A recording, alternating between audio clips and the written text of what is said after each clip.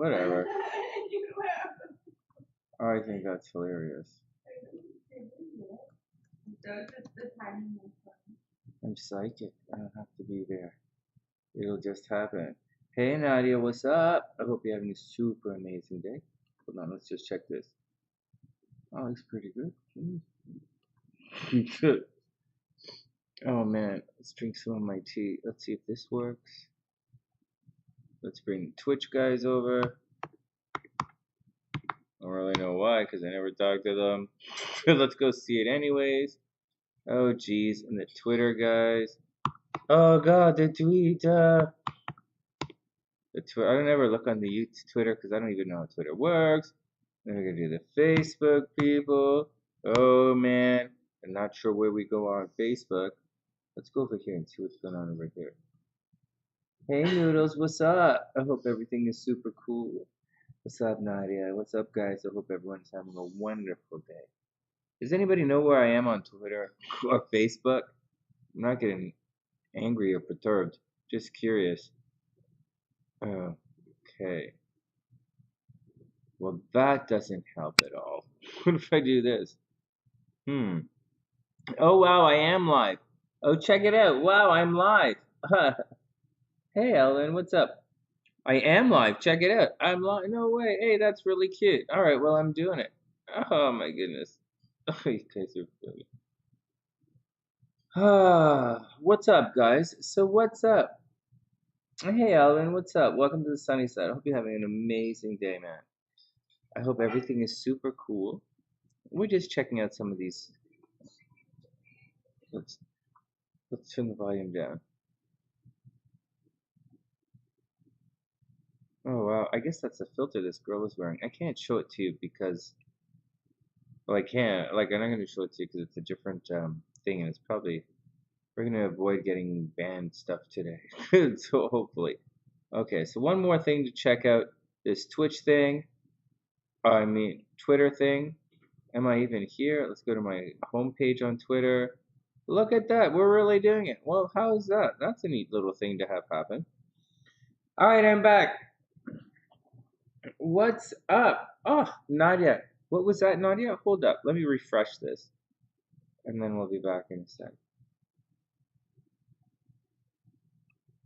We'll put that over here. Ooh, this computer's going to get well used today. Oops.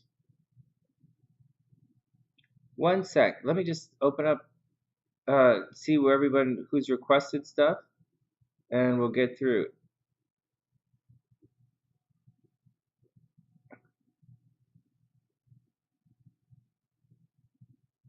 Is that? Hey, Priestess, what's up? I hope you're having an amazing day. Hey, I missed somebody. Hey, there's a different kind of. I'm looking at a different chat stream that I set up so I can see different things, and so I'm not entirely seamless with it. So, neither here nor there.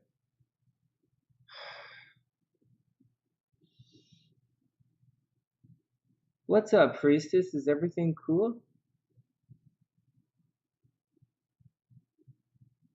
Mary DeBron, born in California, been 6 months. Right on, Ellen. Very, very, very cool. Hey, Nadia, I'm not seeing anything here. Did you do the thing? What did you do? What did you send money for? I'm not seeing it. Did you send it for a tarot reading or a mini astrology reading? And Gemini, I absolutely do personal readings. Of course I do personal readings. All right. Just check it out in the description box. And Nadia, let me know. Let me know. Whoever's paid, let me know. I don't have any record of anyone have paid yet, just to let you know, for any readings. All I see is Jaylynne sent me a bill for some reason. I just joking. Clearly Jaylynne in case she messed it up. I think she tried to send me money, but she sent me a bill instead. It's a problem with using PayPal. It happens all the time. It's not a big deal. But the Nadia, let me know what you sent it for so I can add you to the list right now. Priestess, is everything good? I was thinking about, you and P, because I was editing that video today, and editing the horoscopes and the Putin thing, and what are you gonna do? What are you gonna do? In life, sometimes it is what it is, and almost good enough's not quite good enough. So, like, almost good enough is pretty good. Hey, Nadia, I got you right there. Almost good enough is almost good enough, right? But it's like it's not quite good enough. But like sometimes it can really, the almost good enough thing could really, really like, when the ego is saying, you kind of deserve it. So, and with the almost good enough, you're saying to yourself, you say to yourself sometimes, well, almost good enough, almost good enough, almost good enough. But it's actually not even really close. When you step back, when you're up close to the event, it's easy to say almost good enough. But when you step back and you look at it from the outside, you're like, what the frick? That's not even close. That's not almost good enough. That's like really good in one area once and really shitty everywhere else. That's not almost good enough. That's like, that's really not good enough. It's like, when you think about it like that.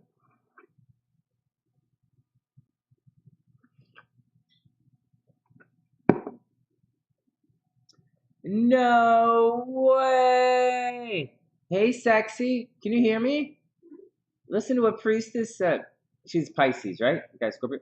She said she just had a Pisces passenger fussing his butt off about, okay, so he's a Pisces, right? She's listening to the story he was talking to.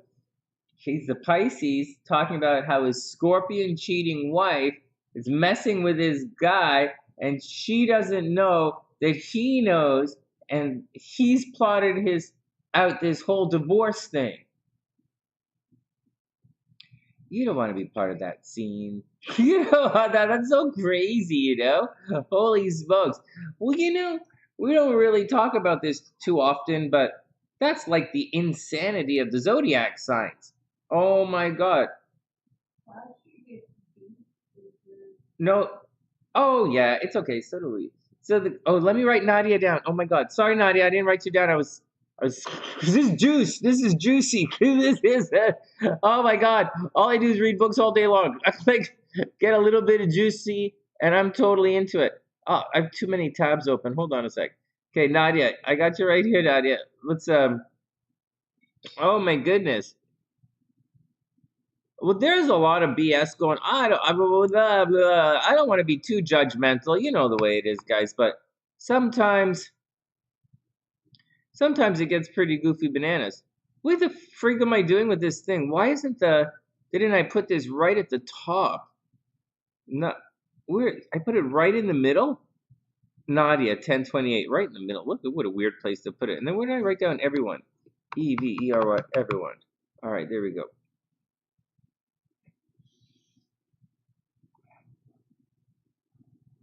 Oh, you got a priestess. So she said, hey, sexy, here's some more of the gossip. You ready? Oh, she's not. Okay, here we go. Priestess said he'd stay away. The Pisces would stay away. No, the Pisces would stay if she would just turn around and be faithful. Well, Scorpio's not usually an unfaithful sign unless they can find some. But maybe the girl's just a player, right? You never know. Anyways, he's from Turkey, right? He's from Turkey. She's from Ohio. Oh man, you drove him to Hawaii to visit his kids. Oh my goodness, that's hilarious. You're still in Ohio? Oh my God.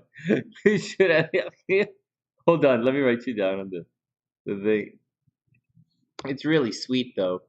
Oh shit. Hold on. Oh my God, I couldn't get Nadia's name in here. Now, it's typing it. That's funny. That's funny. Oh, that's cute though. I don't know what to say.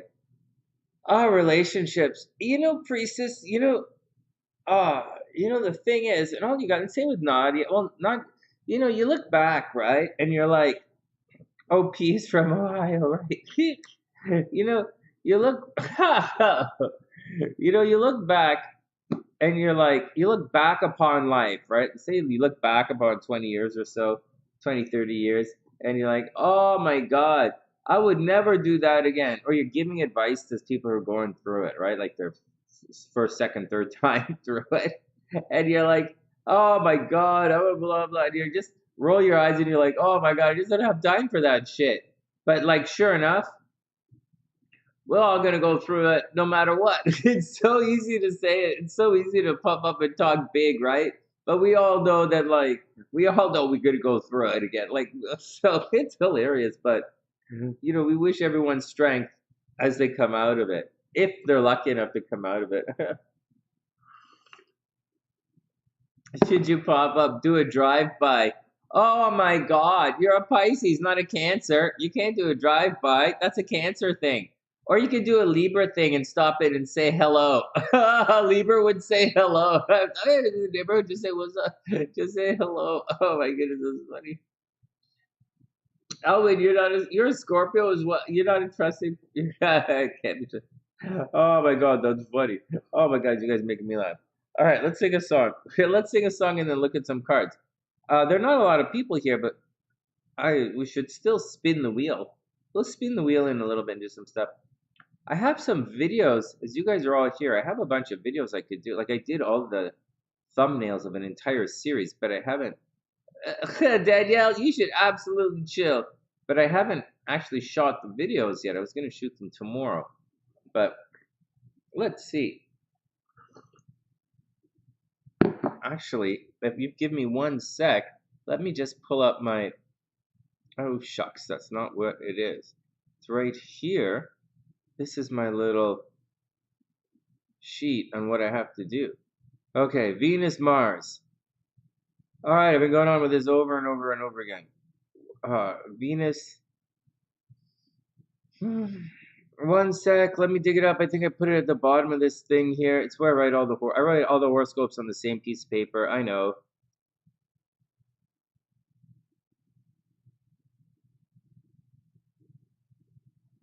We talked about how to get revenge on everybody yesterday. We didn't talk about getting revenge on Cancer, but she's right here, so we're not going to do that. It's like we'll do the revenge on Cancer thing when she goes to visit her mom. It's not a big deal. It's all right. I'm sure that video can wait. It's not going to break my career. She hasn't broke my career yet. I'm sure one video's not going to crack it. Oh my God. All right, what else do we have to do? So hold on. Let me just see what I have to get done. It was Venus. You guys are gonna like it. I just have to find it. I just have to figure out what I did. Pictures. Come on, man. Don't be like this. Oh yeah, these guys. Here we go.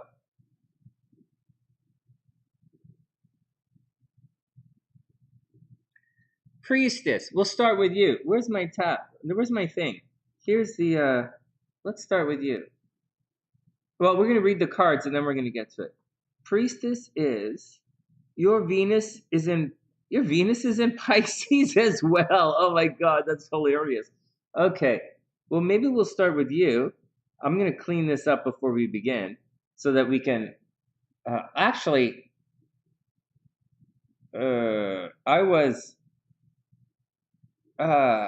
actually doing it. Hold on. I actually created a screen for you guys, but I don't have it right here, so I'm not gonna stress it out. Let's just push this back a little. I'm just setting up the astral calendar for you guys.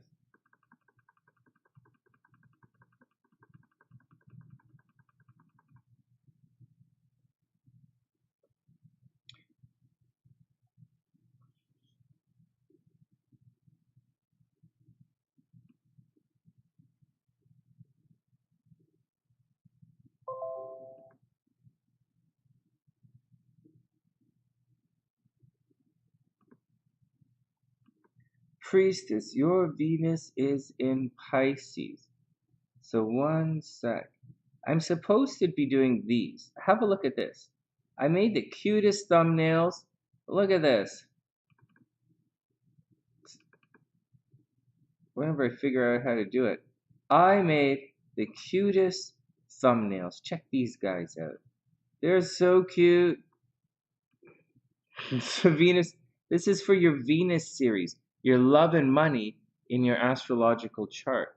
And because there's so many people, you know, I just want to do a couple of, hey Naomi, what's up? I just want to do a couple of, oh, you can't get revenge on a Cancer woman. Losing a Cancer is revenge all itself. It's the worst thing you could possibly do is let go of a Cancer.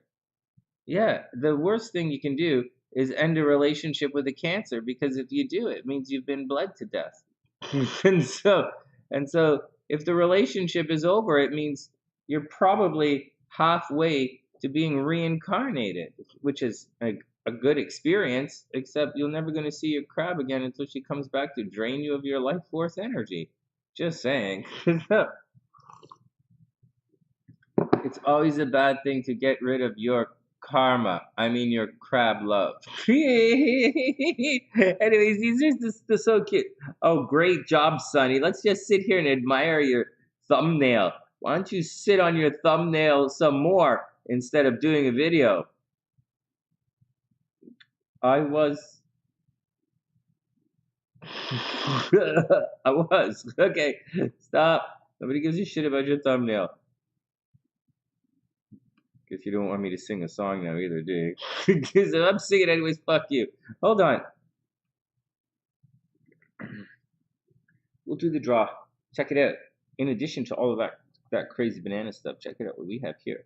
This is the draw. We're all set to go. Oh, none of this is the draw, Sonny. This is the jar right here. The jar. This is the draw right here. We are ready to go. This is everyone from this week. I checked the two videos, the live video and the other video. Sue, Jocelyn, mosquitoes.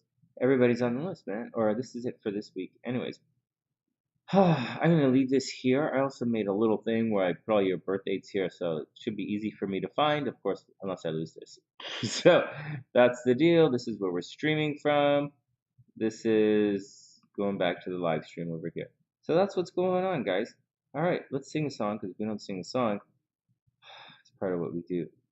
And then we'll come back and we'll get down to it. We'll spin the wheel. I think we'll spin the wheel. If nobody's here, we're not going to spin the wheel. We're going to shoot videos, but then we'll do it. It's something that's going on back here on the sunny side, you know. TheSunnySide Astrology, our astrology is a little different. It shouldn't be different because we're in the same universe as everyone else. But TheSunnySide Astrology is a little different because I used to write for the newspapers, and I write a lot of horoscopes. And as such, it's a completely different, it's like not completely different, but it is a somewhat of a different way of approaching horoscopes or approaching astrology. Not a lot of people actually do horoscopes do astrology from a horoscope angle. They do it from some kind of weird look at me angle.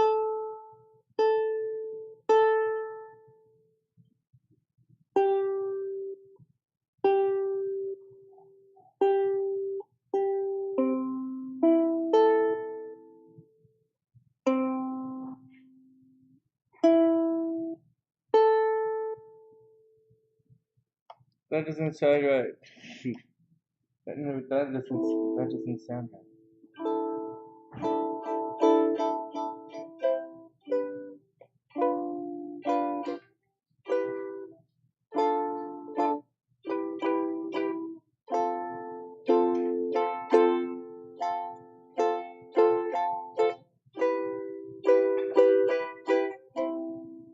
No way! Your Pisces daughter is a Oh my God, you have a Pisces daughter and a Sagittarius daughter? Oh my God. Hey, baby, check it out. Priestess has a Pisces daughter and a Sagittarius daughter. They probably fight like crazy. Oh my God. Sisters. There's your Pisces daughter's your true wish. Right on, right on, right on, right on. Hey, that's so cool. Put me in line for a money spell. Definitely put me in line for a money spell. Let's sing a song, then we'll get on with it. Hold on. Messages are coming in Facebook. Hey, right on. Hey, that's pretty cool. Hey, right on. Okay. Definitely put me in line for a money spell. Shucks, that's the wrong thing.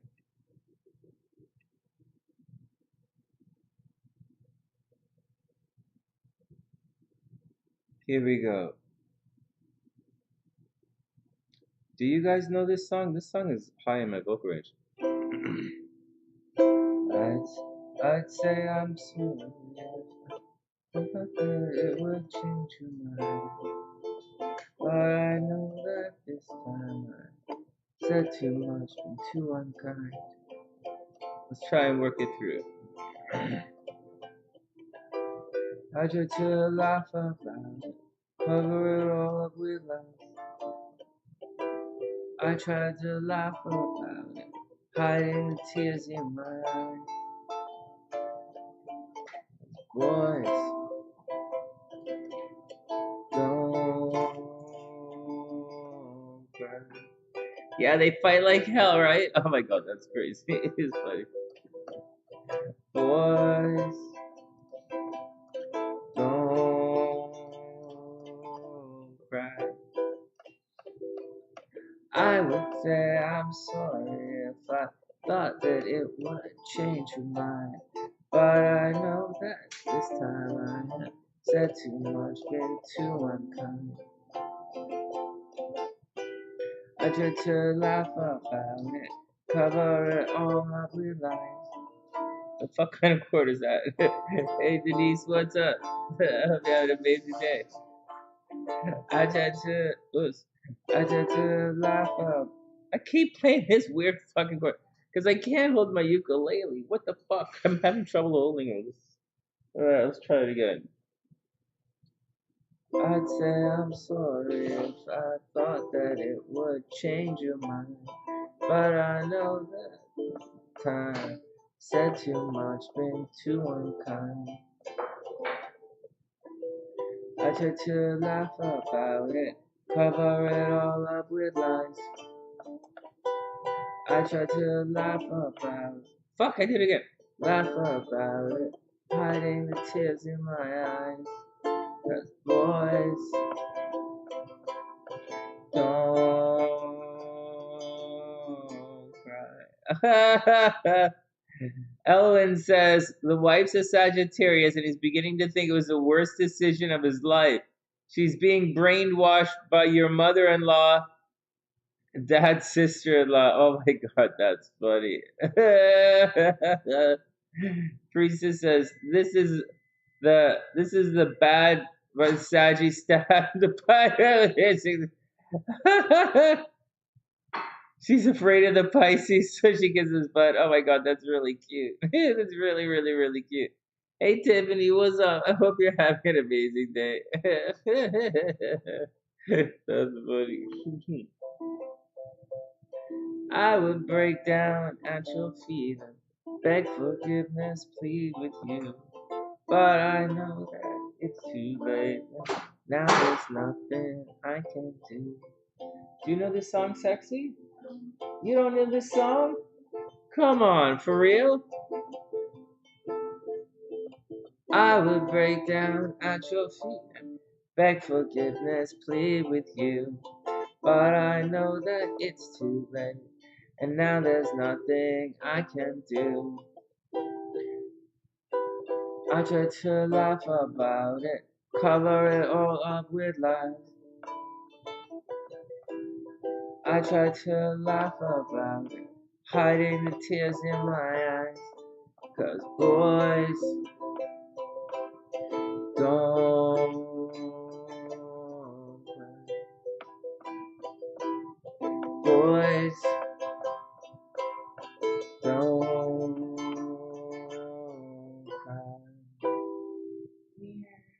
You know, the song's one of the biggest songs a little while ago. I would tell you that I loved you if I thought that you would stay. Thank you, but I know that it's very stylish, Libra Moon.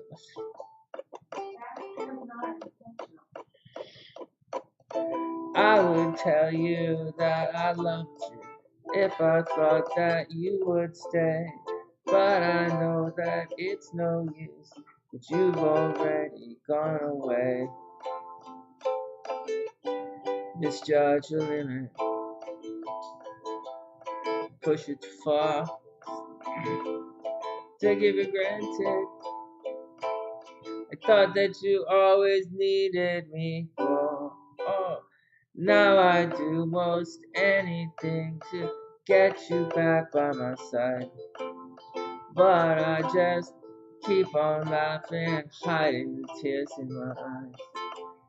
Boys, yeah, boys don't cry. Boys don't cry. Now I do most anything to get you back by my side, but I just keep on laughing, hiding the tears in my eyes. 'Cause boys don't cry.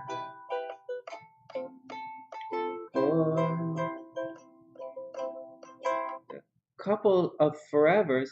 I don't know that song. I don't know that song. Couple of Forevers. I don't know it. I really, really don't know it. Hey Georgia, what's happening? Thanks. I'm not as over the top and aggressive as I used to be when I was young. Things have changed. things have changed in my life. Everything. A lot of Sonny's rough edges have fallen off, never to be reattached again. There's no amount of biotin. There's no amount of biotin that will reattach what has fallen off. There is no amount of, what's that stuff that you use for your finger and hairs and nails? Geliatos? Jacqueline? Jacqueline.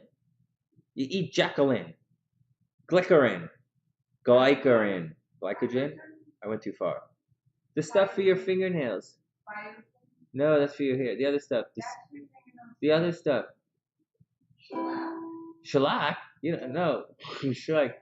No, you take it. Cellulotine. Cellulose. Is that what you take? Cellulose? What's that stuff that you take? Gelatin? Cellulose? They have it in protein form. They make it from cow hoofs.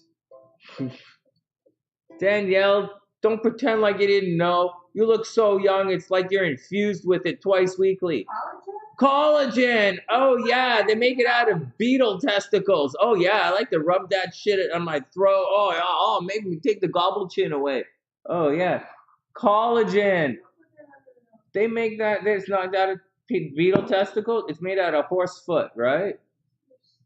Yeah, you rub horse foot on your face. That's how you look nice. That's why elves look so young. Oh, hey, we're the elves from Elven Ravenwood.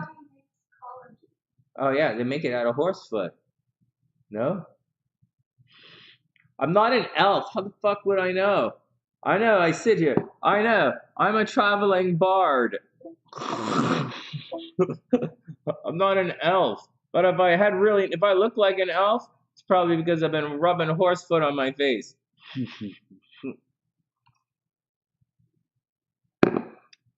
Bull semen, Danielle. I think that is too TMI. There are a lot of secrets that we want to know that you have about looking young.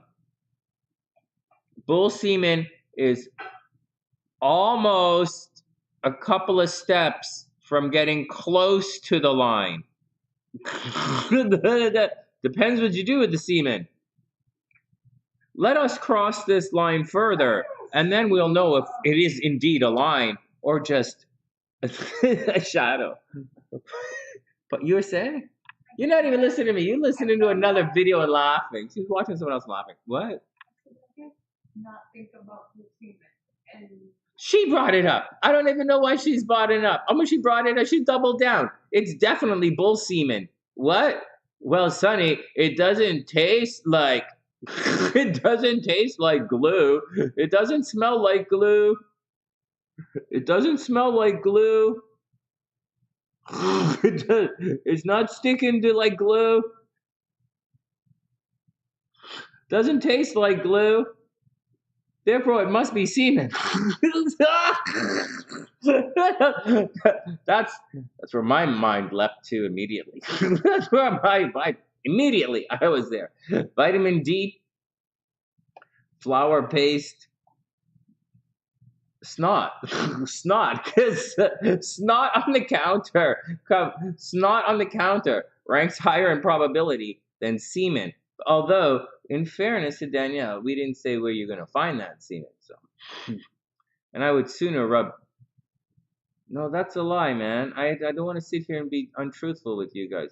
I was just about to sit here and say I would sooner rub bull semen on my face than snot. But now that I think about it, I rub snot around my face all the time. Yeah,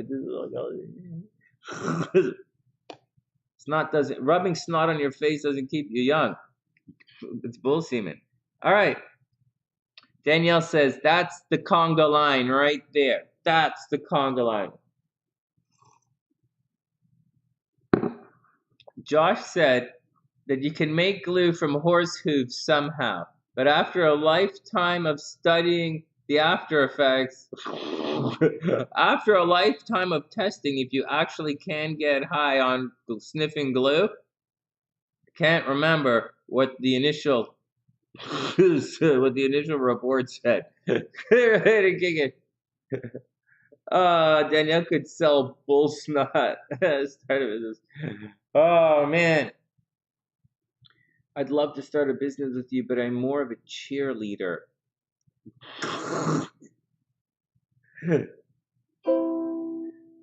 I would tell you that I loved you if I thought that you would stay, but I know that it's no use and I've already gone away.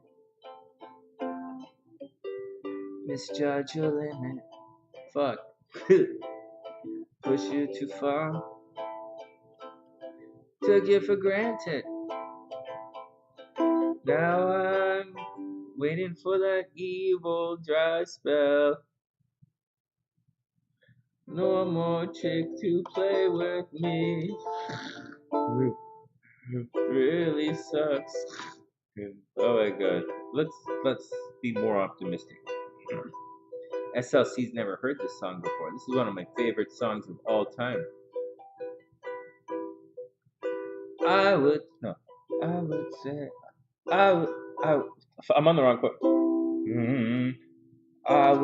I would say I'm sorry if I thought that it would change your mind. Fuck, I can't hold my fucking ukulele. Why is that so complicated, Sonny? It's because my pipes are too big. You never see any big muscle dudes like Sonny play ukulele. A crush baby ukulele, a crush baby ukulele when I give a hug in my big muscle. Big man. It's why you never see big man play little ukulele. I break ukulele. I love ukulele till ukulele go crack. What? Well, she's watching something on the TV and laughing.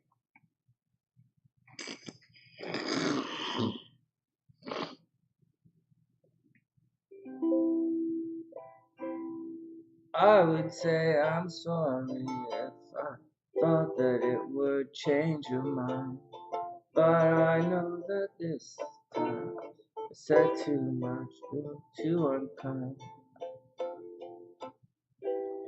I tried to laugh about it, cover it all up with lies. I tried to laugh about it, hiding the tears in my eyes. Excuse me, this is how he writes his chords to me. Boys, don't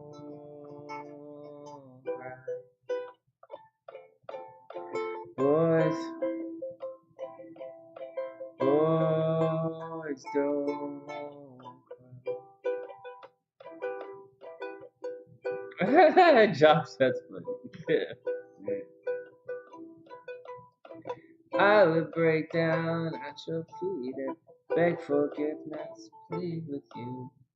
I'm not really singing, I'm just kind of speaking random words and scratches in my throat, right? I would break down at your feet and beg forgiveness, plead with you. But I know that it's too late. Now there's the fuck am I doing? Now there's nothing I can do. I try to laugh about it, cover it all up with love. Oh fuck, I'm brutal tonight. I try to laugh about it, hiding the tears in my eyes. 'Cause boys don't cry.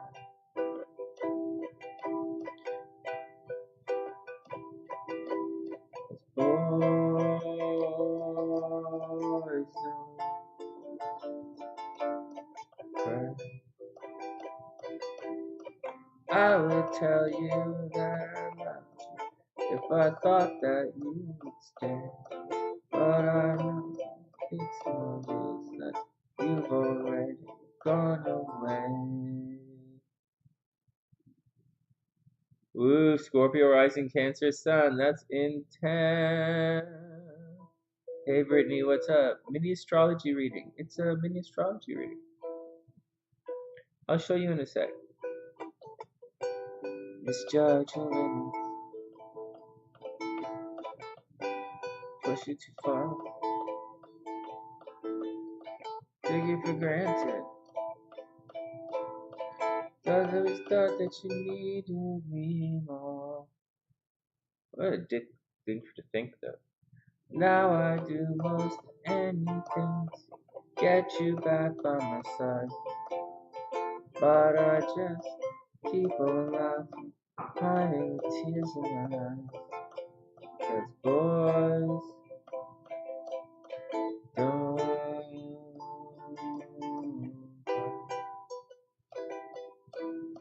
Boys don't cry. Boys don't cry.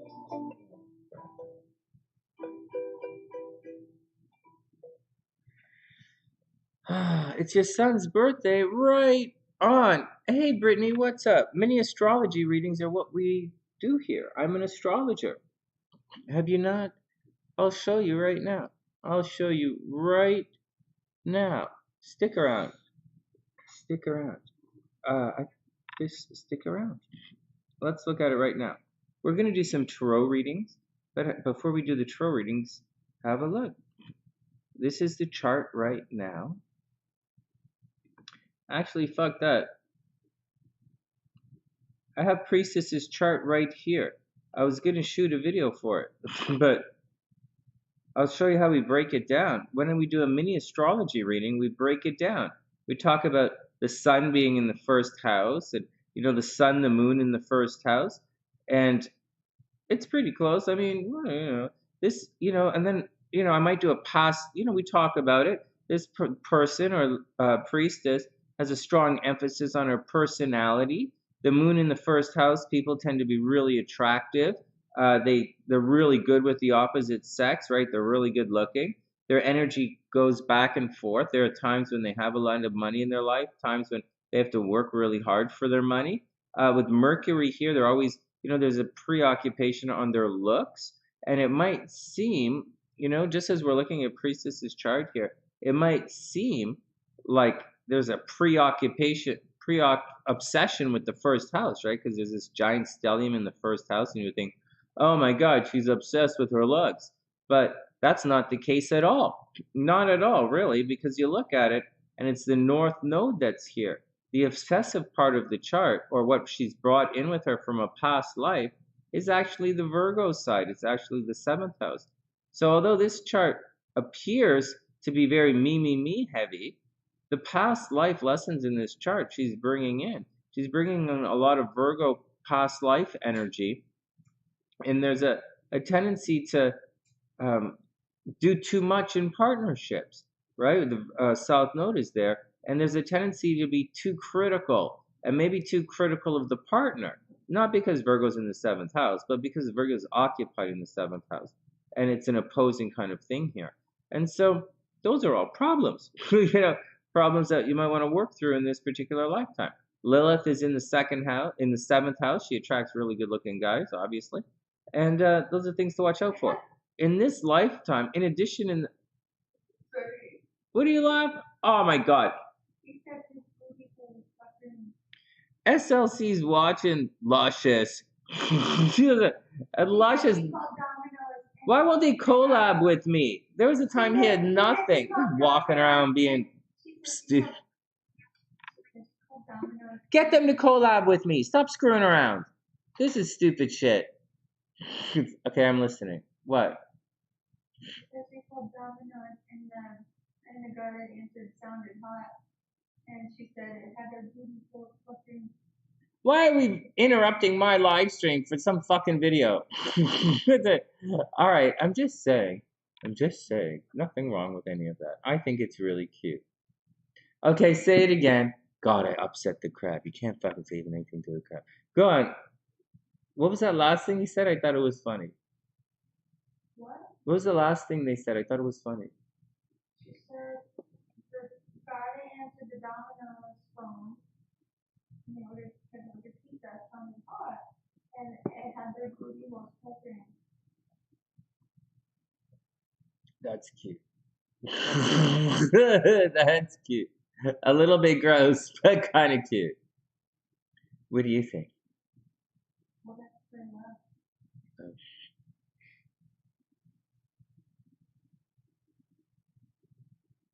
Okay, let's move on. All right, let's get back to it.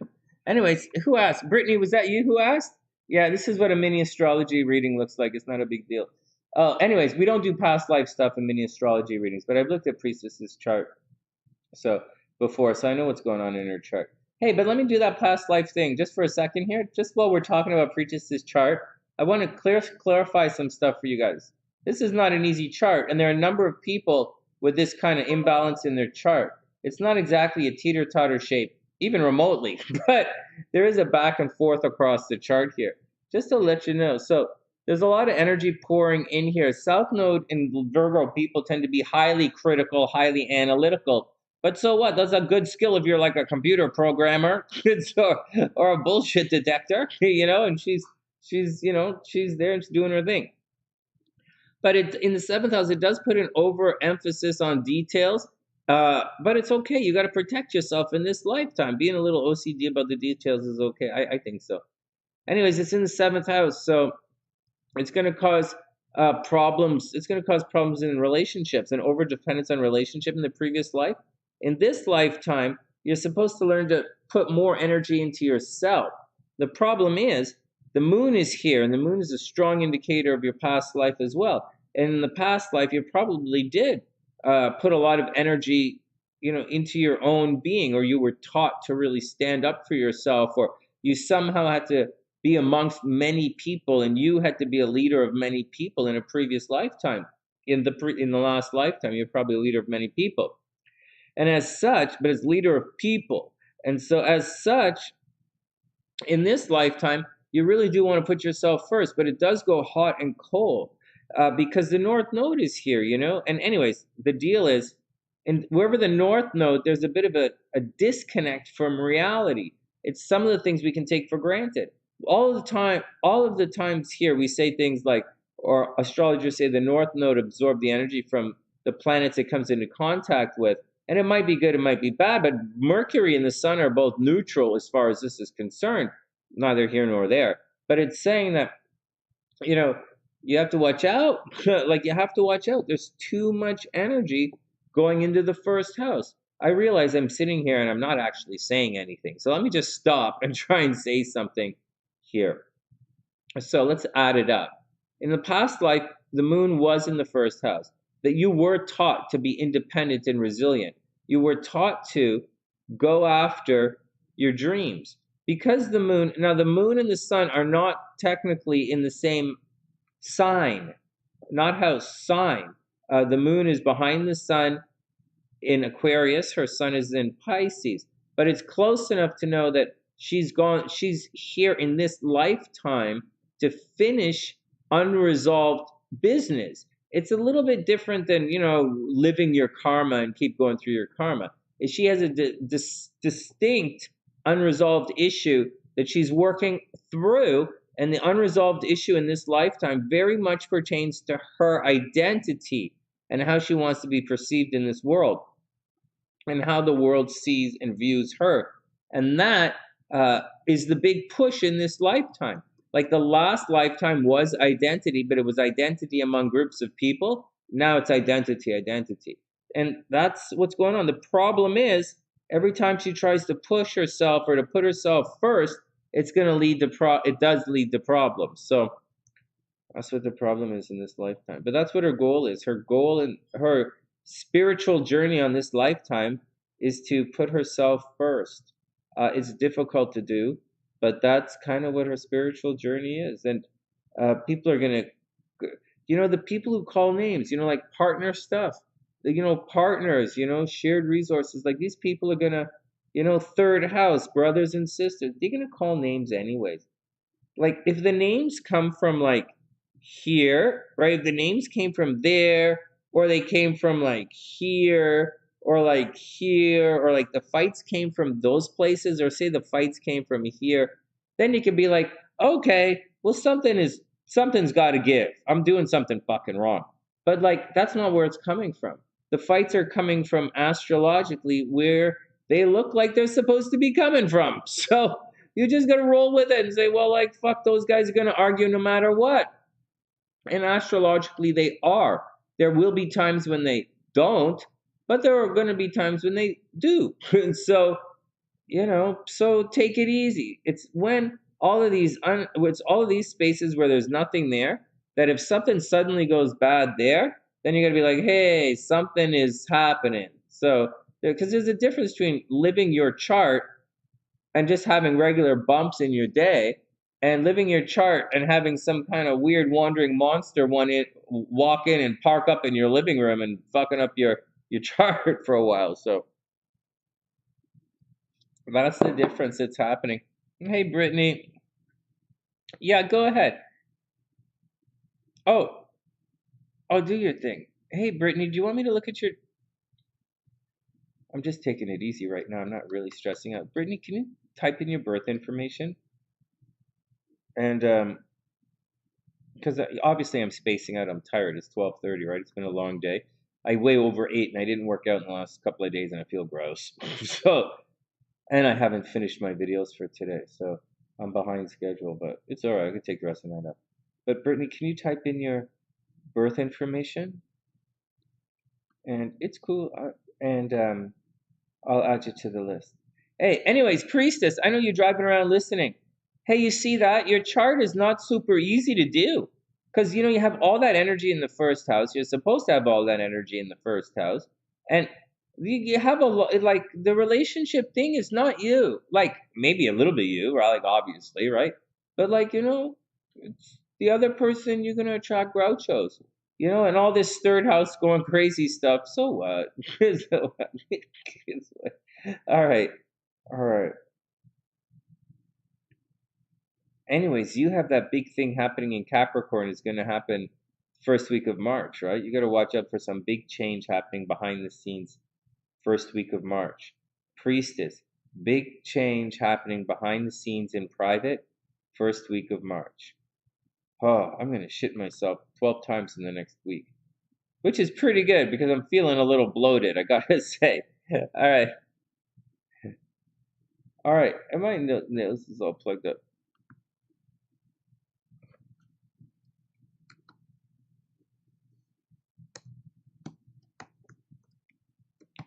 Actually, Brittany, don't I have your birth stuff already? Well, we'll see. You never married abroad? What? I gotcha. October 25th. Oh my God, what a cool birthday. Hey, nice. That's a cool birthday. 1985. Oh my God. October 25th, 1985. Wow. I think that's cool. I think birthdays are cool, man. I think they are. Columbus.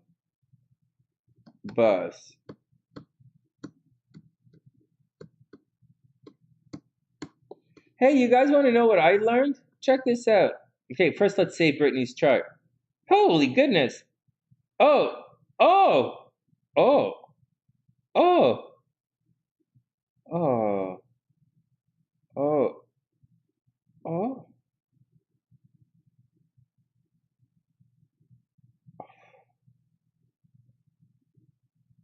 85.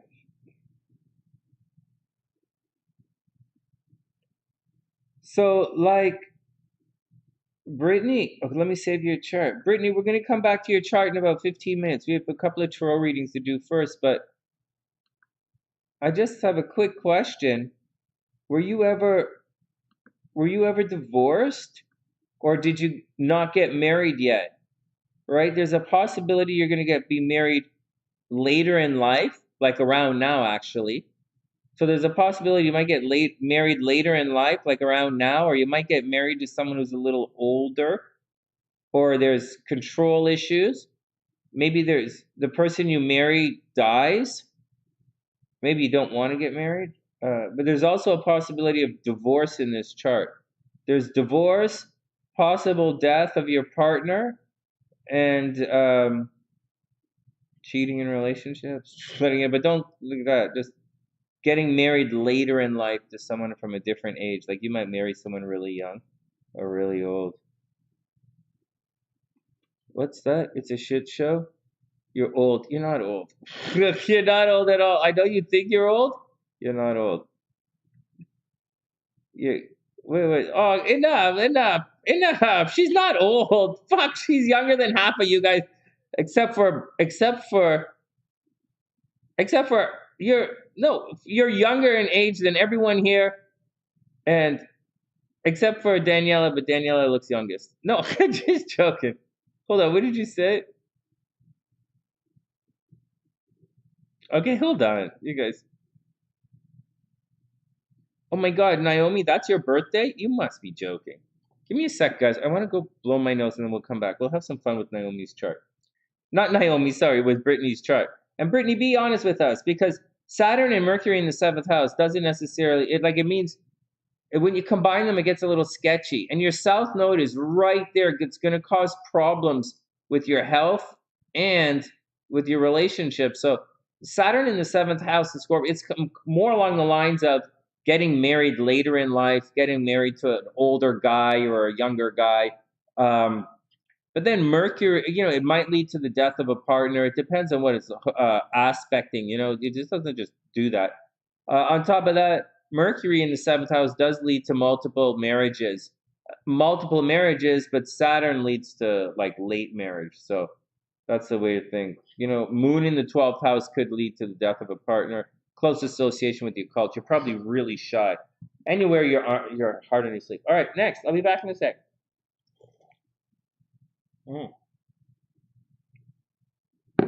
There's also a possibility that she just doesn't want to get married, right? There's a possibility that she doesn't want to get married as well.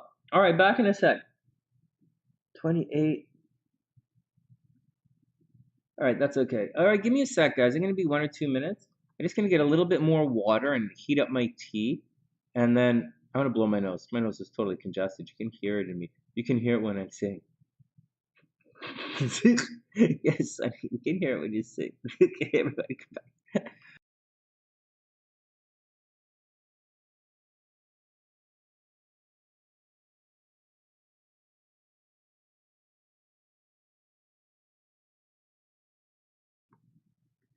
Yeah, marriage. Yeah, Brittany, marriage is a definite shit show for you. Marriage is a shit show. All right, I'll be back in it. Marriage is definitely a shit show. I'll be back in a sec. But right before we go, I'm going to go blow my nose. I want to say go astrology. Make sure everyone shares your video. Not that I was hoping that her spouse had died. I'm just saying this. It looks like spouse may have died, multiple marriages, divorce, whatever. Just make sure you tell your friends. I'll be back in 1 sec.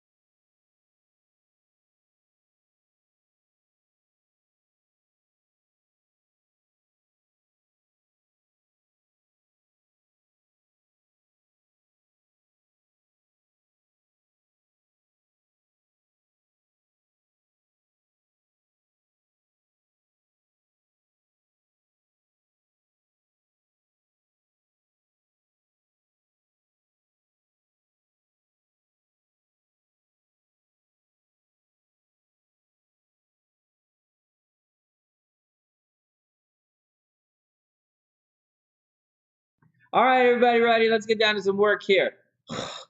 Fuck. Did I tell you about that time my dad got mad at me? Oh my god, I was golfing with my dad. We were sitting there and we were golfing, right? And my dad's like, I'm like, I got a phone call on the golf course. I'm like, oh fuck, you know that's a no-no, right? And so, oh my god, like we all know that's a no-no. And so like, but nevertheless, my phone rang on the golf course, and they're like, who is it? Right? And I'm there. These guys are business execs, right? And they're like, and Sonny, my dad's musician son. He's playing like this executive musician son is in town, wants to come golfing. Me with the hair, golfing with the suits. And they're like, and my phone rings. And they're like, and I'm like, fuck, I have to take this. It's back when I was playing music. And I'm like, oh shit, it's a studio. And then they're like, I'm like, guys, like I said, they're like, what the fuck? They're what the fuck? I'm like, sorry guys, I had to talk to work. And they're like, work? You don't fucking work. What are you doing? This bullshit. You playing music is not work. What the fuck are you talking about? And then my dad got mad. And then he got mad. He lost face in front of his colleagues. He was like, oh shit, my adult son actually works. I'm such a failure in life because my son has to work. And then my dad goes fucking mental on me right on the golf course. Well, it's my fault. And this happened twice. This happened twice. And so my dad's like, what the fuck is wrong with you? I didn't pay all that money to put you through school so that you have to work for a living. Get it together. It's like you're not even trying. What the fuck? And I'm like, holy shit. Like, oh, so now I'm a pewtuber. Now I'm a fewtuber. I do it as little as possible. All right. What are you guys talking about? Oh man, hold on. I didn't say car accident yet. I will tell you if you had an accident in the car and earlier on in your life. I will tell you what you were like. No. What are you guys talking about? Hey James, what's up, playa? And Naomi. Okay, Naomi, you listen as well for sharing the birthday. All right, next. When I was 14, you lost the first car accident. Why'd you say that? Picking a car accident is my specialty. Scorpio, Capricorn.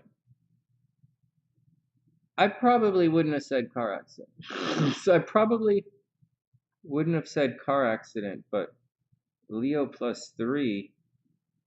Leo +3. Yeah, I probably wouldn't say car accident. All right, what else you guys doing?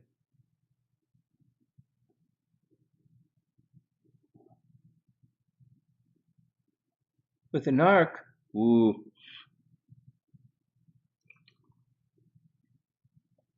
Thanks, James. All right, it's okay. So no, I'm just looking at you're going to see your chart. Just hang tight, Brittany. Let's do a couple of readings. We're going to do, hey, Beast, what's up, playa? I hope everything is okay. I hope everything is super duper cool. We're going to do Nadia, Priestess, and then Brittany. Shit, I can't spell Brittany. Why can't I spell Brittany? Is this like a thing with me? Why is it so complicated that I can't spell Brittany? This is Brittany. Fuck it. Copy and paste. That's right. Copy and paste, Sonny. Oh, fucking hell. No way in hell I'm doing Joe Rogan's chart. He's a complete. You have to be. I just don't want to be around people like that. I just think it's stupid. Okay, Nadia's up. Nadia, Priestess, and then Brittany. My energy. Oh my God. You would not believe. I was in Los Angeles this summer. You're not going to believe it. I was in Los Angeles, and yeah, I met Iron Man, and he said I loved my energy as well. It was interesting. That's right. And then when I was traveling, I met these Russian guys who sold a lot of oil, and they said, Sonny, we love your energy. And then they put me in the back of a car. And then I don't remember what the rest happened for that night, but apparently I had a good time. so someone told me a couple of days later that I had a good time. I went to the front desk. Hey, you see what happened to my shoe? The guy is like, you had a good time. And then I was like, yeah, I guess I did. I guess I did. But still, like, where's my shoe? It's still like, all right, just saying. So, like, concierge was like, fuck, you must have had a really good time. I was like, yeah, you remember where I put my, like, passport, don't you? My hat. Like, all right. Like, all right. Next.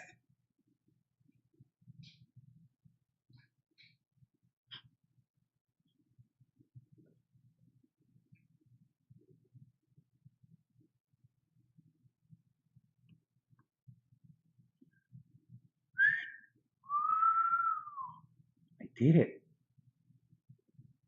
Form of bird. Oh my God, my bird brains are coming back. I have bird sense again. Oh my God, did you guys hear me whistle? Oh my God. I'm forming. My magic bird brain powers are coming back. I can think like a bird. Must shit on statue.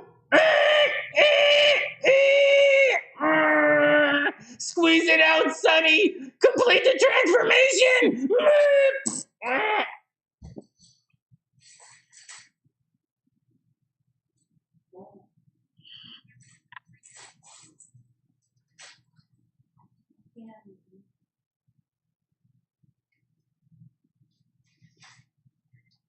Ain't nothing funny on the inside of me. Hold on, I forgot what we were doing. Oh, Nadia.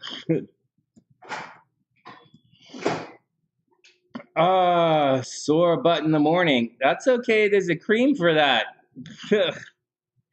You guys like the Joe Rogan thing? Oh, Pamela, but Joe Rogan is like he's like legitimately he's legitimately stupid.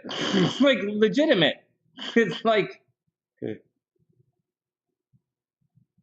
he uses the N-word because he uses the N-word regularly because he thinks being on because he thinks being on Spotify lets him do whatever he wants. He's without reason or class or character. And just because he looks semi-angry all the time, just because you walk around looking like you have, diamond turds stuck in, cramping your prostate, doesn't mean that you're smart or doesn't mean that you're passionate. Talking to lots of idiots only makes you an idiot. It's not his fault. I didn't say it's his fault. Right? Lots of people like you. I'm sure, like Dr. P. I'm sure you went to an amazing school, right? But if you don't go to a good school, you're gonna be stupid. Like, because you're not gonna be stupid, but like, no, maybe. Anyways, maybe we might do Joe Rogan. We might look at it, but there's a thing. There's a big difference between what Howard Stern was doing in the 80s. It's 40 years ago. It's 40 years ago. I don't like redoing the same old bullshit. And I cannot believe that there's it's the blind leading the stupid. And I don't really spend a lot of time with the blind leading. It's a dumb fucker, it's a dumbass motherfucker. It's kind of embarrassing to admit that people would listen to that guy for anything. It's like saying,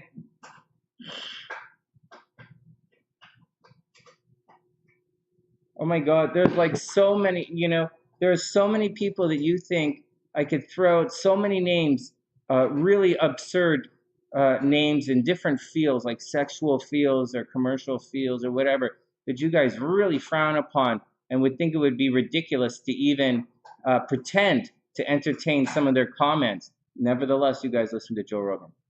His claim to fame is talking to misogynistic people. It's Joe Rogan's claim to fame. Actually, Joe Rogan had a good TV show. And you guys know I respect people who have good TV shows. Even if I disagree with their views, even if I think they're idiots, even if I think they're the worst people in the world, I really respect people who are able to pull off a TV show. It takes a solid skill. Also, he really did pull off that YouTube thing, which is difficult because there are a lot of people who are way more famous than Joe Rogan who can't do it. So hats off and super props to him for succeeding where everyone else failed. So major props to him. But at the same time, you don't really want to be, so. Anyways, authenticity takes you far. I respect authenticity. But there comes a point when you have to draw the line with offensively stupid. I draw the line with offensively stupid. All right, next. Yeah, Shell Shock. Welcome to the sunny side. Was this your first time you walk into some random thing and start saying you listen to him? Yeah, I don't give a fuck. I think Joe Rogan's a moron. And I think people who listen to Joe Rogan for anything other than entertainment value is pretty stupid to do. I really think it's stupid. Like I said, you should, if you want to listen to it for entertainment value, by all means, go ahead. But if you want to listen to Joe Rogan for anything else, it's kind of silly. But having said that, you are going to get a perspective. His guests do offer a perspective, and some of his guests are really cool. I really respect a large number of his guests, and I don't respect a large number of his guests. I guess that's why it makes it a pretty good show. But at the same time, you can't get away. You can't do that stuff. I'll tell you guys right now. Yesterday on the channel, someone, a Sunnysider you know and talk to, made a comment on my channel talking about some kind of something, and then types in the chat, "We'll know the truth when we see what color the baby is." Well, if you do that on my channel, you're going to get kicked the fuck out of the Sunnyside universe. And it doesn't matter how nice you are, how much you say it, or how much money you donate to the channel, or how big your dick is, or how much you want to flop around anything. You will be removed from this universe for talking like that. In addition, there was a woman in the who's left a bunch of messages for me, and she said, "Oh, Sonny, you know, Canadian, you're Canadian, you're like this." And when I said, you know, that's a xenophobic comment, I think that's akin to race. I take that as akin to racism. It's really offensive here on the sunny side because we're an international channel. And she doubled down and said, not all Canadians, obviously, just like it's like saying not all colored people are like so-and-so, or not all Asian, or not all white people. I did take offense to it, and that woman has been removed the fuck from the channel. And that's me on my really small YouTube channel, getting rid of an undesirable element that I want removed from all of society. But Joe Rogan does not. In fact, he not only does not, he promotes it by being one of those people. He uses the N-word. I'm mixed. I don't say that. You know, he uses that. Like, you can't. So there's a big difference. And I don't support that. I very much believe that you should have standards in your house. I very, very much believe that you should, you know, within reason, within your own cable toe, we would say in Freemasonry, that you owe something to yourself in the future. And if Joe Rogan wants to live in a world with racist comments, then by all means, let him promote it. I don't want to be a part of it, and I don't want to be a part of that world. And it's fair enough, you know? That's my 2 cents. I couldn't care less about, you know, what he thinks about science and stuff. That's my 2 cents on that. That's my 2 cents. Anyways, but we're not knocking Shell Shuster anyways. We're not walking anybody because of his name. Name is fine. And so, but I totally disagree with it. So, yeah, I'm not into that, you know, and I'm very much, you know, like, you know, I support a lot of really crazy shit. I support a lot of really crazy shit. I support a lot of really outside the stuff. But I don't support things like, you know, I support perspective. You know, when Whoopi made those, I didn't support Breonna Taylor. I got a lot of slack on that, even though she didn't really do anything. But like, I didn't really support that, you know. I didn't really support certain things. At the same time, I really did support other things. And so that's it. I don't really support the truckers in Canada right now. I'm Canadian, but I do, you know, respect them and let them go protest. Fuck, I don't give a shit. If you want to go drive your trucks in the snow, go drive your trucks in the snow. Stay away from the hospitals. It's that simple. You stay away from the hospital. And we're listening. We didn't know what you were going through before. Now we know, so like whatever. But you know, that's my 2 cents on that kind of. But that's my 2 cents on that kind of thing. That's my 2 cents on that kind of thing. And before you guys go crazy on all of that kind of stuff, remember, he is just a guy, you know, and he's going through his thing, and he was good. He did okay, you know. He did very, very well for himself in a really tough industry. Man, I respect his path so much, you know. I really respect it. Up until the point that he's, you know, I'll say it once again. I'll say one thing about all of this stuff before I go on.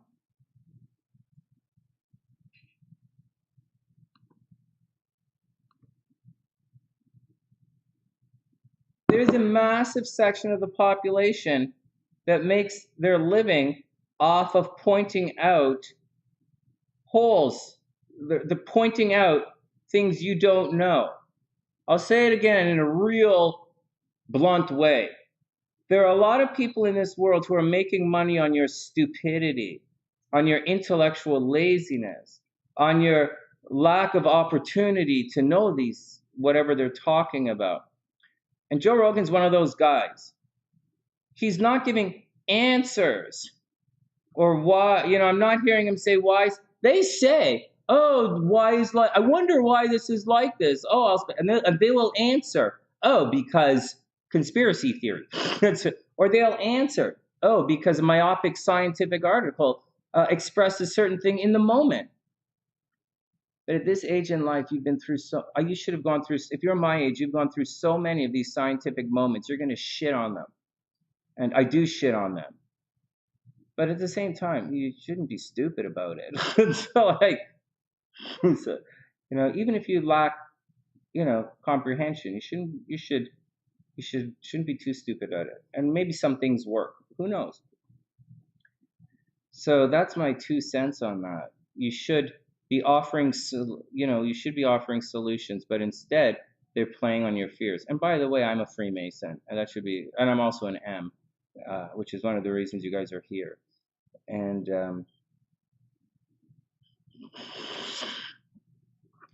let's move on. So, anyways, that's my take on that.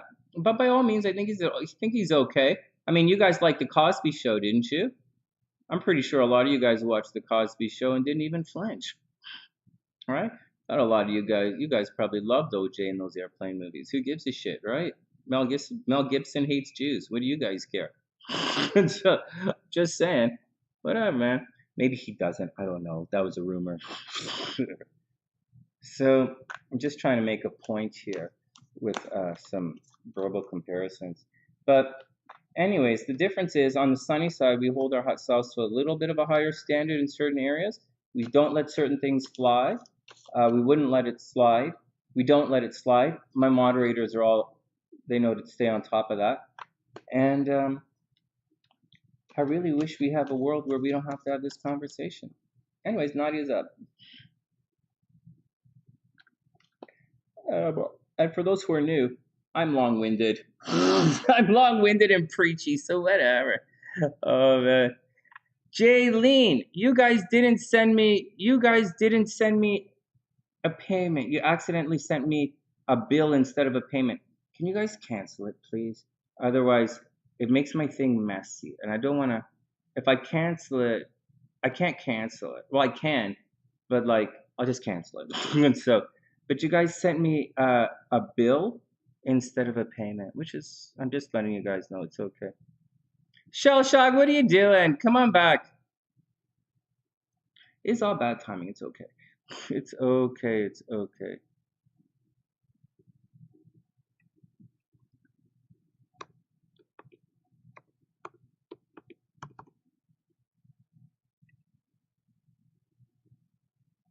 No, you guys don't know what these guys say often. You guys, I don't know what Joe Rogan says, but those guys say things you don't want to hear. They're, you don't want to hear. All right, next. No. Let it all go. Jaylynne, don't worry about it. Well, just push the button and clean it up. It's okay. It's not a big deal. All right, next. That Joe Rogan thing puts me in a sour mood. That guy, he had an opportunity. Nah, it's just me being preachy. Nobody has to do anything, right? Like, nobody has to do anything. It's just me being preachy. I guess I'm uptight. Maybe you guys should live in a world where it's okay for people to use the N-word if they want, or people to call each other names, or so. Maybe they do. I don't know.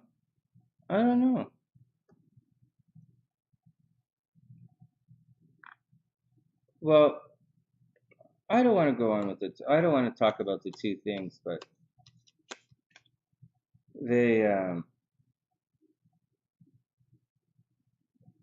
but I think the difference between Bill Cosby and Joe Rogan, there's a big difference, right? Joe Rogan's not raping anybody, okay?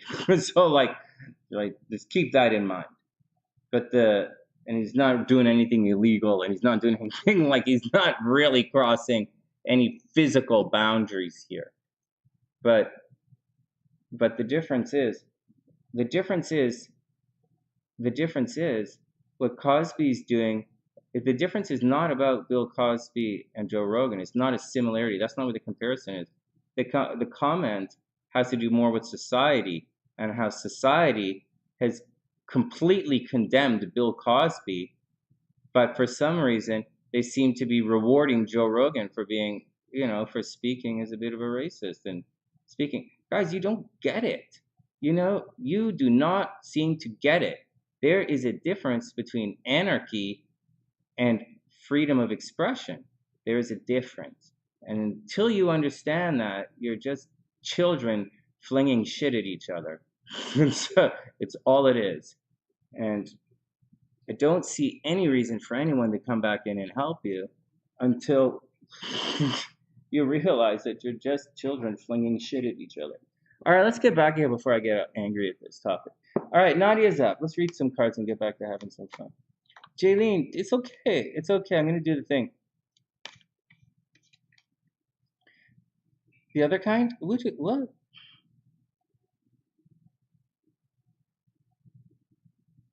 No, you can't keep getting compatibility. Of course not. We'll do the past life stuff. All right. All right. Hold on. I do appreciate the support, guys. All right, let's get down to the readings. What's that?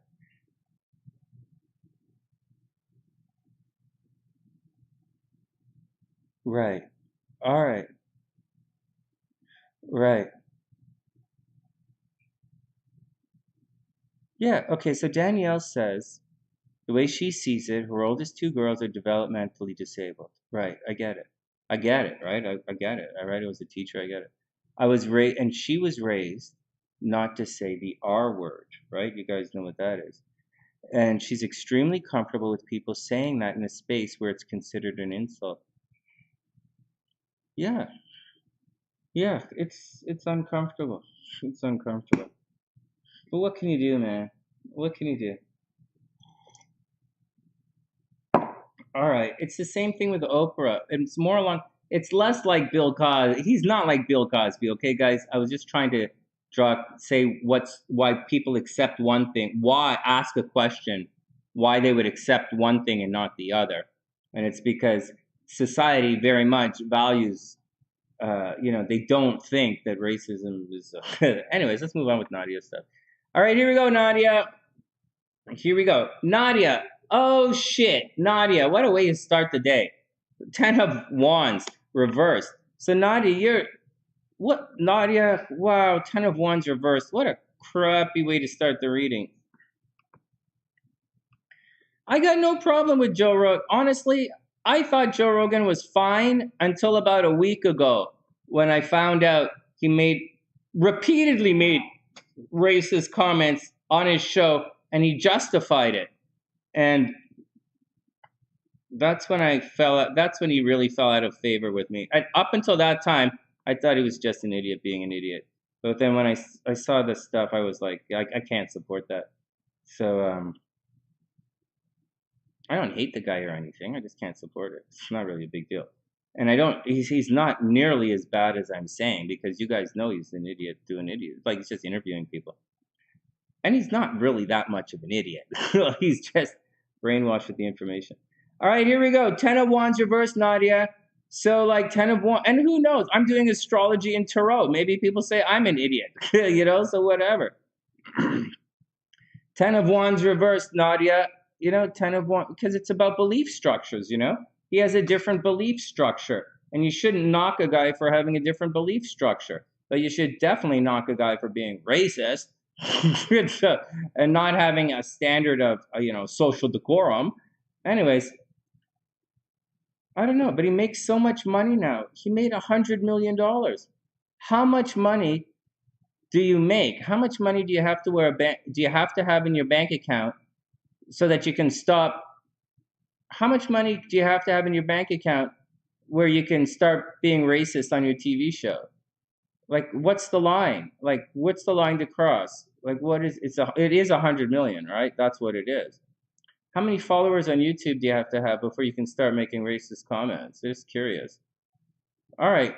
Nevertheless. But they're not on YouTube anymore. They're on Spotify. All right, next. Nadia, 3 of Swords. This doesn't look good. Hey, Nadia, this doesn't look good. Nadia, this doesn't look good.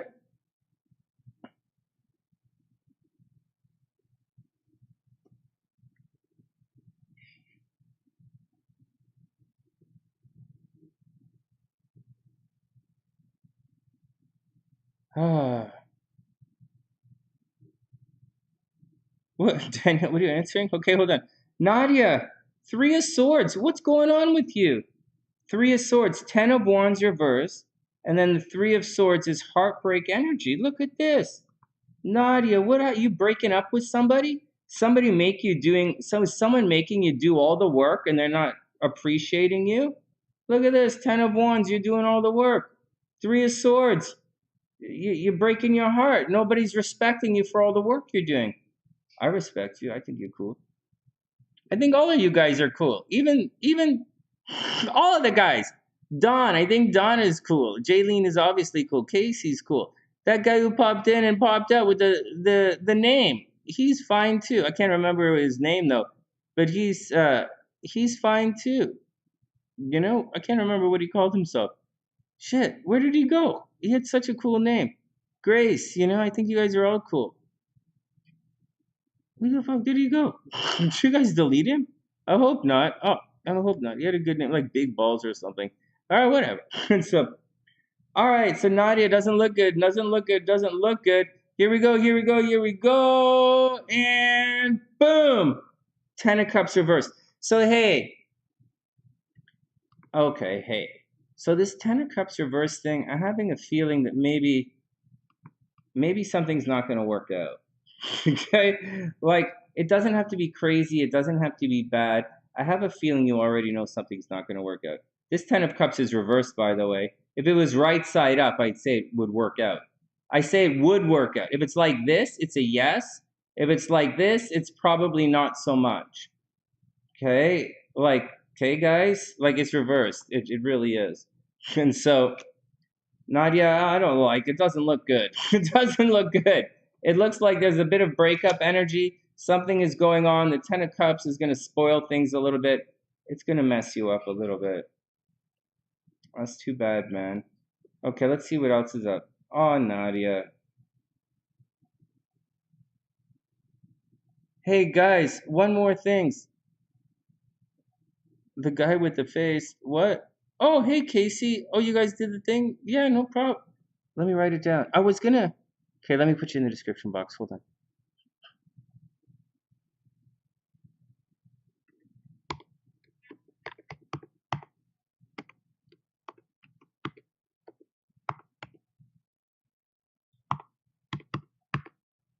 Hey, I spelled your name. Jaylynne, not lean. Lynn. Easy to spell when you go Lynn. Difficult with lean. Okay.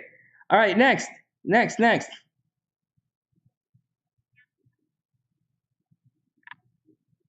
Oh, it's okay, priestess. I didn't see it. It's all fine.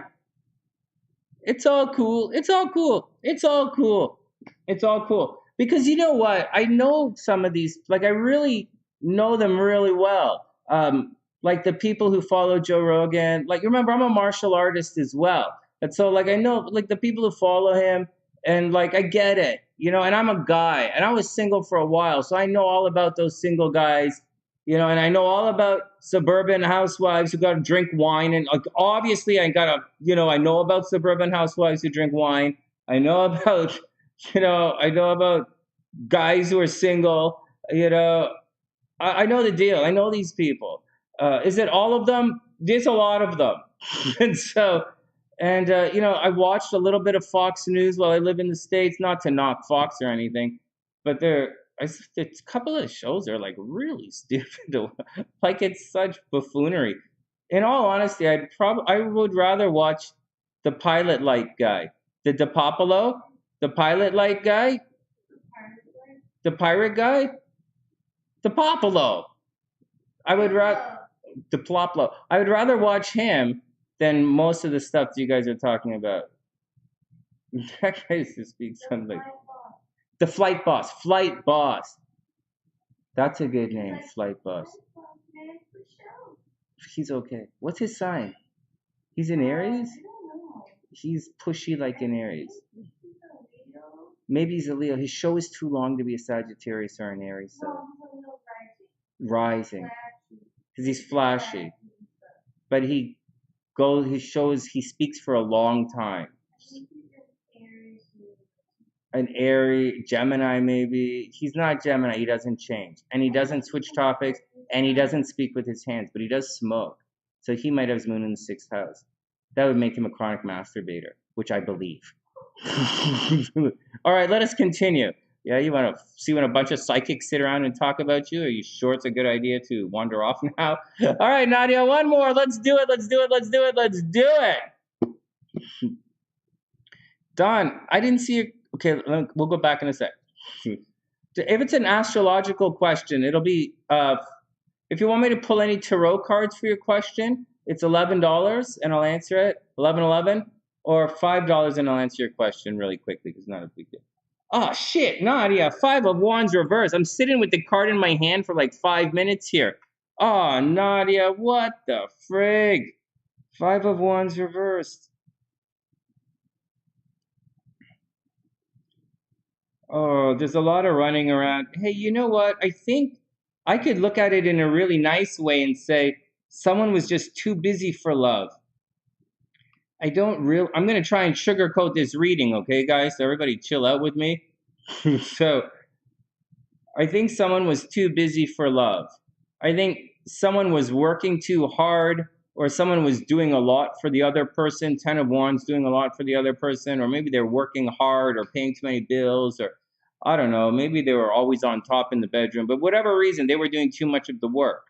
And, it led to some kind of heartbreak, and, you had a real chance for things to work out. This could be at the office as well. You did too much work at the office, and there was a chance for things working out. But at the end, 5 of Wands, you guys just not on the same page. And it looks like if it hasn't broken up yet, it's going to crackle a little bit. So just be careful, Nadia, and take it easy. Let's hope this energy passes quite quickly. Guys, I'm telling you, right now, astrologically, there's supposed to be a little bit of goofy bumps in the sky right now for most people. But, I had a pretty chill day. My horoscopes aren't going out to remote. My horoscopes used to go to about between $2,000 and $3,000 everything. 2,000 and 3,000 people every thing. But for YouTube, for the newspaper, it was 200,000. The fuck. But here, it's not. But it's really low these days. But then again, I do it at the last minute. There's a lot of competition. It's all right. Hey, guys. You know that girl who came early? Oh, Bunny, let me pop you on the list. You know that girl who came in earlier and asking do you guys not see people do astrology readings? Is this a thing that people don't do on YouTube? Hey, Bunny, I got you right here. Because, I'm putting up, we're doing past life astrology now. Anyways, let's do it one step at a time. Let's keep going. Actually, I'm spending time, believe it or not, going over my old videos because I don't spend a lot of time doing that regular astrology stuff you guys talk about. All right, Priestess is up. Let's say, hey, Hellshock, you're still here. Yeah, man, you're welcome here too. I'm not in the mood to ban anybody anymore. I do, and I do it quickly if it gets racial, but and we'll probably look at Joe Rogan's chart one day. It's on my list right here, so there's no reason not to. But even though I'm grouchy about things, you guys know I recant pretty quick. I want us to get along, I want us to merge. I don't want to. My band thing is really high. I don't want to create enemies here. I want to do what we do on the sunny side. And if someone doesn't believe in astrology or there's something or that or whatever, then, we want to win them over to the sunny side, So there's no reason to do any kind of anything.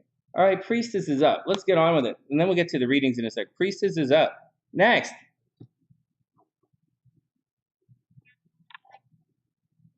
Yeah, Shock. It's okay, my man. All right, Priestess is up. Let me check the timestamp. Make sure that she's just there. All right. I didn't do it. I'm doing it now. Good thing we checked it up. All right, let's rock through. Nope, not yet, Bunny. Priestess is up first. Priestess. Wow, well, here we go. 5 of Cups reversed, straight up. This is an emotional wound that's not going to be quick to heal. No joke. Sincerely, no joke. 5 of Cups, here we go. Well, it's being let down emotionally. It's not like it's like the Three of Swords, except it's in a kind of more along the lines of an emotional version of the Three of Swords. You're going to be caught in a malaise. You're going to be upset, and it's reversed. So you're not going to be able to find your way out of it. Normally, this card's reversed, right? But there's normally 3 broken and 2 right side up, and you're supposed to focus on the positive, not dwell on the negative emotions. But having said all of that, the card's upside down, and so there's not really any way you can escape this negative emotion that's gripping you. But I got to tell you guys, astrologically, I felt it this morning. I started to feel it yesterday, and I really felt it this morning. It could be because I'm a Scorpio and the moon's in Scorpio, but I really felt the energy start to lift and the energy start to break. And we're moving away from the old oppressive energy. We really are. Unfortunately, we're moving towards this very big change in Pluto in Capricorn for everyone.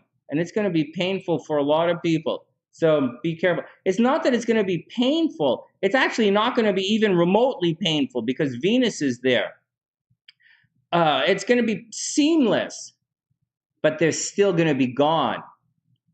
If you guys catch my capiche here, it's going to be not painful, but at the end of the day, it's going to be gone. So that is painful. So the change is coming, and it's coming. So for better or worse, you guys better get ready for it. Next, 6 of Wands, the card of victory. Da-na-na-na. The card of victory. So here we go, except that it's reversed. So 6 of Wands, card of victory. So you got to watch out a little bit. Hey, bunny, I am a Scorpio. Yeah, I'm a total Scorpio. You wouldn't believe it. You wouldn't know it by looking at me, but I am totally a Scorpio. 6 of Wands reversed, priestess. The card of victory is reversed. So you know the deal. You had everything, or you didn't have everything. You had the potential for everything, but you didn't really. Like you did, but you didn't. It could have all been victorious. It could have all worked out, but not really, because they didn't really bring all the parts to succeed. So just be cool, right? Emotional, upset. There is a new victory coming, a new path, but you're going to have to move through it a little bit. Oh, shit. All of these 5s are reversed. Oh, God. 5 of coins. Money's going to be a problem coming up. Oh, geez. 5 of coins. Money's going to be a problem. Oh, my God. 5 of coins. Money's going to be a problem. It's reversed. Oh, wow. So be careful, priestess. Be careful. Someone's going to ask for money, or someone's going to need money from you, or there's going to be a financial problem. It's going to be light. Money's going to come in light. So be careful. Someone needs some comfort, security. Someone's going to need a little bit of saving, and that's what you're going to have to do. You're going to have to roll with that action. 5 of Cups in emotional duress time. 6 of Wands, your victory is delayed. You're not going to get your way for a while. Your way is coming, but not yet. 5 of Coins, money is definitely going to be a problem. And this is why 7 of Swords reversed. I think someone's going to try and steal your ideas, or this is probably the most important one. 7 of Swords reversed. Someone is speaking shit about you. Priestess, 7 of Swords reversed. Someone's speaking shit about you behind your back. Right there. 7 of Swords. They're speaking shit about you. They're trying to steal your stuff. This is reversed. This is reversed. Someone's either stealing something from you, or someone's is speaking shit about you behind your back. So absolutely watch out. Swords, right? Speaking shit. Reversed. 7, someone doing it to you. Someone speaking shit about your priestess. Watch out. This is all reversed. An entire reversed reading. So watch out, because there's a situation coming, and you're going to have to take care of the situation. You're done saving? That's impossible. You're done saving folk. Oh my God. Hey, anyways, check it out. Check it out. The 7 of Swords. Someone's going to try and mess you up. Someone's going to try and bullshit you behind the back, and they're going to spread nonsense about you. So be careful. Just watch your money. You know, the kids are kind of come along. It's all going to be okay. Hey, your birthday's coming up. Oh, your birthday's coming up. Oh, man. Oh, it'll be fun. All right, let's move on. This is okay. Watch your money. You have a delayed victory coming. A delayed victory. Just wait for it. Just wait for it. It's coming. It's coming. It's going to resolve it. I think this reading is going to resolve itself. All right, next. Let's do, all right, patience, guys. I'm just going to read Bunny's cards quickly, and then we're going to get to the astrology readings. Brittany, thanks. Everybody, just be cool for one more second. Wait, what change? Oh, there's a big change. I'll show you astrologically. But Brittany, I'll show you astrologically. But Bunny is, we're going to do Bunny next. And then we'll get down to it. Yeah, there's a,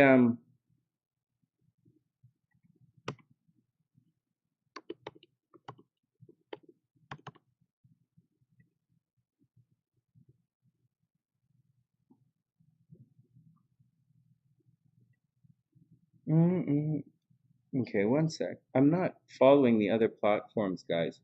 So this restreaming doesn't really work when you're not really following anything.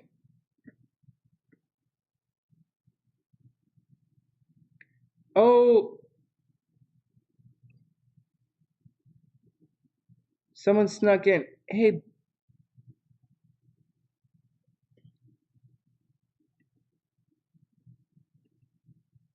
Bunny, are your, oh, Brittany, you're going to be up in 5 minutes. Bunny, are your initials KN? You're a longtime Sunnysider, right? I'm just double checking to make sure your initials are KN.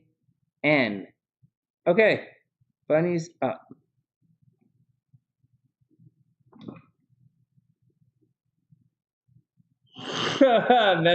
Yeah, they better not mess with your money. No, buddy, just check it. I have a feeling not, right? Okay, one sec. So, oh, wait a second. Hold on.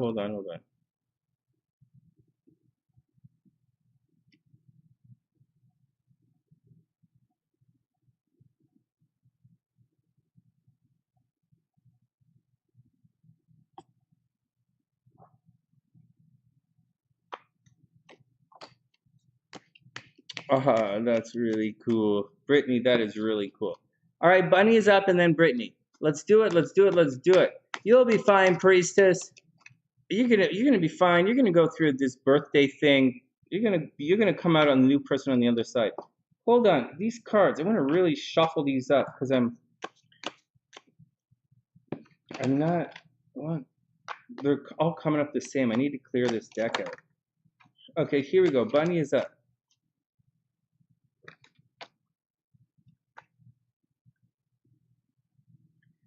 Dun dun dun. Boys don't cry. Yeah, boys don't cry. Bunny, here we go. 1, 2. Bunny, death card. Oh no. Bunny. The death card. Well, I have to remind you guys, before everybody freaks out when they see this card, it's the Scorpio card. It's all about change and transformation. So don't get scared about it just because you see the skull, the skeletons, and the towers. Sometimes this card just means death. So it's about transfer. This one is about transformation. It's about shedding your skin. It's actually the death card is actually about outgrowing something and leaving some kind of thing in the past that you don't need anymore. That's what it's about. It's not like losing something that's important. It's not the tower.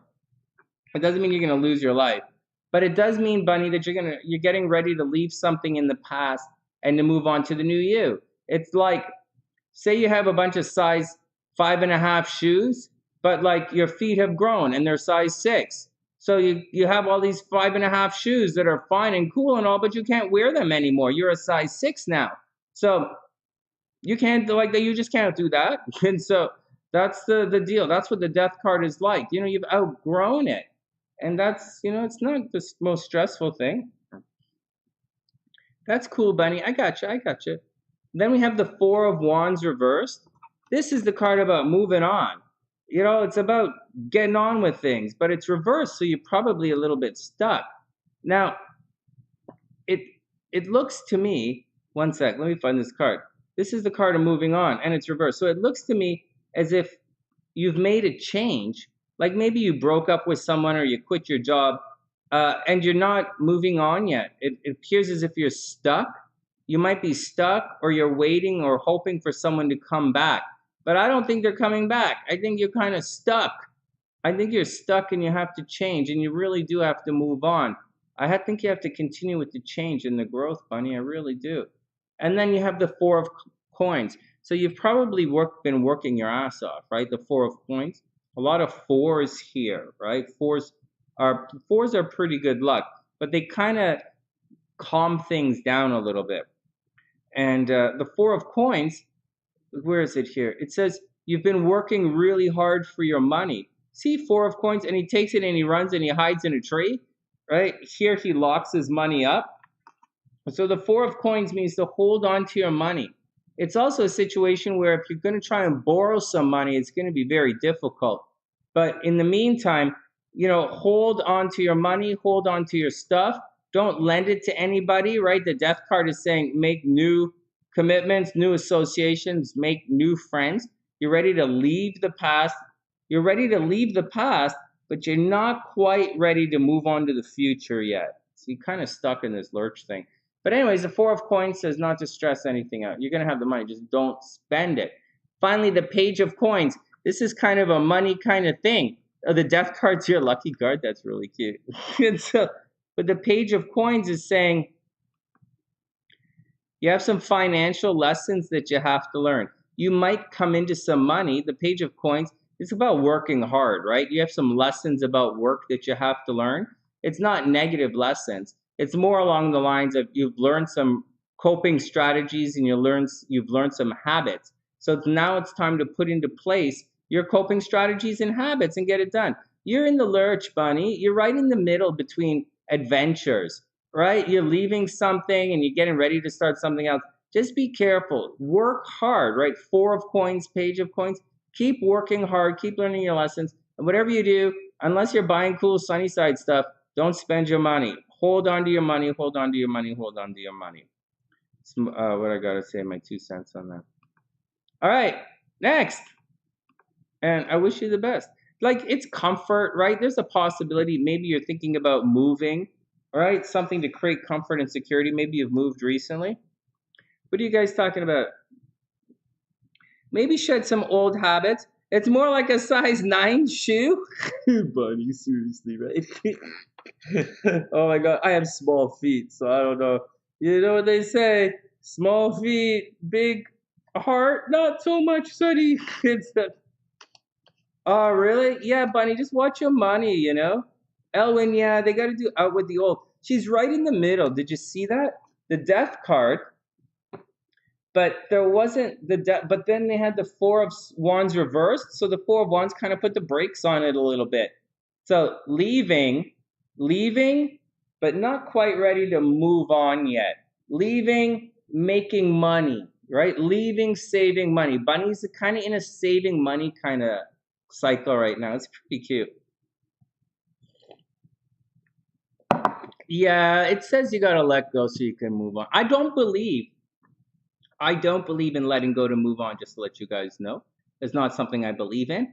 I believe instead of letting go to move on, I believe you should just get the fuck out. So, like, immediately is what I think.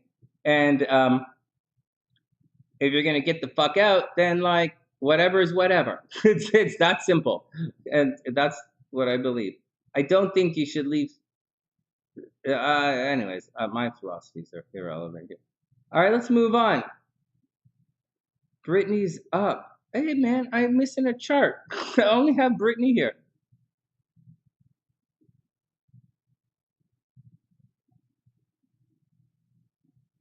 Casey.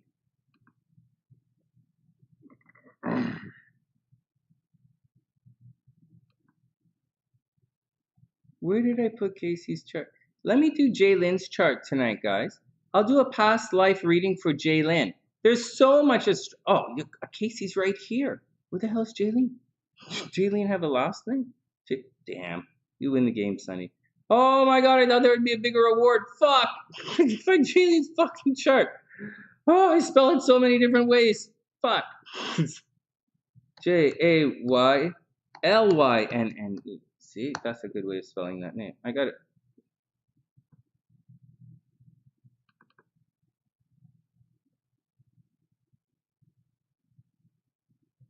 Guys, did I do a past life? I mean, I think I'll do a past life. They're $45 now, right, for the past life readings. But I think we'll do a past life reading for Jaylynne tonight. And then when I'm on tomorrow night or the night after, we'll do another past life reading for Case. We'll do Casey's then. So remind me, instead of just doing a compatibility stuff. But don't forget, we're just having fun right now because we're in the middle of the month. Like Jaylynne and Casey, remember, as a little aside, and for all the Sunnysiders that are kicking around in the background, we're in the middle of the month, so we're kind of just goofing around and having fun, looking at different types of astrology, looking at, with Priestess, we're looking at the guy and how it falls in the chart, and I'm using your charts to teach people, and I'm giving away free readings and stuff. But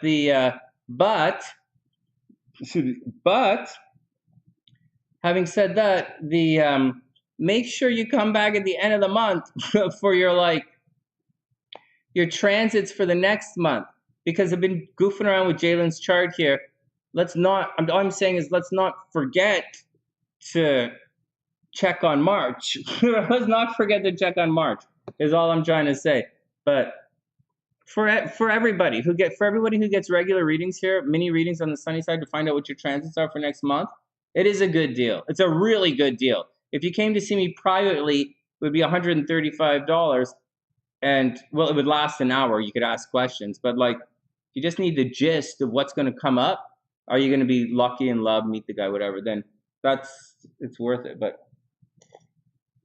we're going to do a little past life on Jaylynne. But first, Britney's up. Britney. All right, that's my 2 cents. I'm so long-winded tonight. Oh my God.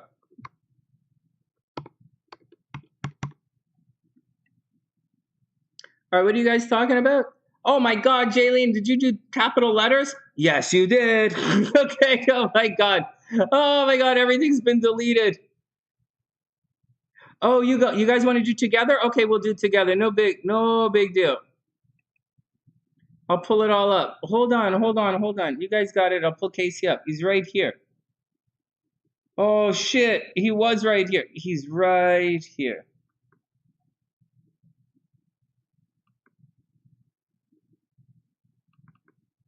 I got you guys right here, no problem. All right, Brittany's up.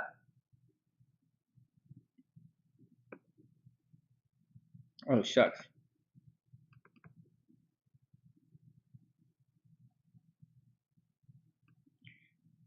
All right, here we go, guys. Brittany's up. If you like the readings, make sure to tell your friends. Definitely save this video so you have your reading so that you can come back and get it. These are 10-minute mini astrology readings. I do it on my stopwatch here.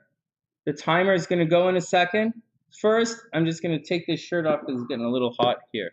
All right. Hey, Noodles, what's up? Or I'll take my hat off because it's a little hot. Oh. Can you guys see this? Hey, Brittany, what's up? The past life reading's the same thing, Noodles. It's just 10 minutes long. Because you know what happens. Because they're just 10. The past life readings are just 10 minutes long. No big deal. They're not that difficult to do. They're really fun. There are 3 major elements in a chart that you look at for a past life reading. For the past, and there are about 3 or 4 that you look at for the future. That's about the way it is. All right, here we go.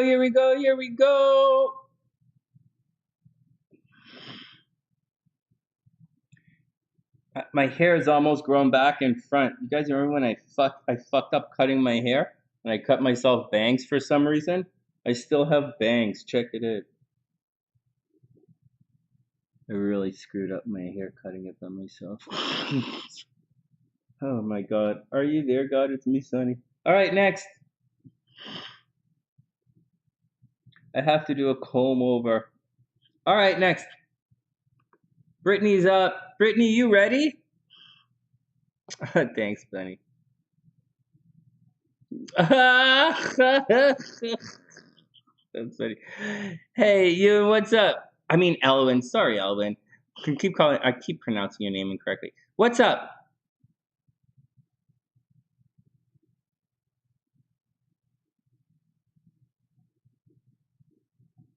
Oh, that's cool, Elwin. Hey, Elwin, don't worry, man.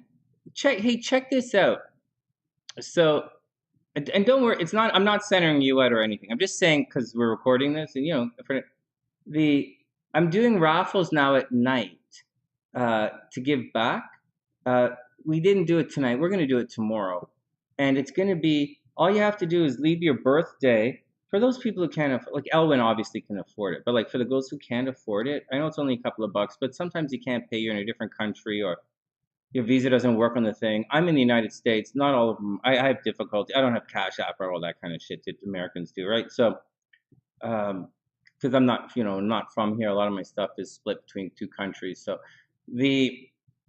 I get it. But if you put your birth information on the horoscope video, because I'm not going to see it on this video, but if you put on the horoscope video in the comment section, I enter everybody into a draw. And I do the mini astrology readings, and I actually give away quite a few of them every week. And they look like this. These are all the people in the draw right now. It's pretty cool. All right, just to let everybody know. Neither here nor there, but just to let everybody know. But for tonight, I'm going to book off in a couple of minutes. All right. All right. So, where did it go? Brittany, here we go. Brittany's up. Welcome to the shit show. All right, Brittany, let's do it. Hey, Jocelyn. Thanks, man. All right, here we go. This is fun. Guys, can you guys see this? I know I like the mug. I really like the ER mugs. Okay, just let me make sure you guys can see this because I really screwed this up on the horoscopes. I went on talking for like 10 minutes about Putin and I didn't even show the chart. All right, we're up. Here we go. All right, Brittany, let's do it. Starting the stopwatch now. Brittany is a Scorpio. I told you October 25th was a nice birthday. Here we go. She is a Scorpio, Taurus, rising. Woo! She's a possessive Scorpio. She might be a little bit slow. She might be a little bit muscly. She might like things that smell nice, things that feel nice. She takes her time doing things. And like I said, she's probably very, very possessive. As we cruise along, let's just take a moment and start right here. And then we're going to circle back a little bit instead of moving forward today. So it's very common with people who have Lilith right on their ascendant, to come across, first of all, to be come across as sex symbols. So without knowing anything about Brittany, I don't know what she looks like. I don't know anything except her chart here. Brittany probably has a very sexual quality about her. And she's a Taurus, so she's probably curvy. She's probably, she's probably really sexy, and her looks probably got her into a lot of trouble in this lifetime. Quite sincerely, your looks probably got you into a lot of trouble. People looked at you and probably got the wrong idea about you. Except that obviously you're a Scorpio in the Pluto and Scorpio generation, and your Venus is in Libra, so maybe they didn't get the wrong idea of you. Just saying. So, just saying. All right, whatever, Sonny. Maybe the idea was that, maybe everybody thought anyways, whatever. But you're going to come across as highly sexually charged. On top of that, you have the North Node. I'm just going to cruise through and ease off the jokes a little bit. But you'd probably get very far in your lifetime based on your looks. All right, next, cruising through. The North Node in the 12th house. It kind of breaks things up a little bit. Even though it's in Taurus, you might be a little bit of a daydreamer. Like you're obviously, you're probably a health conscious person. You might focus on your health. You might work in the health industry. You could also be a lawyer. You could be a lawyer. You could be a nurse. You could probably not a surgeon, but you could work at a hospital. You could be a doctor. You might work in alternative health and medicine.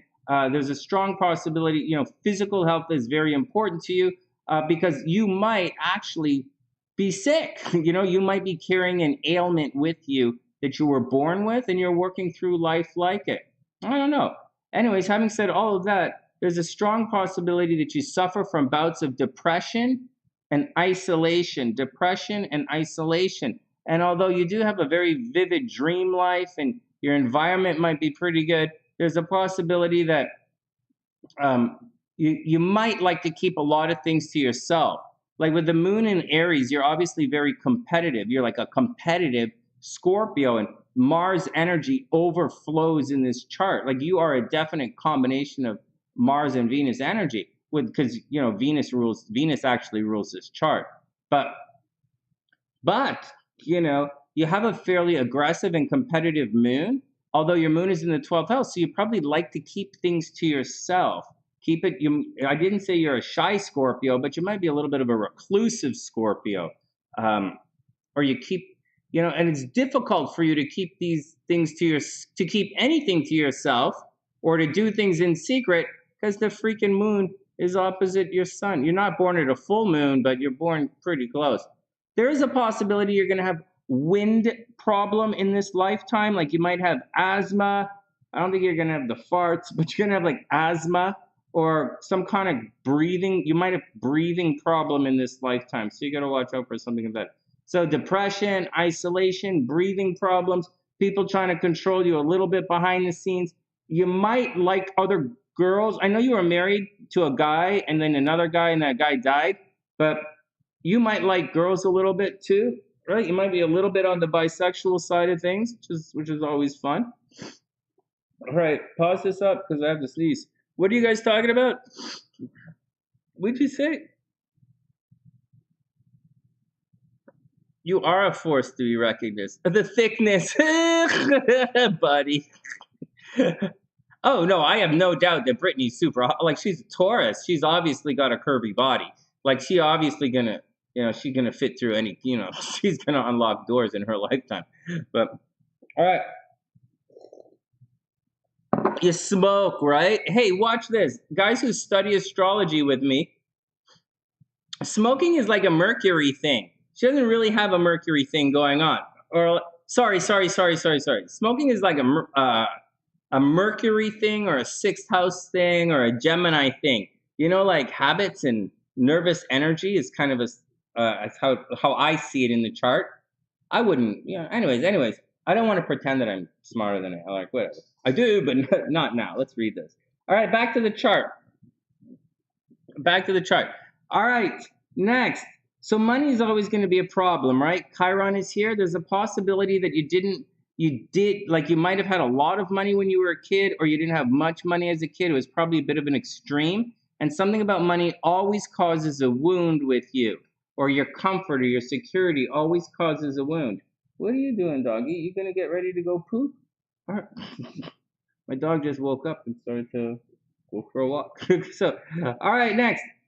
That's your personal money. Joint finances. Okay, so there's stuff I didn't say, but joint finances, suddenly and unexpectedly, you might inherit some money, which is a very good thing. I'll say it again. You might unexpectedly inherit some money or win a big financial award. But I also see abuse in relationships. Abuse in relationship and a possible miscarriage, right? Abuse in relationship, possible miscarriage, accidental pregnancy. I don't know, maybe abortion, but I'm seeing more along the lines of miscarriage. Over here, you're always going to be busy. You're probably a workaholic. You might again carry some kind of sickness with you. And Mars is going to, you're probably, although we didn't talk about this, there's a strong possibility that you're very intuitive. Highly intuitive. But at the same time, I think your health is going to suffer in this lifetime. All right, let's move on. Your health is going to suffer. Your health is going to suffer. You have to work at your health every day. You might have a problem with pets. You might make your money either in the health industry. You might work with pets. Seriously, you might work with pets. Anyways, over here, problems in relationships. We already talked about it. Definite divorce, maybe getting married later in life, second marriage. Here, I see abuse in relationships. I see sexual problems. Again, I see sexual deviance in this chart. Maybe you like boys and girls. And Jupiter in the 10th house. Britney, you should be really famous. You should be really, I'm looking at it slowly to see if you're actually going to be famous or if you're going to get, something's going to happen to you. No, you should be pretty famous. You know, your Jupiter's just let you know, your Jupiter's in the 10th house and your Mars makes this blue line to your midheaven. You could be very famous, very, very, very famous and successful in this lifetime. That's the deal. And you're not really going to have to work too hard. I know you like hard work. You like to be busy, but you're not going to have to do that. And you should be famous. And it should come up soon. All right, next. Let's go look at the transits.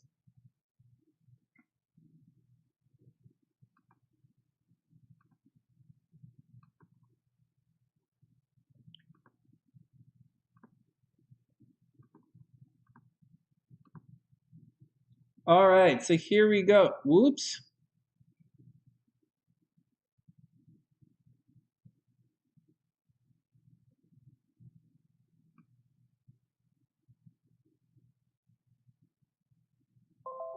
What do you guys think about a YouTube channel? I think you should. Christopher Lloyd, Back to the Future. Seriously, right? Hey, where the hell is my cursor? All right. Hold on. You thinking about starting a YouTube channel? Hey, now, this year, sooner rather than later, is a good time to start a YouTube channel for you. Because Jupiter is right here in the 11th house. This is groups of people. It's a good time for you to start a YouTube channel. Where's your sun in Scorpio? Oh my God, all of this is in Pisces. Now is a really, really, really good time to start a YouTube channel. You'll be successful at it. You'll be successful at it and you'll work hard at it. All of this stuff up here, wherever this stuff, the next 2-3 months, it should be, as long as it's going through this is a good time to start a YouTube channel. I wouldn't sweat it at all. Venus in Libra. Yeah, Venus in Libra. Do it. Go do it. Go do it. I think you should do it, Brittany. Seriously. All right, what's going on? So right now, there's a possibility you might be studying or teaching right now.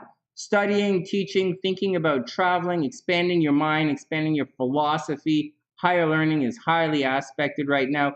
Maybe you're thinking about traveling. Recently, maybe you lost your job recently, or within the last year, you might have lost your job and got a new job, or something is restricting your movement outside in the world. But I wouldn't really overly stress it or worry about it. But you know, it looks like it's time. You're going to enter into a cycle beginning in a week and a half, like in March.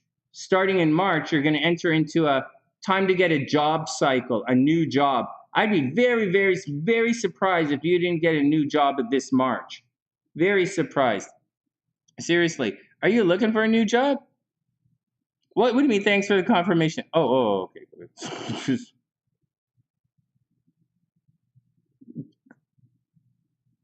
Oh, you guys look like fun. You guys look like you're going to have fun. Yeah, Bunny, go ahead, do it. If you want a mini astrology reading, I'll be here for you. Yeah, we'll do it. There's only one more person set up, so go ahead and toss it in. Do the $35, and I'd gladly do your chart tonight. All right. There you go, Brittany. There's your chart. So what's going on? If you're looking for love, this chart isn't really set up for love right now. This chart's set up for travel right now. In a couple of weeks, you'll be looking for a new job. You are going to go through your node return by the end of the year, I believe. You see this? Your nodes are going to return here, and then it's going down through here. It's everything we talked about on the channel recently. So your entire identity is dissolving right now. Like, you're going through your node return. I would imagine this year in 2022, and it's no joke, towards the second half of the year, you're going to go through a big life change. I think a new job, you might get, your identity is going to change. The things you do every day is going to change. Just imagine back to 19 years ago. You're like, where were you 19 years ago? That was a long time ago, right? You're a teenager probably, but that's the kind of thing that you're going through right now. Anyways, that's the deal. You're going through the big change.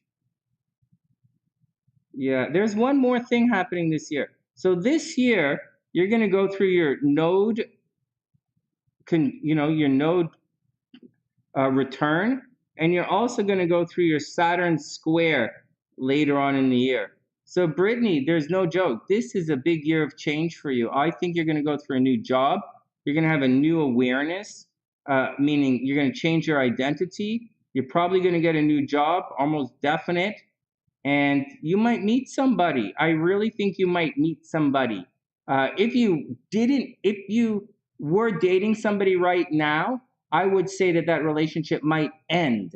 And this year, you might get married or you might end the relationship. It's going to change this year. But if you're single, I think you're going to meet somebody this year. I think the guy's going to be older than you. He's going to be calm. He's going to be pretty cool.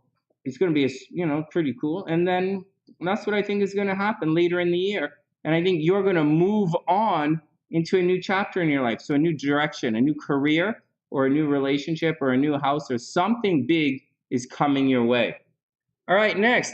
Seriously, Brittany, something big is coming your way. All right, next.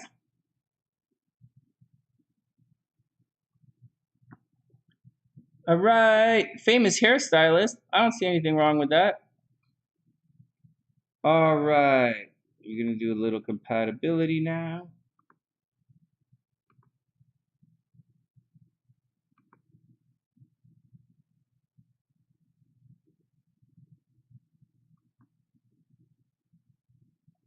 So we're going to put Casey on the inside, guys. Did we do your composite chart yet? So let me do your composite chart. This is the chart of the relationship. Okay, no joke. This is kind of important. This is the chart of your relationship. And I don't know that we've done this yet. Hey Ruby, what's up? You okay? I hope everything is cool, Ruby. Let's put you on the list and see what's going on. So let me put you down here and see what's going on. You absolutely got it.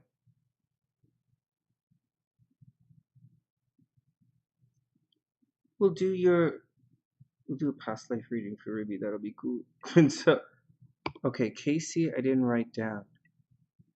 I have to write you guys down right now. One sec, guys. We're gonna go with Ruby. Oh, Ruby, I hope everything is cool with you.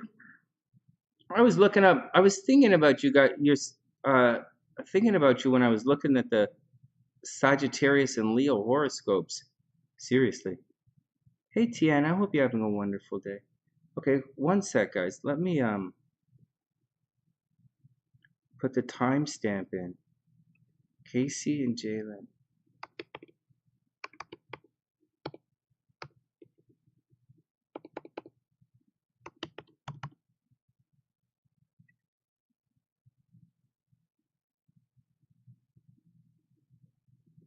It's cool, Ruby. We'll see. It's getting a little late for tonight. I think I'm gonna do I'm gonna do your past life. It's gonna be fun. I have to do these two guys, and I might have to save it till tomorrow, but I'm gonna do your past life. I'm gonna write it down. It's gonna be fun. Let me see if I can find some other stuff up. But I'm also gonna look at your transit to make sure. I'm gonna make sure you don't have anything goofy coming up. But I totally have you in the things. He's a horse vet. No way. Where's your chart? Where's your chart? What did I read? What did I read last night? Oh my god. I think it was something like, oh, the Leo's the vet, but you're the rock star. I don't know how he's gonna do it. All right, hold on. All right, hold on. He's a vet. Huh. Oh, that's really cool. I wonder. But you're a Saggy. You're supposed to have a lot of fun with these guys. Ruby, do you have his birth information? Do you have his birthday? You don't need anything too intense. Just his birthday. If you have his birthday, I'll look it up and we could check out what's going on. And let me put Bunny on the list as well. He's it's exciting. Yeah, I thought there was something that said you might have worked with the guy. I'm trying to remember, but all right. All right, here we go. All right, here we go. Bunny, can you pop in your birth information? Let me pull Ruby's birth information up as well. Let's see. I have Ruby's right here.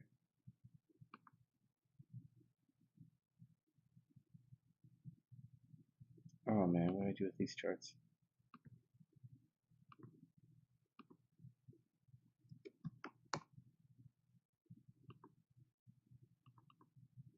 Whoa, whoa, whoa, whoa, whoa, whoa. This is not the right chart. Hold on. So,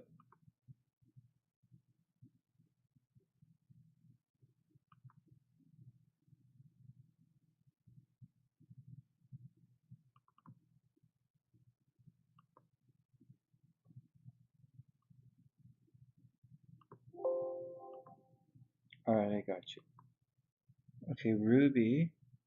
Oh, you have it. Oh my God. You got it? Oh, we're horrible. Okay, hold on. Hold on.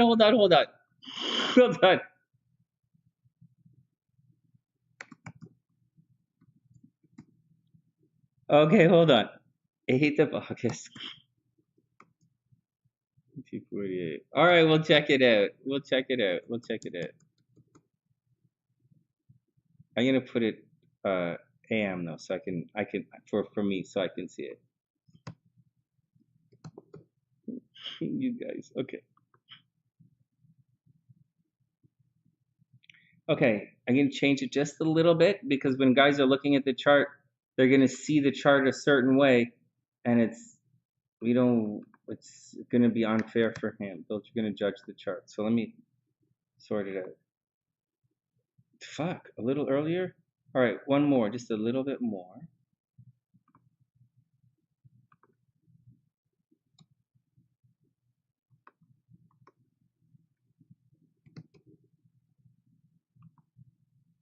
All right, I got it. Okay, that's good. Oh, you guys are seeing what I'm doing. Okay, let me save it. You guys so sneaky. All right, Jaylynne, Casey, Ruby. All right, I need Bunny. Bunny, can you pop me in? Can you write down your birth information, please? Oh, excuse me. Yeah, Bunny, when you get a chance, just type in your birth information. Jaylynne and Casey are up first, and we're going to do what's called your composite chart.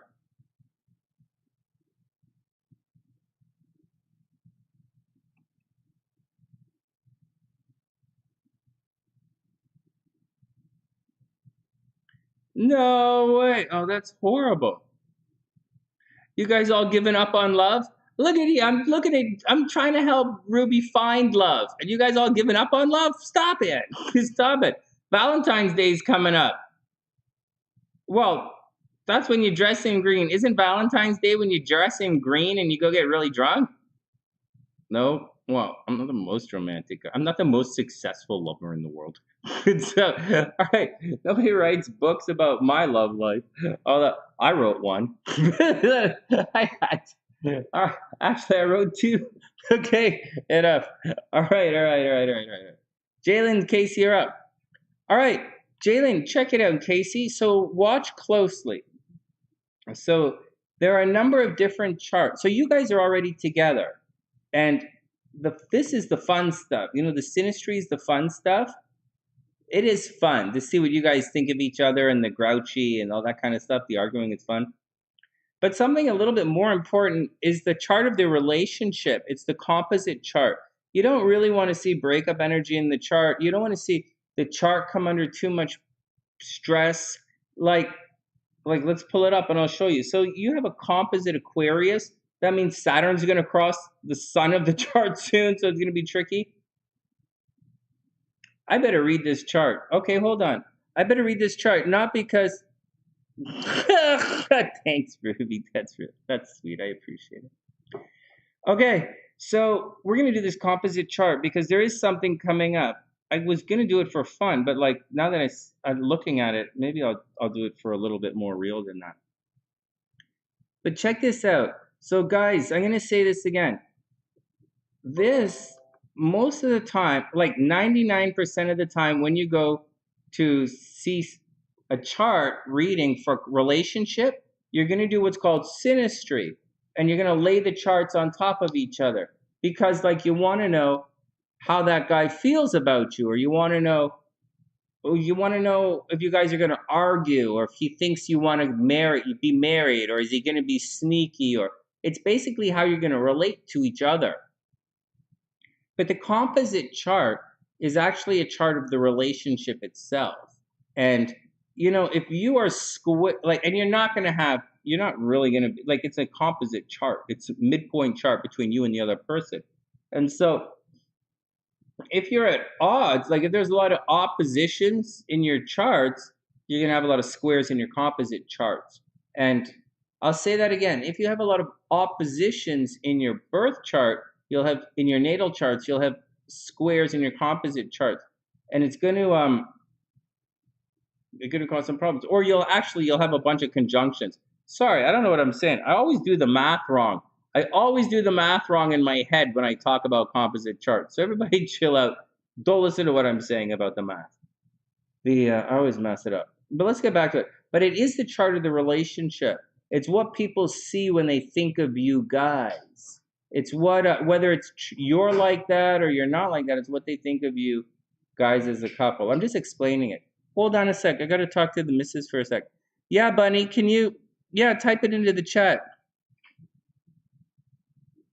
So, all right, next. So, hold on. I got to talk to the wife quickly.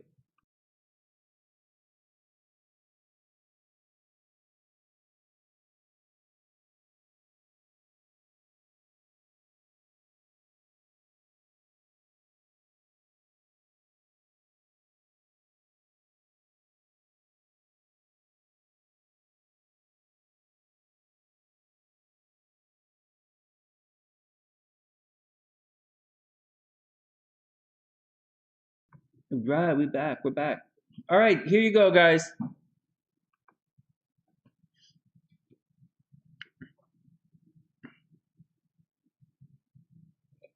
All right, let's do it. Here we go. Jaylynne and Casey, you guys are up. Let me adjust this, and then we'll get back to it. Adjust your timestamp. Yeah, and Bunny, just type it in. Just type it into the chat, and then I can get a copy, and then I'll put it into the computer. All right, here we go. So here's the deal. So Jaylynne and Casey, your relationship, right? Your composite chart comes out like this. Your composite chart comes out as an Aquarius. So regardless, okay? So in your personal charts, right? In your personal charts, Jaylynne's a Taurus, right? She's right here. She's a Taurus. And Casey is a Sagittarius. But in your composite chart, the chart of the relationship, you guys come across as an Aquarian couple. But you come across as a very loving Aquarian couple, a very optimistic. You see, the sun is opposite. I mean, Jupiter is opposite the sun. And it's right in the first house. So you probably come across as a very lucky couple, a very gregarious couple, a very, very fun couple, like out there doing things fun. The marriage should actually be kind of strong because the sun and Venus are in the 7th house. Now, in individual charts, in a personal chart, you would say, wow, the sun and Venus in the 7th house, that's too much energy in the 7th house. Those people are going to cheat in relationships. But in this relationship here, that in the composite chart, it's saying it's a very loving relationship. And there's a lot of honesty, openness, very friendly, and very socially kind of loving kind of relationship. It's a cool, solid relationship that with an emphasis actually placed on partnership. And believe it or not, 7th house stuff, doing things together. With Saturn and Mercury in the 6th house, there may be a feeling in the relationship like it's always work all the time. Or like you guys, not like always work. That's a negative way to say it. But the sun's in the 4th house, so you probably spend a lot of time actually at home. Maybe you invite people over to the house a lot. With Saturn and Mercury in the 6th house, as a couple, you probably spend a lot of time doing a lot of chores, or like doing chores. It's Saturn. It's not like Mars, you're always busy. It's Saturn, you're always doing chores, stuff that has to get done. Cut the grass, paint the fence, do that kind of, shovel the snow. Something always has to get done. You guys are busy all the time. There is a possibility that you guys would work together, but I don't really think so. If I didn't know you guys, I'd say maybe, but probably not. More likely, one person kind of takes the other person away from work. Actually, having said all that, with Venus and the Sun in the 7th house, if you guys team up with other people, you'll make a lot of money. You'll make money if you guys as a partnership team up with other people. And with Jupiter here right on the ascendant, as a couple, you guys probably make some really good ideas. You're probably a good-looking couple. You're probably a very, very lucky couple, which is great because there's a possibility that you guys gamble a little bit. Yeah, with Uranus in the 5th house and Neptune, stationary in the 5th house, maybe there's unexpected problems with kids. You guys are exceptionally creative. You're more creative than you might realize. You might take your creativity for granted.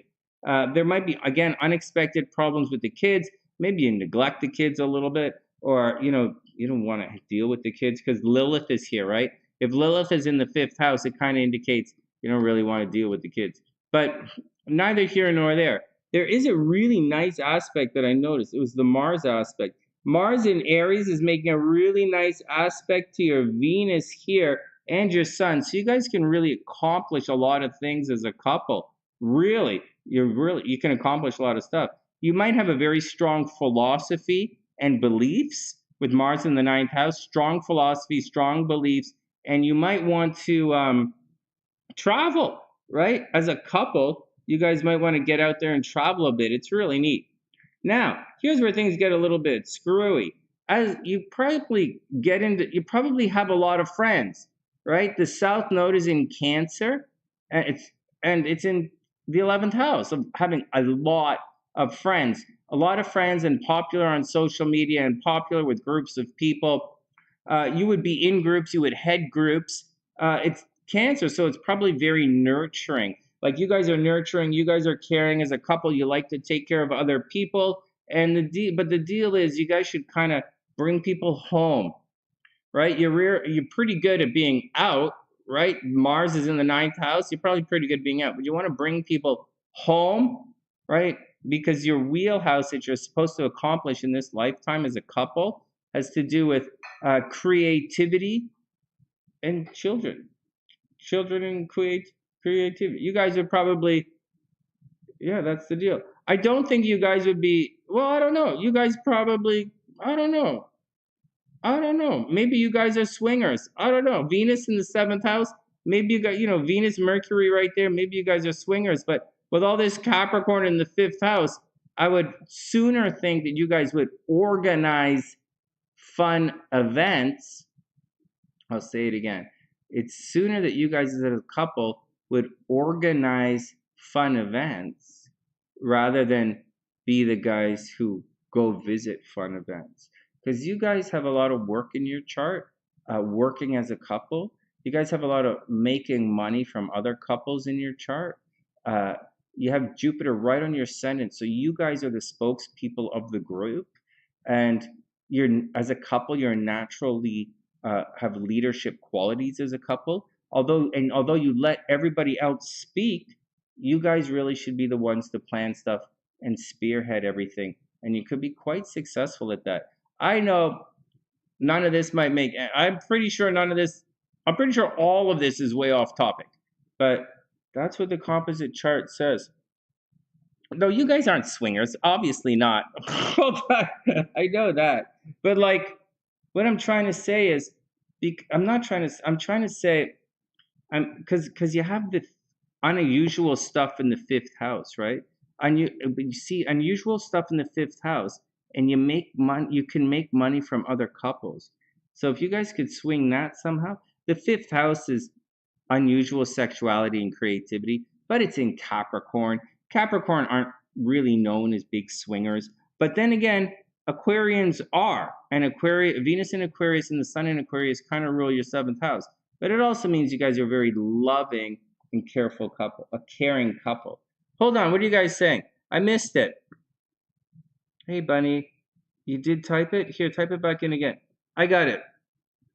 I got it, Bunny. 61396. Thank you. Going right here.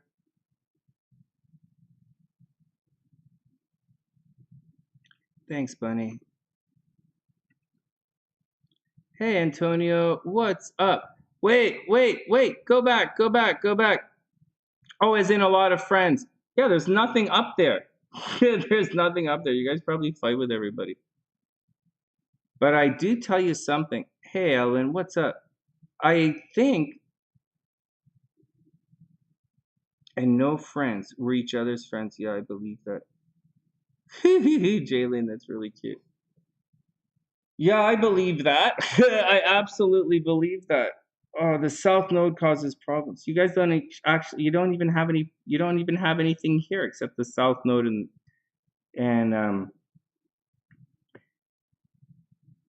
except the South Node in Chiron. But you know what, Jaylynne? Hey, Jaylynne and Casey, I'm just saying, this relationship, this particular chart is a very creative chart. It's a little bit uptight, right? It's a little bit uptight because your creativity and your fun is in Capricorn. But this chart is a highly creative chart. This chart succeeds with other people. I'm telling you guys, as a couple, it doesn't say you're like super social. Regardless of what I said, it doesn't say that you're super social. But it does say you're going to be good with other couples. It really does. It really does. So give it a shot.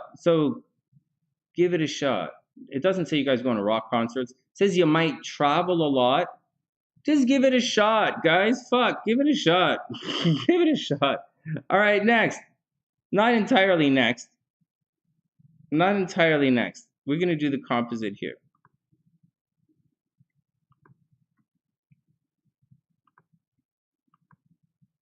So what's coming up for the couple? So what's coming up for you guys as a couple? Wow. Well, it says there might be a problem with children, problems at home. Oh my God, sad. It says as a couple, you guys are probably going through a tricky situation right now. You've just come out of a tricky situation. Oh, this is really neat, man. This is really, really neat. Check this out. It says you might be it says you might be moving or you're renovating, but I think you guys already told us that you're renovating, so it doesn't really count. But the South Node here is going to indicate problems at home.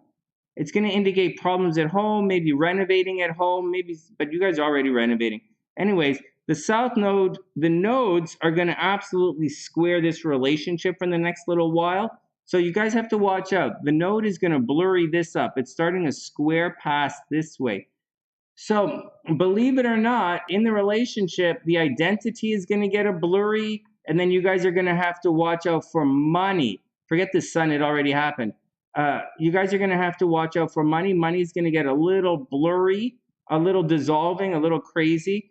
If you could say you're spending money on the house, but I'm sure you're spending money on other things. But that's where it's going right now. There's a little disruptive force, a little change, a little problem happening at home, and it's happening financially as well. Watch out for your parents, right? It's over here in the 4th house. Watch out for your parents.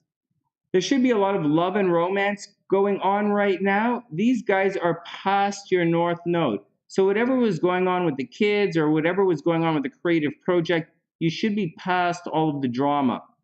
It's been going on since January. Well, we're only in February, but it's been going on since January. The beginning of January, there's been a lot of drama with children and a creative project, but you're pretty much past it right now. And then you guys are going to get back to work, you know? The emphasis, very shortly, you see these guys, they're right on the line. It looks like they're back here, but they're actually right on the line. So starting like tomorrow, guys, it's going to be back to work. You know, the creative project is over. The problems with the kids should be over. And the major emphasis in your chart is going to be on your day-to-day life, your projects, and your work. So that's not fun. That's not fun, but that's what you guys are doing as a couple. Ah, bummer. Not fun, but what you guys are doing as a couple. Anyways, having said all of that, it should be pretty romantic. It should be pretty romantic. The sun is absolutely highlighting the relationship right now. So this actually should be a pretty good time.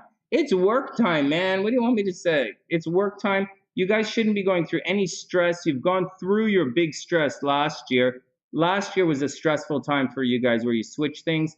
I don't think there's any stress right now. I don't think you guys have anything to worry about. I think you should just get out and have some fun. Maybe you guys are going to move this year, but I don't think the South Node doesn't usually mean, I don't think it means move.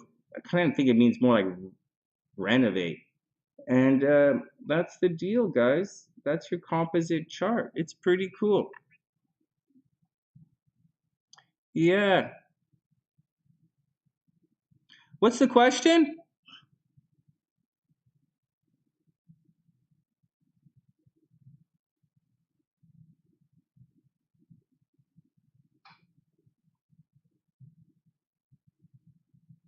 No way. They're a great couple. Well, why am I looking at this chart? I'm looking at the wrong shit. Jaylynne, fuck this. You guys don't need to look at this. Fuck this. You guys want me to look at your charts. Fuck that. You need to look at this. What the hell happened to Casey? Yeah, 2020 January. We've been over. I told you right here. His Saturn is right where the big conjunction was. Right. Can you guys see the cursor? I don't even need to look up. I don't even need to look it up. We already know this. It's holy no, Jaylynne. Is that what you want to know? It was right here in the sky. We should have it memorized. It was actually at 22 degrees. This chart's at 23 degrees. Yeah, you're right. Your moon's at 22 degrees, sun's at 24 degrees Sagittarius. When everything was traveling, when Saturn was traveling through here, it would have been the worst experience. But Saturn's actually over here right now, so he's out of it. He's out of it. There's no reason to get overly stressed out about anything for Casey because he is way out of all of the negative stuff that's happening. There's only one more negative thing, and I think he might be out of it, and that is transiting Saturn squaring his Pluto. That's it, right? And that's going to be because that's it. That's it. Because that's it. That's it. And maybe squaring is Mars, but I don't think that's going to be as big a deal as the Pluto. And that's what's going on. He is out of it. What, did you have a question?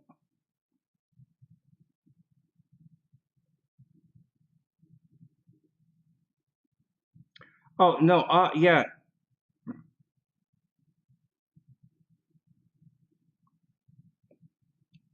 That's a really serious thing.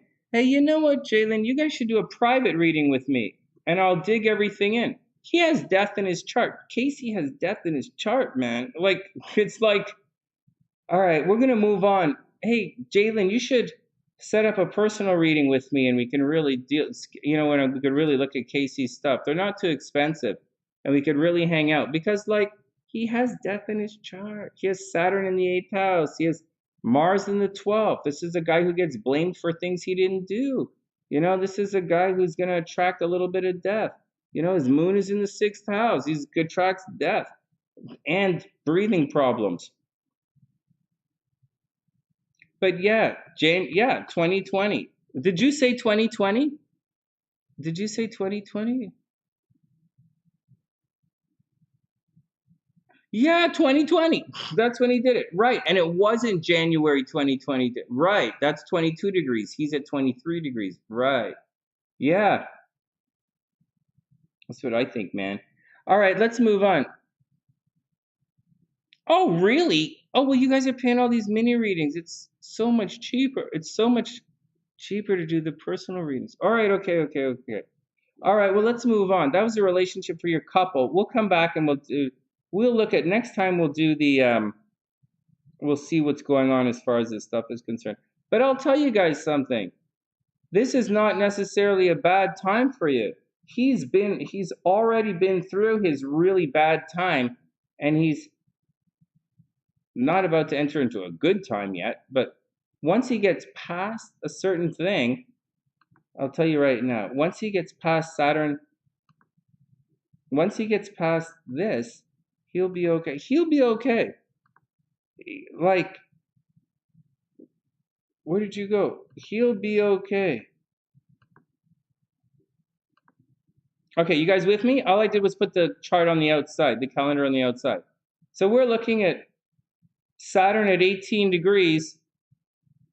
He's going through it right now. Hey, Jaylynne, this is it. This is the worst right now. Holy shit, Sonny, you could advance this a little faster than a minute, right? Yeah, I'm sure I could. Okay, so hold tight. It's slow. So right now, you guys seeing this? So right now, at the top of the chart, on March 3rd, holy Jesus, Casey's going to have a hell of a life experience. Okay, on March 3rd, March 2nd, let's say. Okay, guys, stick with it. Hey, guys, stick with me. Because the partner showed up on Steam. Not serious. What? Oh, yeah, Casey gets blamed for his thing. Oh, my God, he was driving his work vehicle. Oh, yeah, he would lose his job, right? Oh, scene. Oh. Oh, no, I get it. So, whatever's going on, expect the first week of March. Jaylynne, Case, this is it.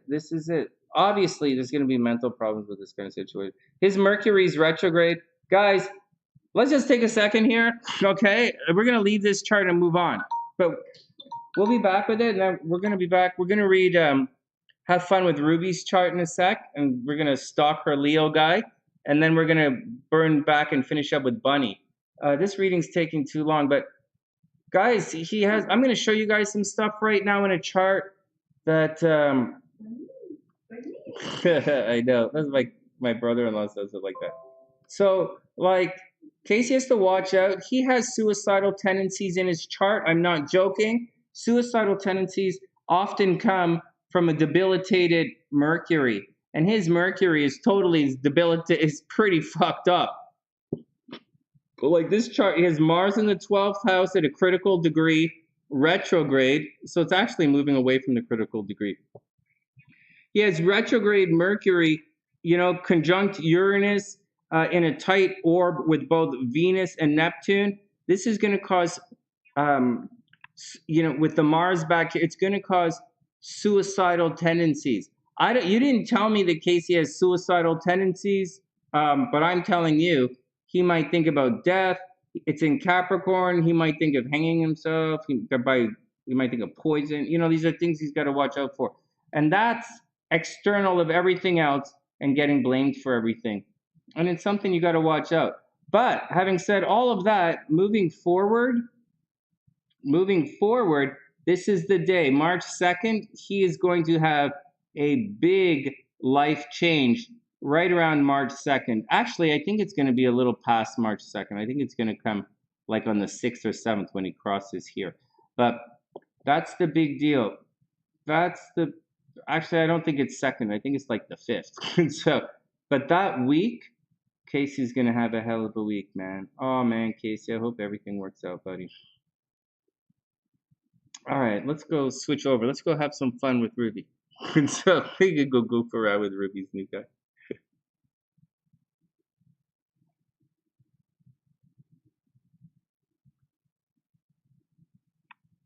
Right, because of the police situation. Well, we're going to find out. I think in March 1st, I think the first week of March, he's going to find out something. He's going to find out something is going to be a major shift to his life the first week of March. And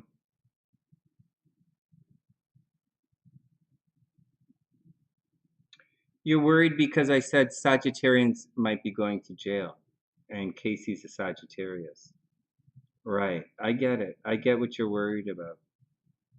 In April, Sagittarians, in April, Sagittarians have to watch out for going to jail. Yeah, they do. They do. And so, but you're going to find out long before then. You're going to find out at the beginning of March, something is going to happen to shift things up.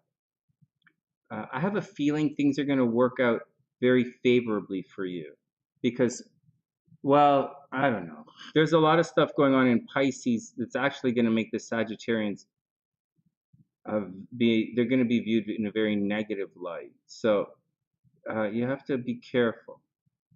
You have to be careful right now. But I do believe Casey's going through a very, very big situation. We'll look at this a little bit more. That's a good question.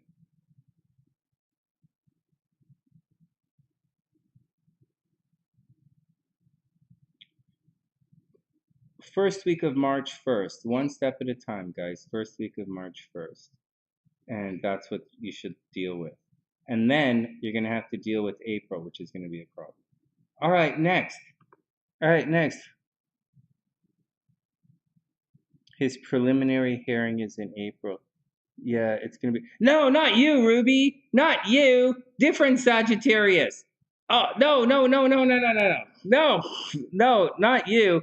You're going to get married. You're going to... Different. Everybody calm down. Oh my God, I'm telling all the Sagittarians they're going to jail. No.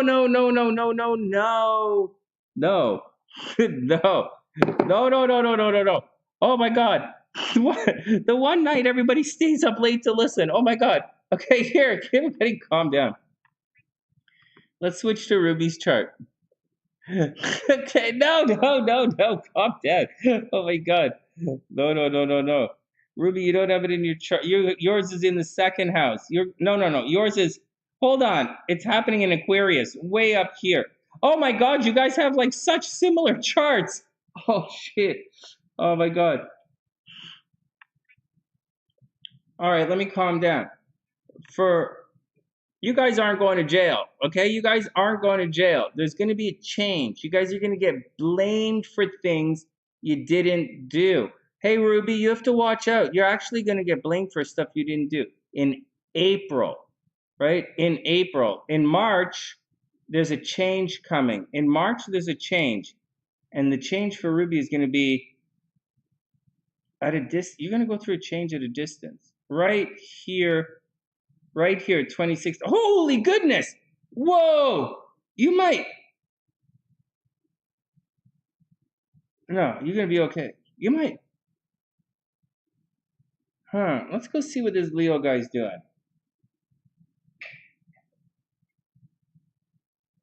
Do you guys have like the same birthday?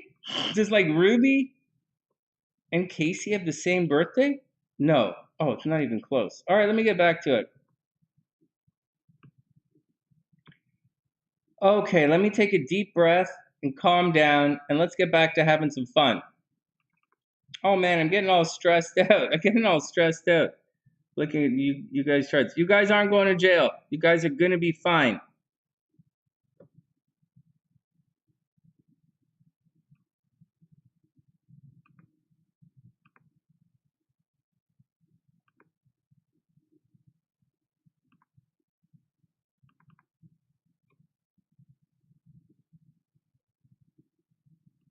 So this guy's a veterinarian, right?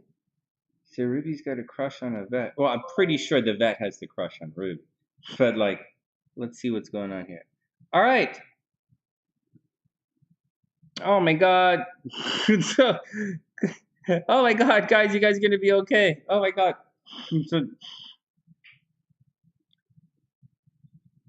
Okay, here we go. This is Ruby's guy's chart. This is the Leo. This is Ruby's Leo's chart. Okay, description.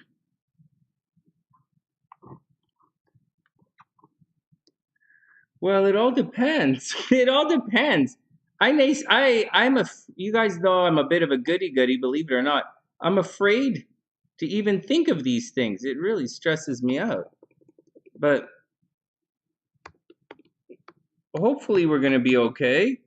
I don't want to go anywhere. I'm in a different country. Jaylynne's a rapper now. Oh my God. No, you guys are going to be fine. Oh my God, everybody hears it. It's Sagittarius. Oh my God. I wonder what's going to happen to my sister. All right, Ruby, let's do this. Oh no, Priestess. Calm down. Okay, here we go. All right, Ruby's up. Let's go check our guy out. Let's have some fun. We're going to have fun with Ruby's chart, and then we're going to have fun with Bunny's chart. All right, here we go. Ruby's up. Okay, so this guy's a Leo. We don't know his birth time, so I put his sun right here in the ascendant, so it's easier for us to be able to see everything. Hey, look at this. The first thing, so he's a Leo, but he's not a typical Leo. So because Saturn is in his first house. So actually, Leos are is a very hardworking sign, and I have a lot of respect for Leos. They work really hard, and they're very successful, and they're good at what they do. This guy with Leo in the first house, he might come across as a little bit disciplined, right? Very hardworking, very disciplined, a little bit Spartan, so to speak. Like he might wear the same clothes every day.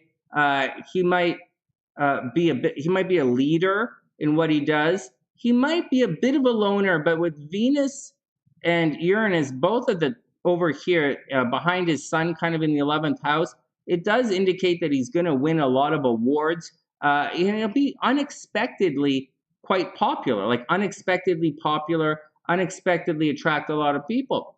In addition to that, his Venus is in Cancer, so he is a nurturing guy. I don't know that he's a family guy, but he's a nurturing guy. And one of the cutest things that you guys might not know about astrology, but believe it or not, Venus in Cancer can mean you're hanging out and working with pets. It's really cute. Anyways, he can be a pretty showy guy, but with the sun in the first house, with Saturn in the first house, he's probably a little bit more reserved than your regular person, regular Leo. Moon in Libra, this guy's probably really smart. He likes to debate. He thinks about the other side. He's probably not a closet romantic. He's probably very romantic. Like if he drinks, he probably like drinks wine all the time. He's romantic. He's probably playful and a lot of fun, but he's not crazy playful and fun. He's probably a Leo, you know? Like Ruby's a Saggy, he's a Leo. They probably have a lot of fun. They probably have fun and they joke together. But the guy is not he's not an out of control Leo because his Saturn is right there. Anyways, it's not always that easy. This guy, although he's clearly going to be successful, he's going to have some heartbreak in his life. Like a lot of solid heartbreak in this life. Like first, his moon is in Cancer. His Venus is in Cancer. So he's a little bit moody to start with.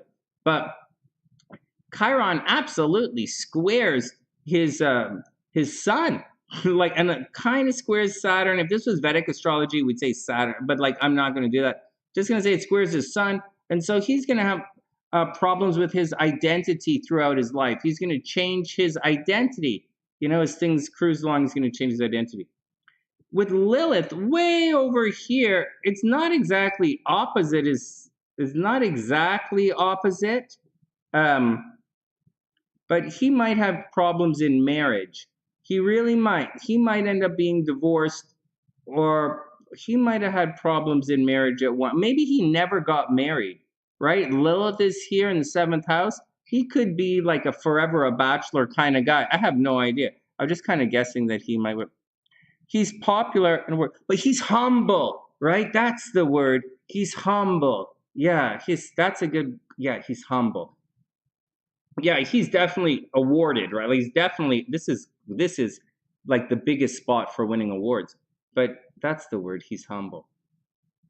Yeah, he's not a typical Leo. He's humble. Leos are nurturing and family oriented. They are. But anyways, he's humble. Okay, let's move on. So he has gone through some emotional trauma in his lifetime, and that's the deal. He is probably psychic. He's probably highly intuitive. Obviously, he's into balance and fair play. He supports the underdog. He's probably really good looking. He likes beautiful things. Moon in Venus people, it's more than, Moon in Libra people, It's more than just he likes balance. That's not the point. It's not like he always judges everybody. Oh, he has difficulty making up his mind. No, Moon in Libra, he likes pretty things. It's not that he's like a Leo and he's like loud. It's like he likes it. He likes pretty things. He likes the debate. He wants everyone to get along. He's a nice guy. But he does have a bit of a dark side because his South Node is in Scorpio. So he can be a little bit possessive. He's obviously stubborn. He's a Leo. He can be a little bit possessive. He can be a little bit possessive at times. A little bit possessive and very, very, very stubborn when he wants to be. What else is going on? Maybe this guy is a bad driver, right? Mars in the 3rd house. These are guys who get blamed a lot for things, probably moving around a lot. He probably wrote a lot, right? He's a veterinarian. I would imagine he's not just like a veterinarian. I would imagine that he like writes articles or something, like because his Mars is in 3rd house, right? He's communicating, like the guy communicates. He could be a little argumentative, right? Mars and Venus, he could be a little bit argumentative. What else is going on? Ruby, watch out because his Jupiter is retrograde. I mean, that doesn't really mean about, like, it's in Sagittarius, but it's going to hit your sun. Okay, let's go look at Ruby's chart right now. So I like this guy. I like him. He might want to try. He's probably always had problems at home. Maybe his parents were divorced, right? Maybe his parents were divorced. Maybe there are problems at home. Maybe he was divorced. He probably wasn't the greatest husband, but it's okay. Let's go. But here's the deal. Let's go see how you guys stack up. Every once in a while, I do find someone.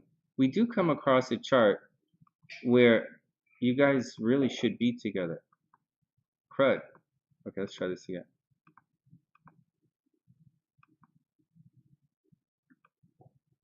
Okay, Ruby's on the inside. Here we go. Ruby's on the inside. No whammies. Oh my goodness.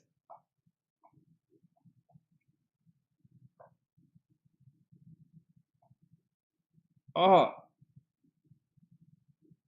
Oh, that's your chart. Okay. You have...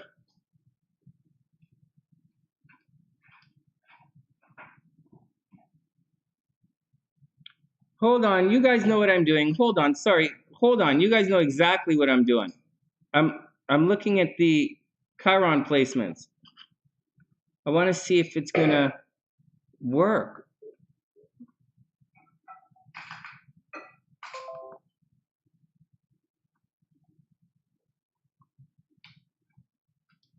Okay, what are you guys doing? Hey, Dani, what's up? Yeah, we're taking a little bit, hanging out.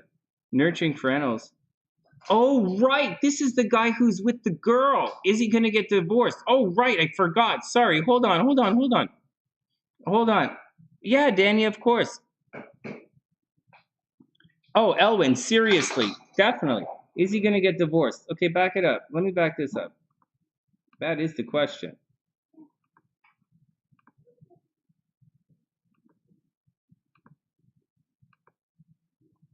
Yes.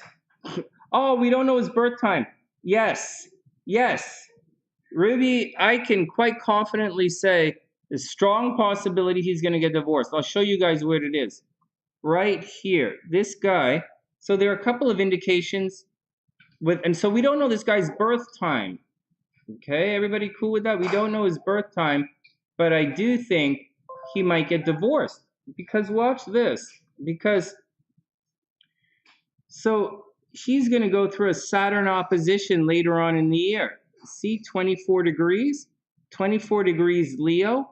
This Saturn is at 17. It's going to go to 24 degrees shortly, right? And when that does, he is going through a major change in his life. This is the time in his life when he should, and he very sincerely might get divorced. Very sincerely, not joking at all.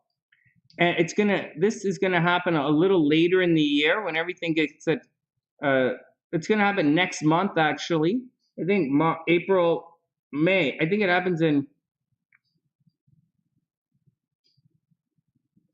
I think it's Saturn. It's gonna happen. It might happen towards the end of the year. Hold on.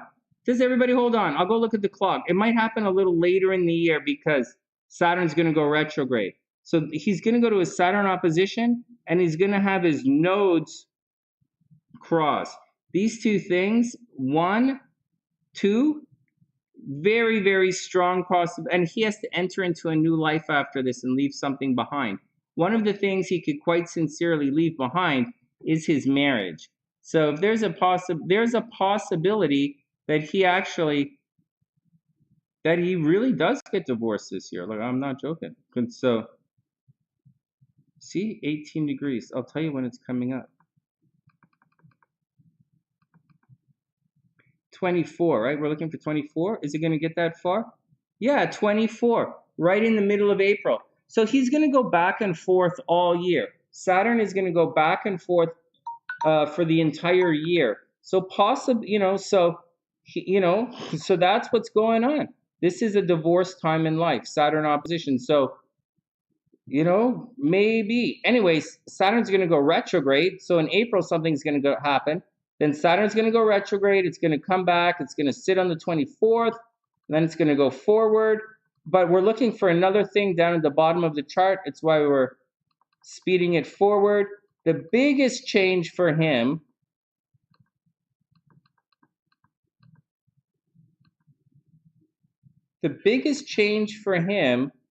is going to be in January. Ruby, in January. Oh, you guys are goofing around.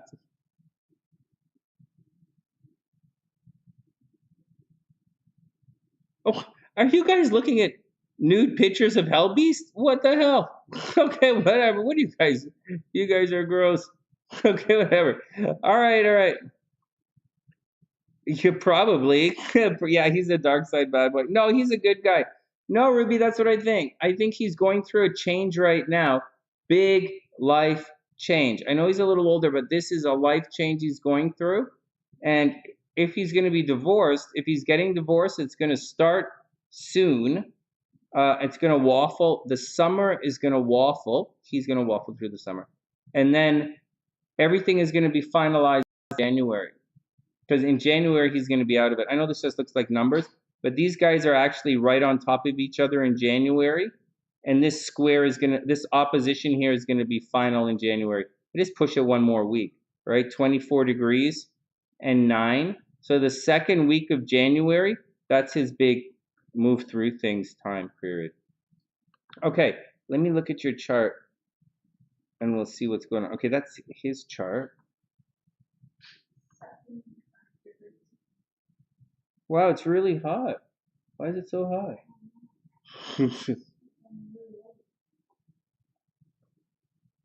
Okay.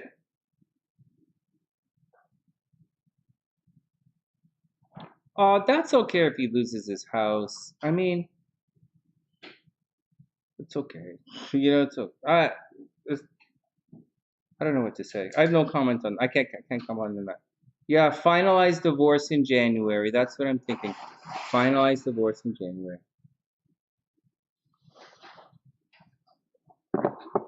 Okay, here we go.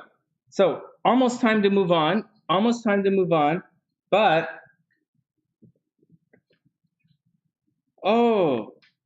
why is this retrograde here? Oh, because it's your relationship. All right, so yeah. Hey, you know what? The first thing I do when I look at charts, I magi astrology them, right? I look at the Chiron. So his Chiron is 18 degrees, and Ruby's Chiron, it's not what I'm looking for, but her Chiron's at 16. I look for Chiron problems. And his Chiron is 18 degrees. Ruby's Chiron square moon, not the greatest, but not the worst. So we don't have any real problems with the Chiron. It's important. This keeps it away. Then her Chiron is 16 degrees. So his sun is at 15 degrees Aries. His Pluto is at 14 degrees and Mercury is at 12. That is an aspect right there. This is pretty good. It bodes well, There's a lot of love and fun in this relationship. A lot of love, a lot of life in this relationship. And then we have, let's see what else we have. 19, 16 to 19 is a big deal. That's a big deal. So, okay, so we don't see any massive breakup energy in this particular chart. It's important, right? It's important. Then the next thing we want to look for are the moons. I'm not sure if I did these charts, these guys yet. But this Ruby's moon, okay, so there's control issues. First up, Ruby, there's control issues. Oh my God, both of you guys have to watch out. There's control issues. So his Pluto, right here at 14 degrees, is right on top of Ruby's moon at 16 degrees. Okay? And then we have, hold on. Oh no. And then we have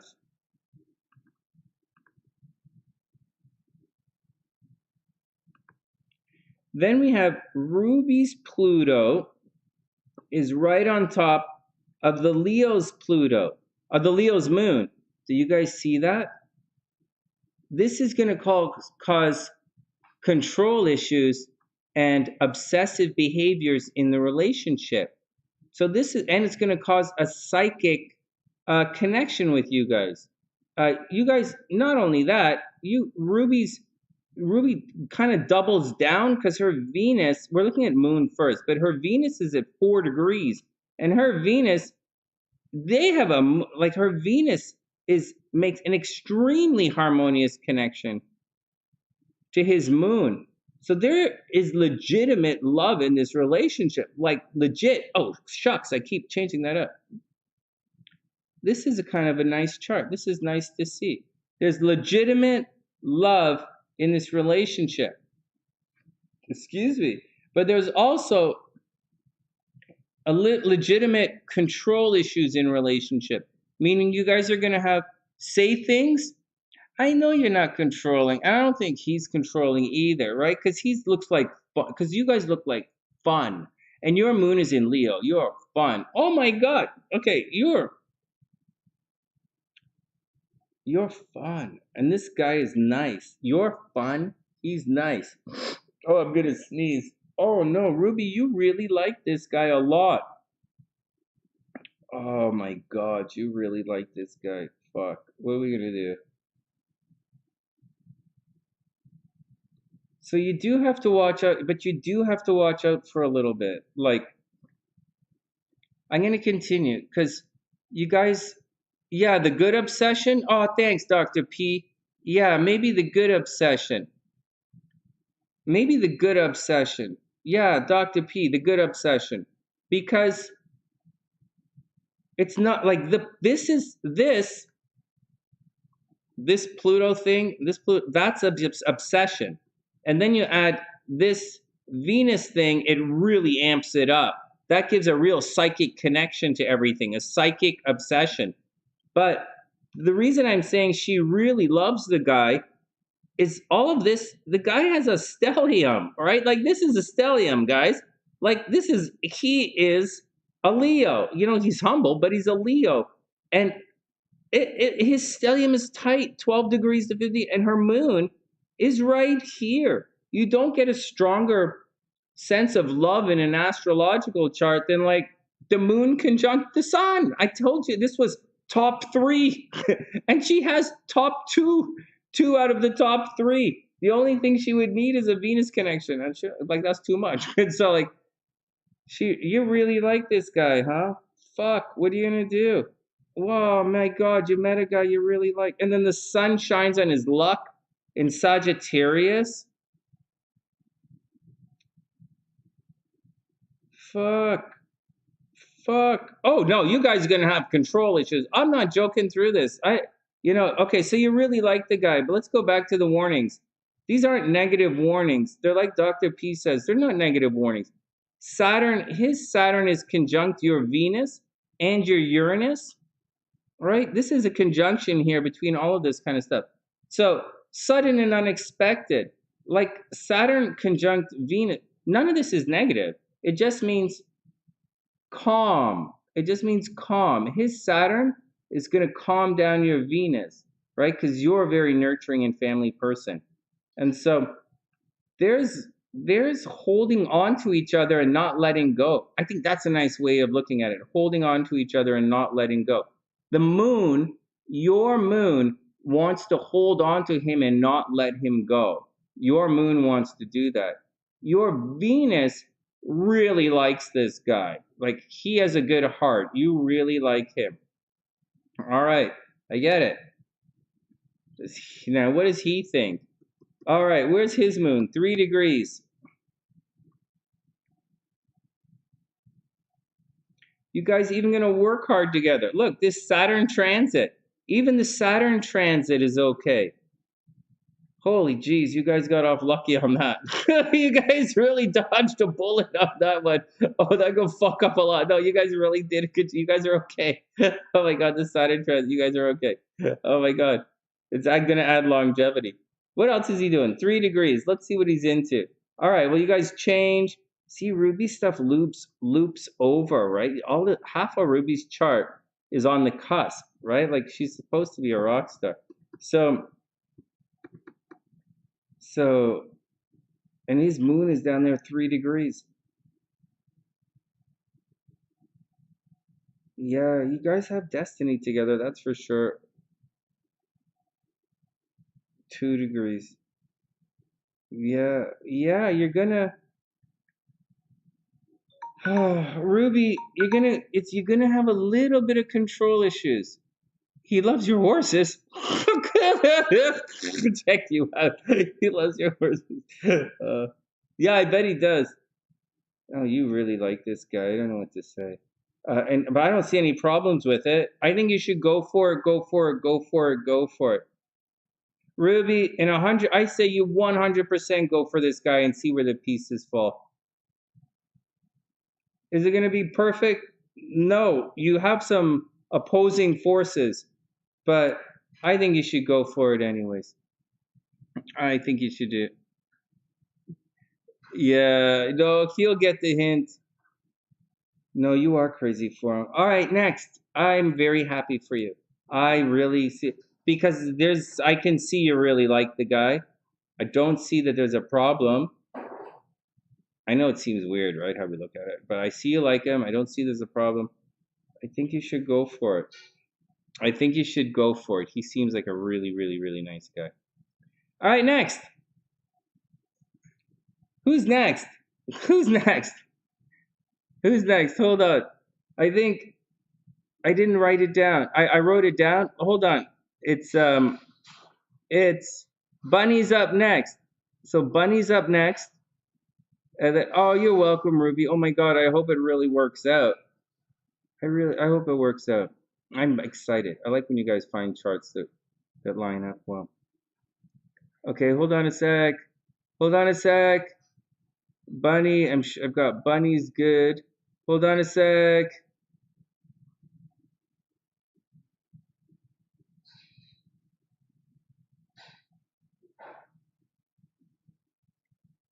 Dani, one sec.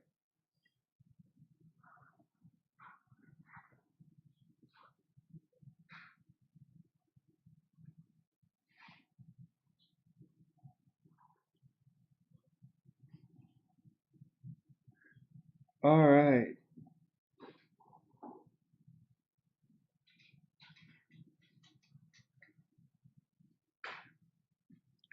Dani, I got you, but I don't have your note.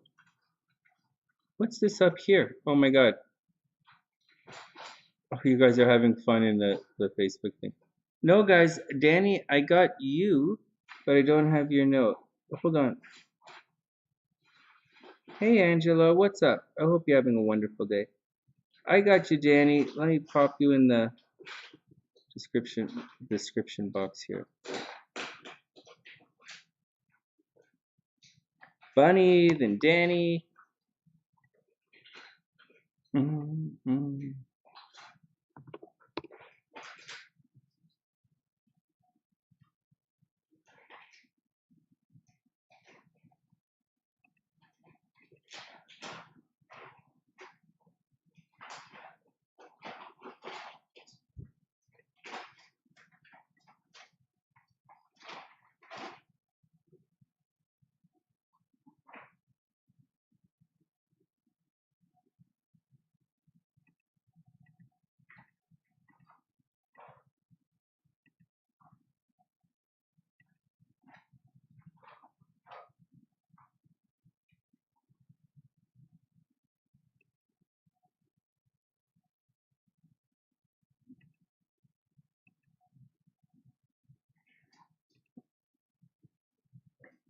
2%.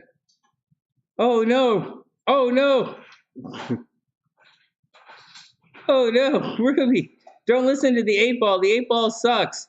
The 8-ball sucked. No, don't listen to the 8-ball.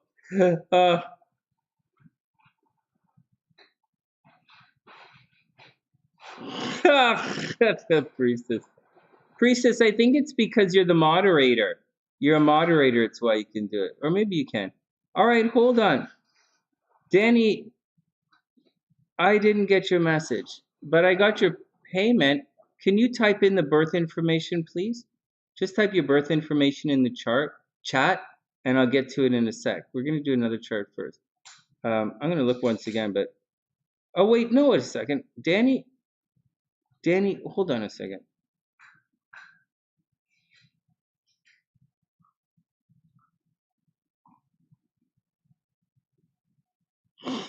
No, Ruby, it's just it's just that all the answers, those answers for the 8-ball are all pre-programmed. They're all typed in. they're not real. It's okay. All right.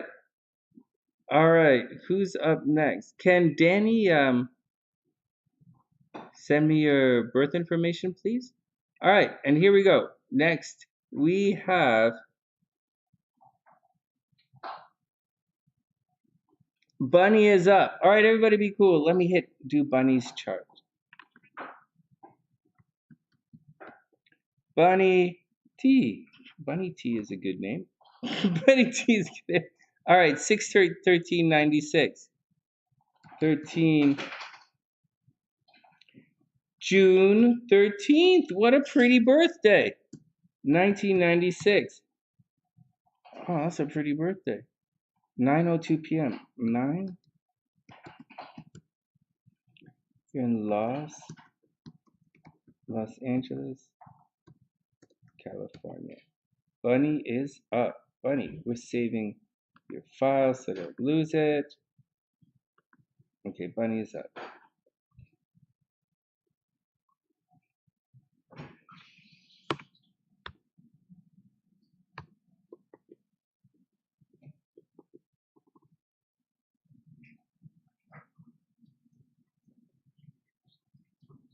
You're up, Bunny. Dani, can you type your birth information in, please? Or send me an email? All right, Bunny's up. Here we go. Gemini, yeah, oops. Let's have some fun.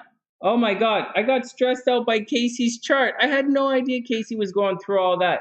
I thought they wanted to have fun. Because when those guys came in, it's all fun. Jaylynne and Casey are really fun. And I see it in the chart. I'm like, yeah, but it's not really like, can't really be like that. But then, yeah, there's some stuff in there that's like, what the fuck? So I'm going to focus on the what the fuck in their chart next time. I was doing fun stuff, but I forget sometimes you ask me questions because you really want to know the answers. I sometimes, I get caught up with having fun with you guys. All right, Bunny's up. Bunny's up, and Dani, you're going to be up next. So I need you to send me your birth information, or you're going to have to wait till tomorrow. Oh, there you go. I don't see your, Dani, I have no idea I don't have any emails under your name, and I don't have any payments under your name, but I do have a payment that's under a similar name. So just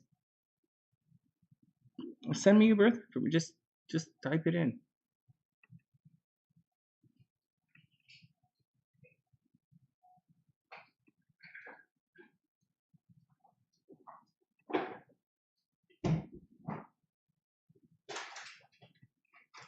All right, here we go. Hey, Tien, what's up? Oh, it's getting late. Okay. All right, Bunny, here we go.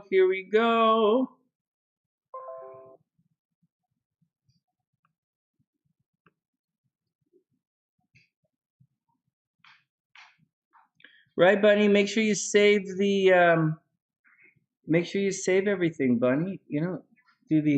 It's so funny. The brother-in-law calls my niece Bunny, like, Bunny! He's just, dude, I'm like, what the fuck is wrong with this? This kid's gonna grow up fucked up. They're gonna can you imagine someone's attendance at school? Bunny. And then someone like not, and he's like, fuck, what the fuck? He's like, Bunny! It's so fucked up. All right, Buddy, you're up. Let's have some fun. Buddy's up.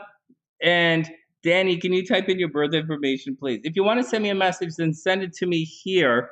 But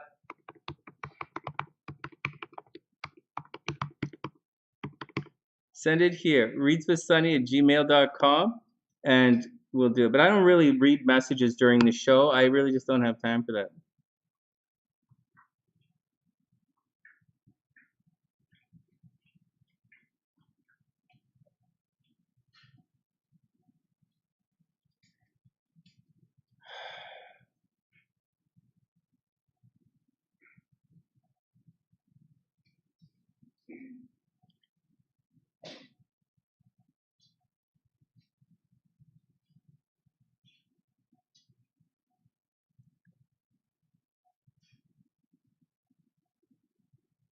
He's born in Macon, Georgia. So, Dani, let me get this straight, and then I'm going to move on.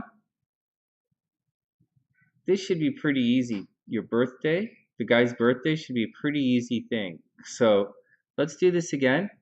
So, I'm guessing you said August 28th. I'm guessing you said August 28th. And I'm guessing the year you're saying is 1983. And I think you're saying 12:05 a.m. And I think you're saying in Macon, Macon, Georgia.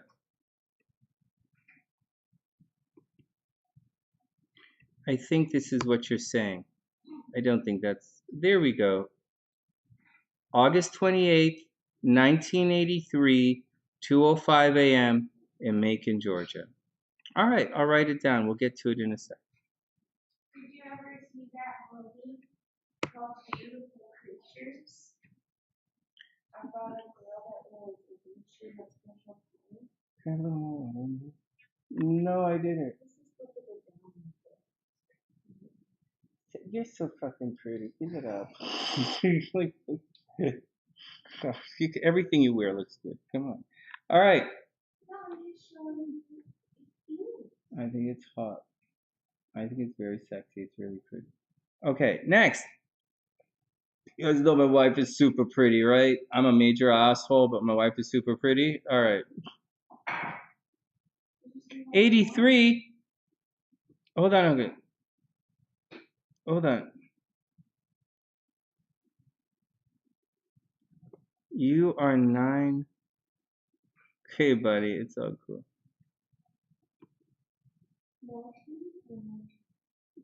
Just water in my cup with tea bag.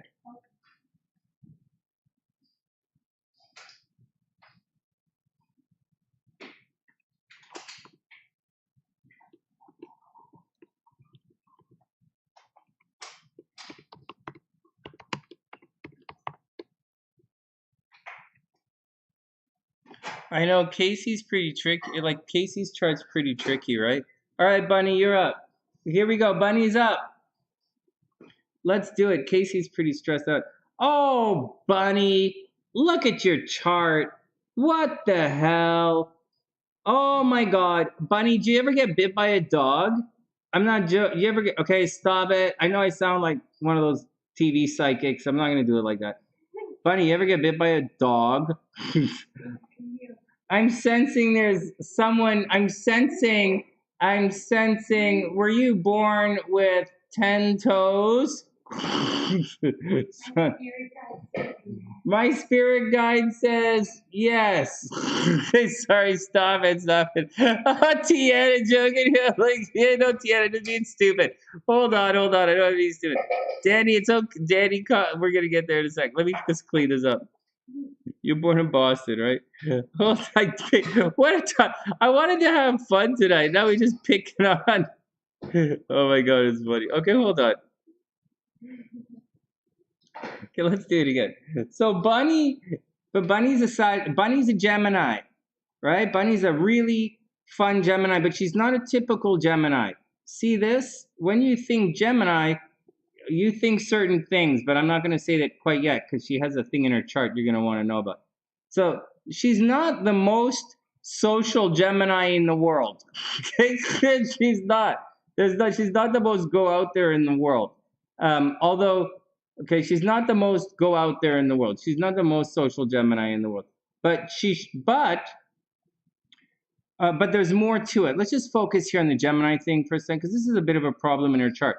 All of this stuff, and she's a super Gemini, is behind her sun. So with Venus retrograde, she's going to get into secret relationships. She's going to always, Bunny, you're always going to get into bad relationships. Not all of them are going to be bad, but you're going to kind of give your love away. You're going to give your money away you're going to give your money to guys. You're going to give your love to guys. You're going to give it away. And you're probably going to date people that you work with or people that you see every single day. You should care very much, very, very much about your physical health.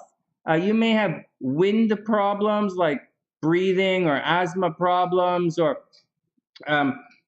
you might have at times have a lot of freedom in your day, right? Like there's a lot going on in your day that's free and causes, you to fall in love with day-to-day stuff. You might love going to the gym. You might love, you're probably not habitual. You probably like to do different things during the day. You're probably not a creature of habit, but you do like to stay busy. On top of that, the moon is way behind the sun as well. So you actually might want to be a little bit reclusive, a little standoffish, a little reclusive, maybe a little bit shy, Mars is back there, and Mercury's back there. It's a lot behind your sun. So I know it's in the 5th house of creativity and children. You might really like kids. You might be very, very, very creative.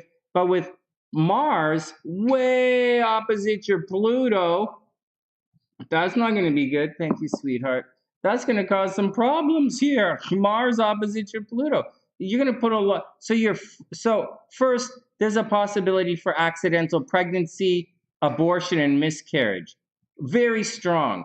There's strong possibility that guys are going to lie to you. Guys are probably going to lie to you. Accidental pregnancy. Guys are always going to promise to marry you, and they're never going to marry you. You have Lilith way over here in the 7th house, and we already know that Lilith is going to cause problems in certain areas of the chart. And Lilith is overly expressive in the 7th house. It's an overly sexual, it's too much sex going on in your committed relationships to the point where there's probably cheating and divorce in your next major relationship. So watch out for it. Anyways, accidental pregnancies, cheating in relationships, and divorce is definitely what I see. Problems with children, maybe even the death of a child, probably the death of a very close friend. All right, next, as we're cruising through, Bunny's a Capricorn rising, so Bunny's probably a little bit uptight. She probably has RBF, which is not like real best friend. SLC knows what it is. What's RBF, baby? Resting biznotch face. Bunny probably has resting biznotch face, which is okay. Sonny's got IPS, irritable personality syndrome. It's okay. I feel like we have these things. Anyways, as a kid, Bunny probably dressed up, right? Dressed like an adult as a kid. You probably planned things. You're probably a very conservative Gemini. Instead of a flighty Gemini that sleeps with everybody, you're the type of very progressive Gemini that probably only has sex with people to get you ahead in life or to gather some information like, is that guy any good in bed? So that's kind of where but forget, I'm just being silly. Let's move on. Your persona is probably larger than life, but there's something wrong. It doesn't say that you have a scar or anything, but I'm guessing there's something with you that looks a little odd. Like I'm pretty sure you have both eyes on the same front of your head, but like something about you, you have to watch your weight. You have to watch watch your weight, watch your physical health. there might be some, like you might have a mole on your face, or you might have a lisp. It doesn't say that you have a lisp, but you might have a mole. You know, I'm just going to say something right here, but all of this stuff to the left of the sun, I'll tell you right now, because I've been talking to SLC. Hey, baby, you remember what I said about your eyes, the heterochromia? I thought it was a debilitated Venus to the left of the sun. But yours is also in the first house. Big difference, right? It's rare. This girl has it too, to the left of her sun, but she has it in the 5th house. She might be a little gambling crazy, Bunny. You might take a lot of chances, but I also think you're either going to have weak eyesight, right? You're either going to end up wearing glasses. Almost guarantee you're going to end up wearing glasses. And there's a possibility your eyes might be 2 different colors. Your left eye might be different from your right, but I don't know. Let's move on. Yeah, you might have 2 different colored eyes. But anyways, you're going to change your appearance many times in this lifetime. You're going to be quite rebellious. Over here, a south node in the 3rd house. Obviously, you've had some really bad car accidents in your life. North node in the 9th house was Chiron. High probability, maybe you got kicked out of school. There was a possibility that you could have been very, very, very, very successful in school. You probably went to a good school, but you probably got kicked out, and it wasn't your fault. You're also going to have problems with your philosophy. Your ideas are going to be at odds with other people. Just saying. Saturn in the 3rd house. Now, this is the thing you guys will want to know about. Saturn in the 3rd house is going to restrict your movement. Saturn in the 3rd house makes a heavy aspect to Pluto. All right? So there's a possibility, Bunny, your brothers and sisters are going to be taken away from you. You're going to always fight or argue with your brothers and sisters. You might be a hell of a shit fuck car driver, or maybe like you're so bad as a car driver, they don't even let you sit on a skateboard. So watch out for that. There's a strong possibility you had your movement, your physical movement was restricted at some point in your life. Like, I'm not saying you went to jail, but you might have. I'm saying your physical movement was restricted. So maybe you went to a boarding school, or maybe you spent a lot of time at school, or your brothers or sisters or someone physically restricted your movement, which is kind of really suck because you're a Gemini. You're all about movement. Or people might want to restrict your words or how you communicate with other people, and it can be very problematic at times. That's the deal. Once again, I do think there's possibility that some of your friends died or something happened with a group of people that was really problematic at some point in your life. It's a big deal. You have Mars opposite Pluto. Happens every year, but for you, it just gets stuck in every 2 years it happens. But for you, it got stuck right in the middle of your chart, in the creative part of your chart.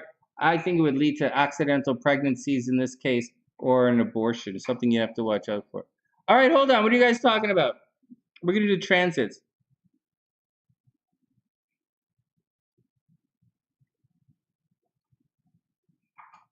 What do you guys...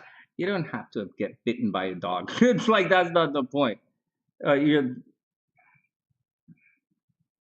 Yeah, Pamela, your eyes too. Hey, Pam, that's what I was thinking. You remember we were asking about it?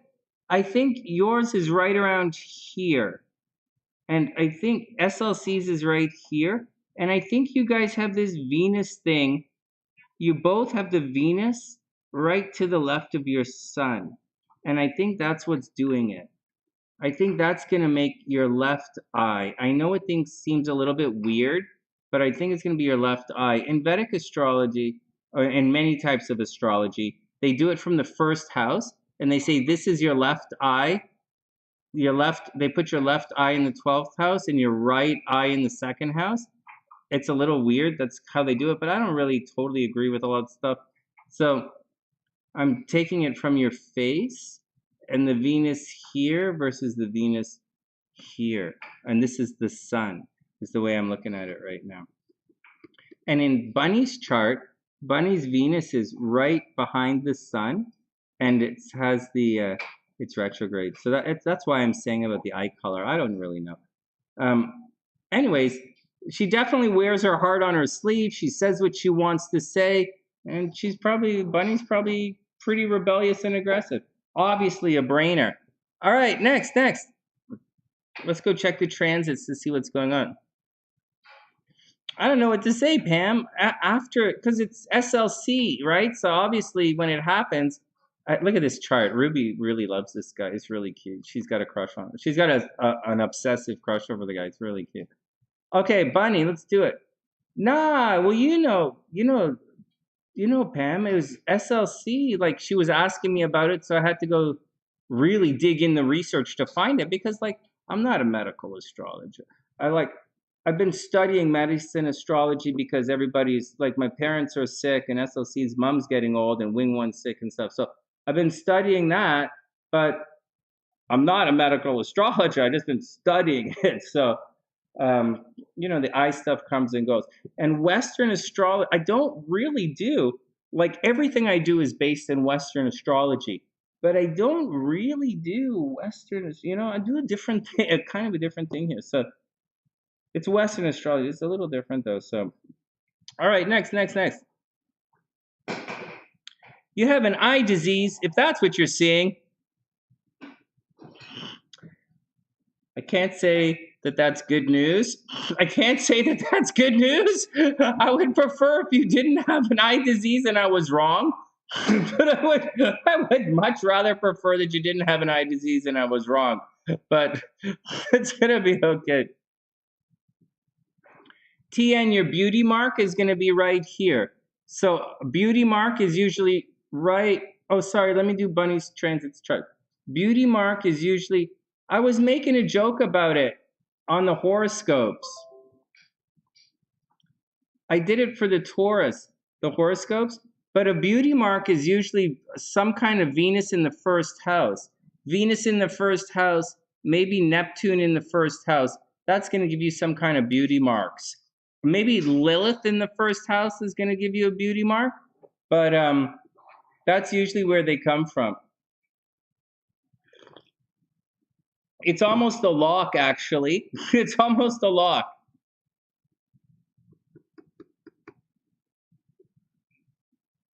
That's cute. All right, here we go. Let's finish it up.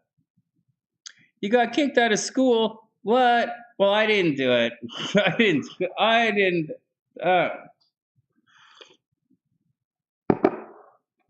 Well, all right, here we go. Bunny, let's finish up your reading. Make sure to tell all your friends about the Sunny Side, guys. I am trying to grow the channel. I know it's my own fault. I haven't made any video. I haven't really been making videos like I used to do. And it's been years since I've really made my high, like, power, my real Sunny videos here. But, like, so please do whatever you got to do to help spread the word of the Sunny Side. I really do appreciate it. I don't own any big music studio anymore. I'm just living in Chicago, paying my rent by doing YouTube now. So please support the channel. All right, down you go. Down, poops. You okay? I don't want you to wreck this sweater. Okay, down you go. Down you go. I'm finishing 2 readings and then I'll come and play with you. All right, here we go. Bunny, transits, everything right now. Okay, forget about everything right now. Let me just check your chart. Bunny, okay, no, nothing big. Here we go. So forget, there's nothing major happening. Right, well, there's a lot major happening, a lot, but nothing, no problems happening. So here we go. Where's your Scorpio, Gemini? Venus is in Gemini. Gemini. It's okay. It's okay. So here we go. You're not going to be super lucky or anything because all the really super lucky stuff is kind of moved on into Pisces, right? And Pisces doesn't really super jiggy vibe with Gemini at all. It actually squares everything. So you're not really in the luckiest pattern for you right now. Although money should be really good. Money is really good for you right now. Money's been good for the last year. Money will continue to be good. Expect to work really hard for money and to make it. What am I going to say? This is not the greatest time for love for you. Last year was probably better for love. But what are you going to do? Not the greatest for love, not the greatest for money, but it's not the worst. It gets bad in 2023 when Saturn attaches itself and Saturn squares your Venus. Then it's going to get a little tricky. But right now, don't worry about it. Right now, you should really just cruise through. Right now, you should really just cruise through and enjoy everything. You're about to be very, very lucky. I mean, Venus just crossed your ascendant, so you're pretty lucky. You're lucky to start with, but you should be looking really good right now. I mean, Venus is in your first house, and you should have a lot of energy. If there's anything to be weary of, all of this is going to conjunct right on top of your Neptune coming up. I think at the first week of March, here's a crazy prediction. I predict on the first week of March, Bunny gets a tattoo. Or the first week of March, Bunny gets a haircut or she dyes her hair. Bunny's not getting any crazy tattoos. She's a Capricorn rising.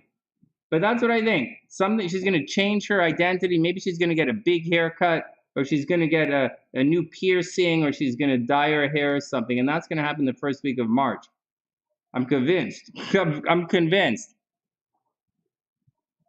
Yeah, both your eyes are messed up. Oh, no.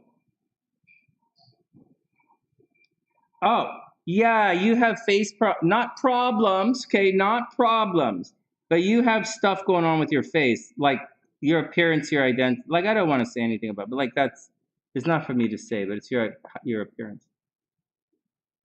And that's the deal. You know, nothing too crazy. You might argue with brothers and sisters, or your words might get you into a little bit of trouble this year. Weird stuff is happening at home. You might be thinking about moving, but I don't really think you're gonna move. You know, you might have had a lot of love in the last year, dated a lot of guys in the last year. It might have been pretty good, but that's the deal. You're out of most of the difficult stuff, and it's really time for you to get on and enjoy yourself. And you're probably looking really good right now. You're probably looking pretty good, and you're probably feeling pretty good. So just get out there and enjoy it, and try not to stress anything. It's not perfect, but you're gonna be okay. All right, next. Oh my God, my readings are insanely long tonight.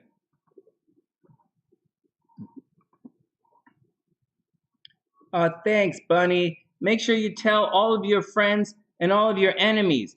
But if you're gonna tell your enemies, tell me first so that we know, like, you know, they're enemies. Sonny, can you tell this guy that he's gonna get a bump on his dick? I'm like, I will see what it says. Can you tell this guy that this girl's? I will check to see what I will. I will. I wish Casey wasn't going through all that bullshit. Fuck, all my Sagis are coming in tonight, and you guys really have you guys really got it going on, right? Okay, let me put up Dani's chart in a sec. What are you guys saying? You're Gemini moon as well, and you have a lot in your first house. Yeah, you know, Pam, it's your appearance, right? A lot in the first house. SLC has a lot in the first house as well. But come on, man. It's like, you know, if there's something that's highly repeated astrologically, I'm going to be pretty confident when I say it. Mars in the sixth house, you guys are busy. You know, but there's things in a chart, you know, Mars in the 12th house, someone's cheating on you, right? Someone's gonna stab you in the back. You know, Venus in the 8th house is gonna get expensive. So these are all things, right? But the eye thing, I'm not super convinced, but I'm gonna keep looking at the facial stuff. I get it. Too many things in the first house, too many bumps in the face. But like Priestess has a massive stellium in her first house, and she could like easily be a model, like easily, like, you know, like easily for the rest of her life. So like, you know, it's a lot of stuff in the first house, a reliance on how you look. All right, let me get back to it. Me too, Bunny. If I had friends, I would do it. Take your birth control. What? Why would you do that? Oh my God, it's like you're not even trying to have kids. I told what? So like, oh my God. It's like, you know, how are you going to keep a man if you don't get pregnant? What kind of talk is that? Oh my God, I sound like, hold on, I can't see. That's what I'm saying. That's what I'm saying. That's what I'm saying, Priestess. Lilith in the 7th house is freaking out your guy. It's too much sexual energy. I think the guys get jealous. I think you intimidate the guys. But like, what are you going to do, man? Intimidate the guys. All right, Dani's up. Dani, what would you like me to look at what would you like? This is a mini astrology reading, right? It's not a personal reading where we sit on Zoom and I can talk to you for an hour and really dig into your chart. Although I'm hanging out with you guys tonight. So what would you like me to look at? What would you like me to look at? Specific, like what would you like me? Because you gave me 2 charts, and you're asking about something. Do you want to know if the guy's gonna be okay, or do you want to know if he's going to jail? What do you want to? What should we do here? Do you want a compatibility between you and this guy? If you're gonna be compatible?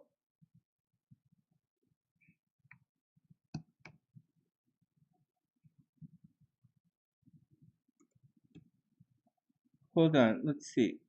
Because I don't want to do the wrong thing and then have to do it all over again. I'm here to help you.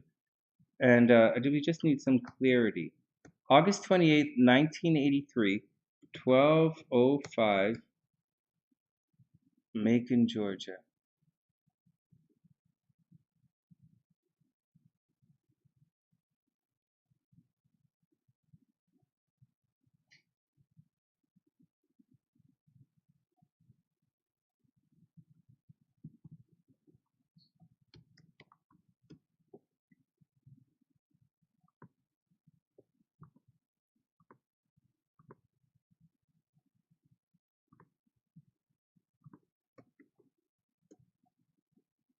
Okay, Dani is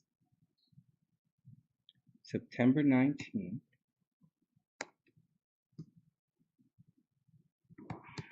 1971. Oh, you're going to have a bad year.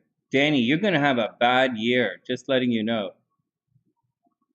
No offense or anything. I'm Scorpio too, I get it. But you're going to have a bad year.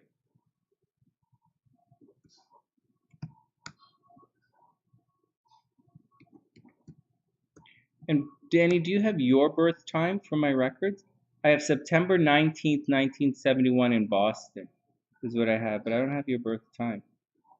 It's okay. It's not like... All right, let me go back to this. And I'm also going to put a timestamp in, and then we'll do our best.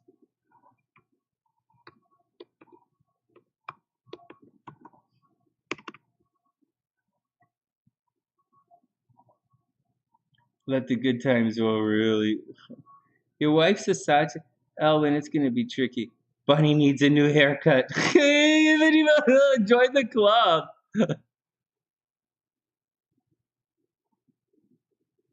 Wow. Is that the deal? His jealousy was way over the top? Well, I don't want to say anything negative about him in person because, like, I like him. And I understand jealousy. But,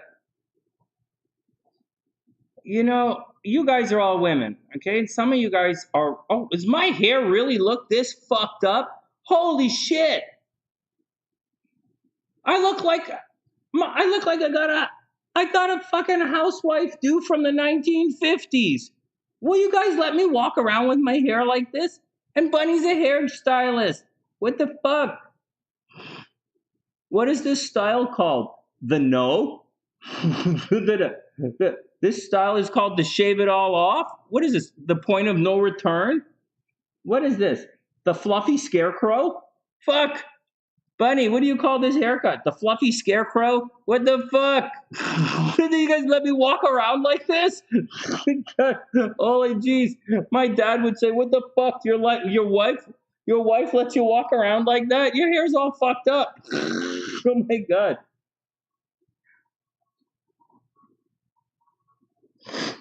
Oh my god. Oh, and then he would say, hey, I watched your video. I watched your live. Are you an SLC fighting again? I'm like, what are you talking about? And he's like, well, you're walking around wearing clothes. Did she get mad and make you put your clothes back on? I was like, we gotta chill out. All right, enough. Let's get back. I came like this to talk to you guys about something. Okay, hold on. I came to ask. I wanted to answer a question and I sidetracked myself.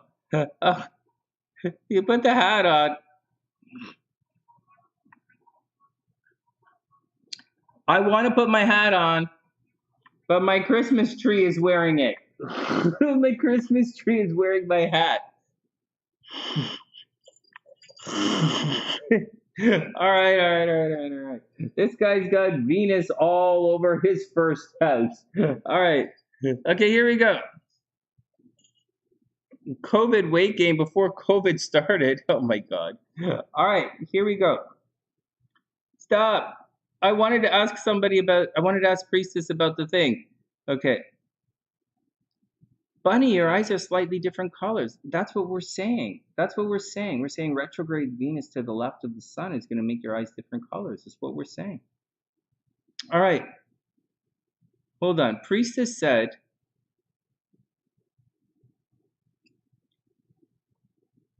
well, excuse me. Some guys get jealous and they just can't control it. I don't know what I'm not going to use words like insecurity, in the past something happened, or protection. I'm not going to use anything like that. I'm just going to say sometimes guys get a little out of control jealous. And Scorpios are pretty bad at it. I was bad when I was young, I pretty jealous of my first wife. Not as not as jealous as you would think. Like, it was more like I was, but I wasn't. I was pretty secure in my first marriage up until the time she cheated on me for a fucking year. And so, while I was being a famous Canadian hypnotherapist. And so, that'll make you want to change your career pretty fast. And so, anyways, whatever. And so that's the deal. So that's the deal. You can't, whatever. I don't even know what the fuck I'm saying. Let's go to the next chart. Oh, yeah, jealousy. Anyways, it's like this. I'm married to SLC, and I know something, though. I know something. If you want to be married to some, like, average chick, then, like, whatever. You could be like, whatever. But, like, if you're going to date or marry someone who's, like, super hot, you're going to have to expect a little bit of competition. I'm talking about you and your hotness. Don't I get your real kiss? When I come to bed, do I have to wear clothes? I mean, do I have to? I'm just joking. All right, we'll see. Have sweet dreams, baby. One more chart and then I'm done. At 11? Oh, yeah, just leave me in bed. I'm not doing anything in the morning. In the morning, I think I'm going to be asleep. I think I'm going to be... Baby, you okay? All right. All right. 1 second.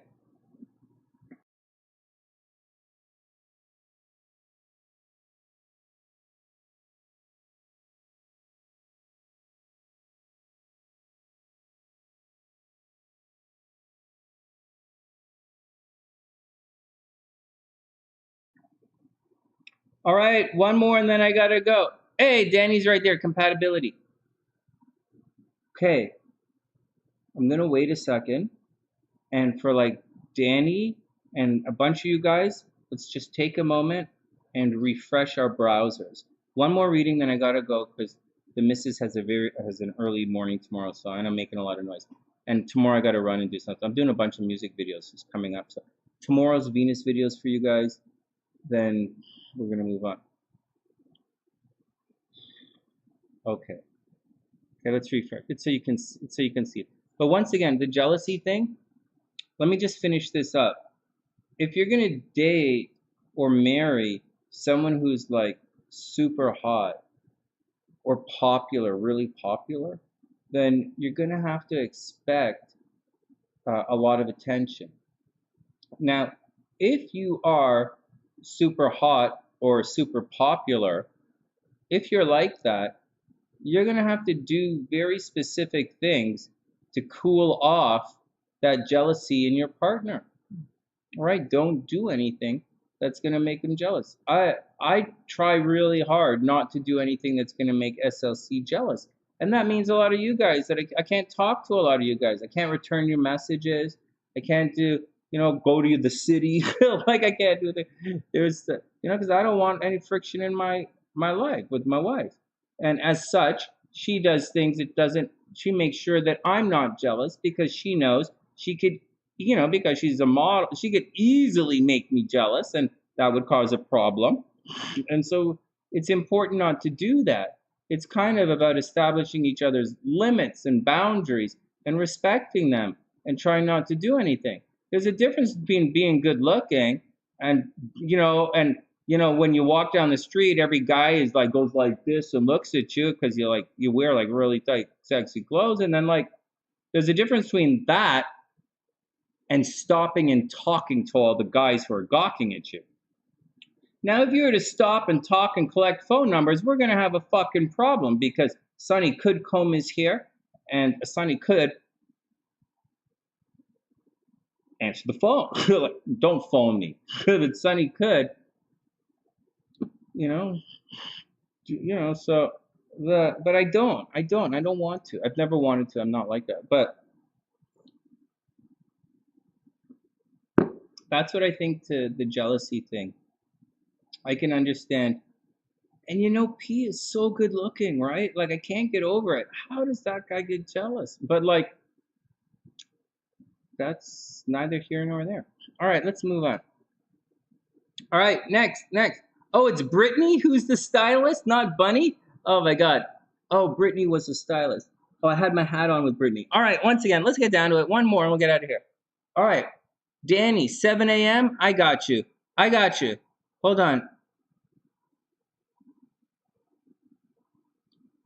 What did you? 7:06 a.m. That's you, right? Good. I got you right here.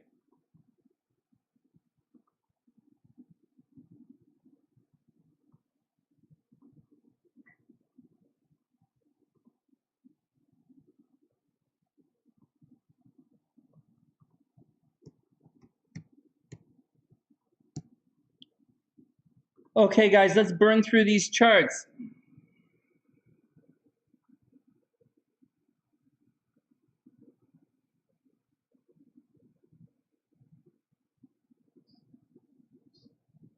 SLC is my wife, Bunny.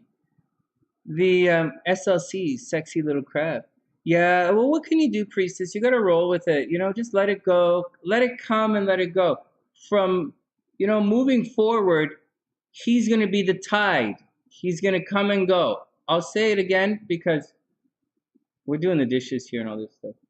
He's going to come and go. He's like the tide. He's going to come and go. And so some guys are like that. They're like the tide. They come and go. I'm kind of like the tide as well. I kind of come and go as well. But I like to stay connected when I go. I kind of have to be on the move or I can't really handle it. All right. Let's look at your compatibility and then we'll call it a night. She's the boss, all right. Oh, yeah. She manages the home office. She's the only one with the key.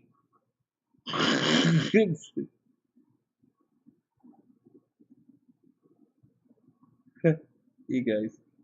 All right, Dani, let's just take a little look at your charts. So Dani, let me pull your chart. Let's do it.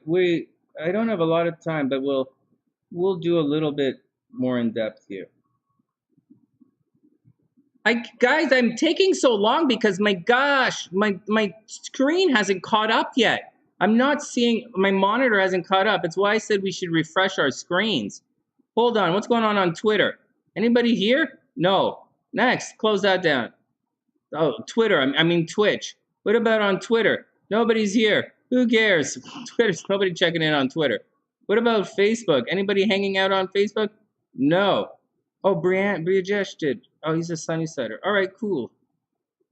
I didn't share it. I probably should have shared it. Shit, next time I'll share it. Oh, God, Sonny. You've been doing this so long and you still screw it up every time. Really? All right, C is for crab because it's an astrology channel. Okay, Dani is up. So before we start, I'm going to tell you, Dani, about stuff about your chart. A little bit of stuff about your chart because it's going to pertain to your relationships. Before anything about this guy, I'm going to tell you what's going on in your chart. All right, Dani, here we go. So Dani, so let me start the stopwatch and get going because we're going to go on a little longer, but I think you're in a difficult situation. I think it's going to get pretty rough for you. So Dani's a Virgo. Holy jeez. So Dani's a Virgo with the moon conjunct the sun. So she was born So she has some unfinished business in this lifetime. Dani has some unfinished karmic business in this lifetime. In addition to that, Dani probably wears her heart very close to her sleeve. I know we think that she displays her emotions all the time, like her emotions are for the public to see, but she really doesn't. She really does. You really don't see her intent. She really does. With all this energy in the 12th house, she's bringing a lot of past life karma with her into this lifetime. She's surrounded by a lot of pain. She's surrounded by a lot of suffering. There's a high possibility that she likes to stay behind the scenes. She likes to hang out behind the scenes. She likes to she's probably very private, very secretive. But at the same time, people are always gossiping about her. Her Venus, Dani, did we look at your chart like last night? Like last night or 2 nights ago? Her Venus is in Sagittarius. I mean, technically, you're a Virgo rising, but your Venus, sorry, my bad. You're a Libra rising, You're a Libra rising Virgo, but your Venus is in Libra, right on your ascendant. So you're probably you probably give across, and your Lilith is in Libra in the first house and Uranus is here. You probably give off a very, very sexual vibe. Dani probably gives a very sexual vibe. People just naturally give her things. She's probably quite rebellious. She likes to do things her own way. She's highly analytical. She probably criticizes things a lot, although she thinks she's keeping her feelings and her words to herself. She's probably quite critical of things. There's a possibility, like I said, there is a possibility, when Mercury gets all jazzed out, there's a possibility for suicidal tendencies and mental illness. So Dani has to watch out for suicidal tendencies and mental illness. The way she looks gets her into trouble at times. With Venus on the ascendant, obviously she's psychic. I don't know if I just said that or not, but her looks are going to get her into trouble all the time. People look at you and they probably think they think sex when they look at you. But Venus in Libra in Libra is not really the best placement, believe it or not, for Venus. It seems like it, but not really. It's going to bring too much attention to you. Too much attention placed on your looks, too much attention placed on your identity and who you are. And you'll probably go through this lifetime changing your identity quite a bit. You probably change the way you look quite often, dissolving your personality or changing your name. There's also a possibility you're going to travel around a lot. All right, but at the heart of this reading, you're a reclusive person. You tend to do things in secret. There's almost guaranteed cheating in relationship, almost guaranteed divorce. Over here, you have Chiron in the 7th house. You have Mars and the North Node in the 5th house. Dating is going to be a problem for you. Your Mars is in the 5th house. That means guys are always going to want to have sex with you. Guys are always going to want to have sex with you. Guys are always going to lie to you about kids. Guys you might not have kids. You might have a problem with children. Almost definitely you're going to have accidental pregnancies, maybe an abortion. But with Mars there, you're going to be very impulsive in your romantic life. Very, very impulsive in your romantic life and very impulsive in your creative life. And that's just the way it goes. Over here, this right here is actually the 12-degree line. That's the Uranus right there. And that makes the aspect here. So you're going to have sudden and unexpected creative projects, sudden and unexpected pregnancies in this lifetime. It's going to be an unusual situation with you and the likes, that kind of stuff. Over here, Jupiter in the 3rd house. Maybe you're an expert at communicating. Maybe you like to get out with your brothers and sisters. Maybe you have a lot of friends and brothers and sisters. Over here, though, it says you're going to have problems with friends. You might be always fighting with your friends and fighting with your social network. And that's the deal. Chiron in the 7th house, you're probably going to get divorced. Problems in relationships. The worst possible, like I see sexual abuse in this chart, Dani. I see people abusing you and probably taking advantage of you, although you're tougher than you appear. Okay. Now you want to know about your compatibility with this guy, right? Okay, let's do it. So as far as this is concerned, all right, Bunny, have a super, super, super amazing night. Sweet dreams. And we'll see you a little later. Stay out of trouble. All right. So what's the deal, the compatibility with you and this guy? So, oh, wow. Well, okay, I'm going to tell you guys something right now before we get, how do I say this to people? Okay, okay. Chiron, right here, 2 degrees. Your Chiron is 12 degrees.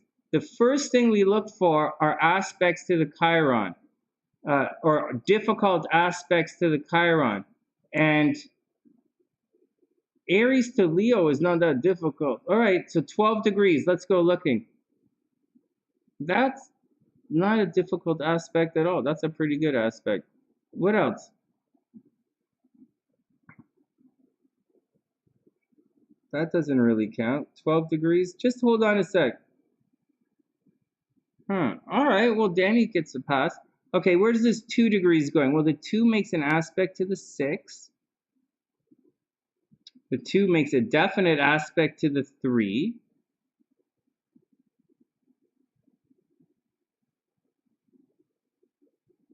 The 2 makes a really good aspect to the Venus. Hey, you know what? And the Jupiter. Hey, you know what? Wow, you actually have quite a bit of you have quite a bit of really powerful connections with this guy. Actually, Dani, this guy has a lot of connections to your chart. You know what?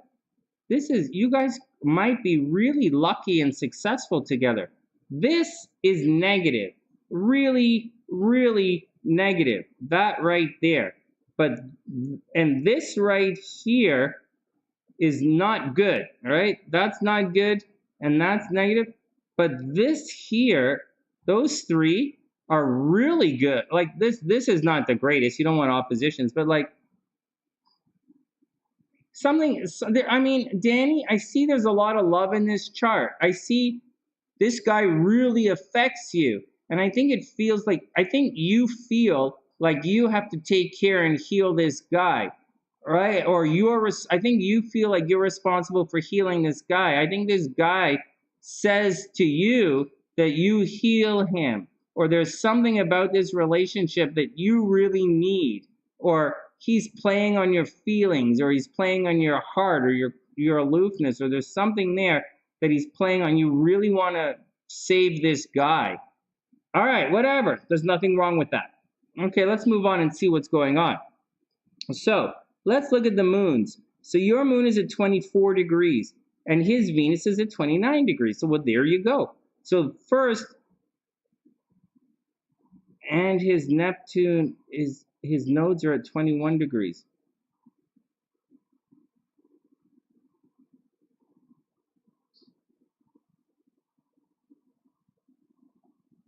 Well, you guys are going to have control issues. You guys, so what's going on in this situation? Oh no, sweetheart is still awake. You're still awake, baby? Okay, hold on. Can I watch that right now?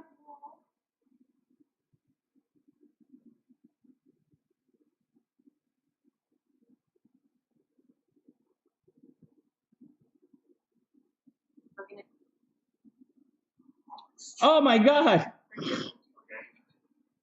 I've never had a straight. Okay, I'm gonna watch it later. That's funny. Oh my God. Okay, next.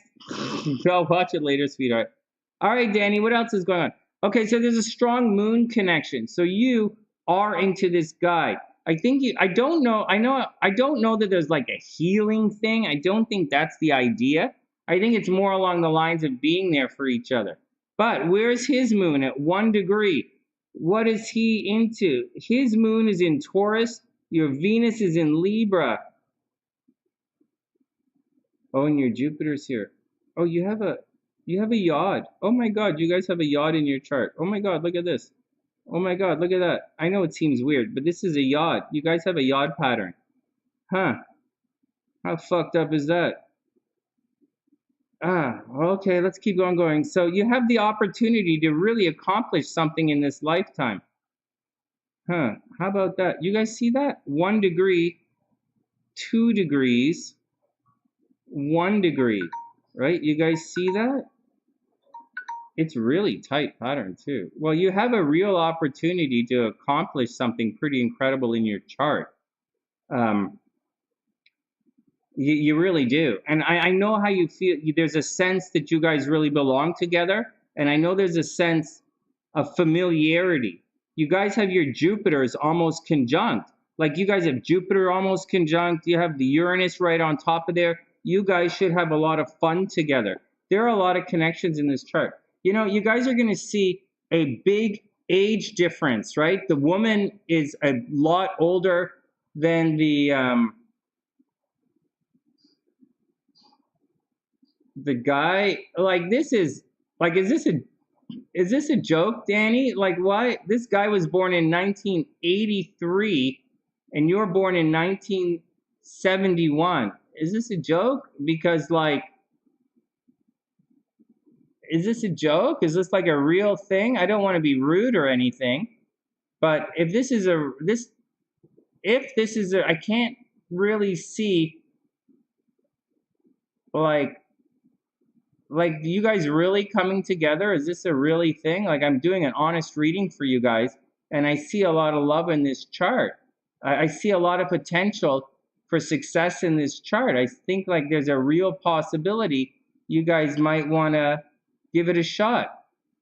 You know, and I really do. If you guys could pull it off, I see there's possibility. I see you guys could be very compatible, very friendly, very harmonious. I don't actually see a lot of fighting in the chart, believe it or not.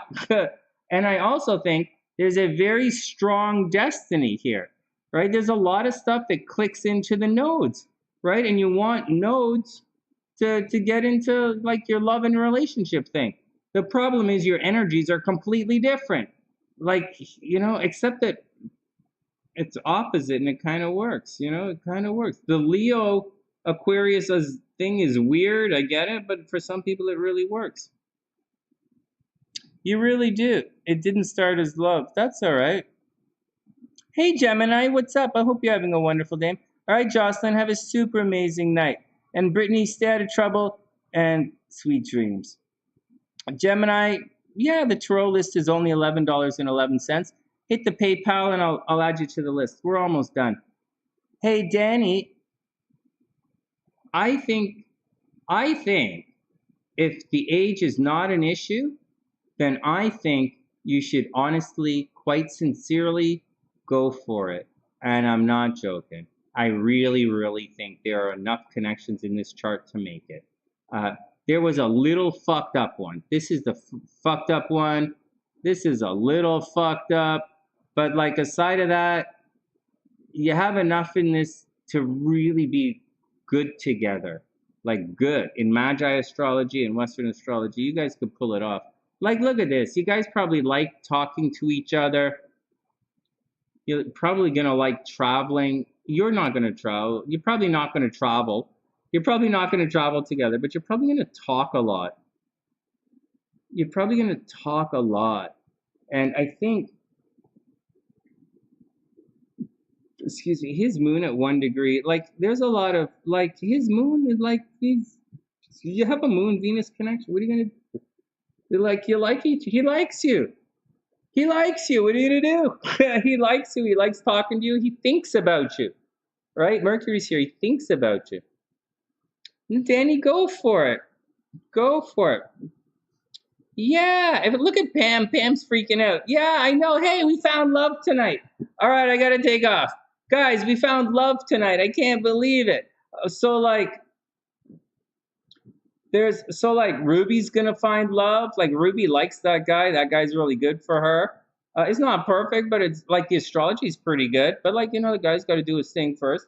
And then Dani looks good with this guy. That's a really good thing. Casey and Jaylynne are obviously really good. Things look good. We found good stuff for love. I feel good. I teased SLC a little bit, but she's good with it. Everything is good, guys. We survived. Huh, I didn't do any of my videos. He has a drug issue. I believe that. I absolutely believe that. You're gonna have to work with that. You're gonna have to work with it, work through with it. Yeah, I see love issue. Oh, actually, Dani, I didn't really look at his chart. I looked at your chart. There's some things you might want to watch out for in his chart, but I don't think I should really like say too much. You guys do have a strong psychic connection, and you guys are gonna obsess over each other. Like you have it right there. It's Pluto, Venus is right there. It's 29 degrees. His moon is right there. Hooks right in. Right, 1 degree. You're Jupiter. Right, like you have it. Like you really got it going on. Just know, Dani, but you have a little bit of tension in the chart that's hidden, right? Like your Venus actually squares his Jupiter, right? It doesn't look like it, but it does. So, like 29 degrees. Oh, sorry, not square, trines. So, right, you have, squares. 29-degree Leo is like 1 degree Virgo, and 1 degree Virgo absolutely squares the fuck out of Sagittarius. So, you have some tension in your chart. This is not a perfect relationship. There's definitely room for growth and room for movement. But like anything in life, he's gonna have to make a choice on what he's gonna want to do if he wants to be with you. And it's like any other relationship. He's gonna have to give up the drug addiction if that's what he wants. If you want him to, he's gonna have to make the choice. But love is, yeah, Pam's right. Love is in the air, and I'm really excited that we're looking for love in the charts. And I just had a deja vu, so I don't think that's a good. I don't think when I have deja vus, I don't think that's actually good. I think it's really scary. And so, let's see what's going on.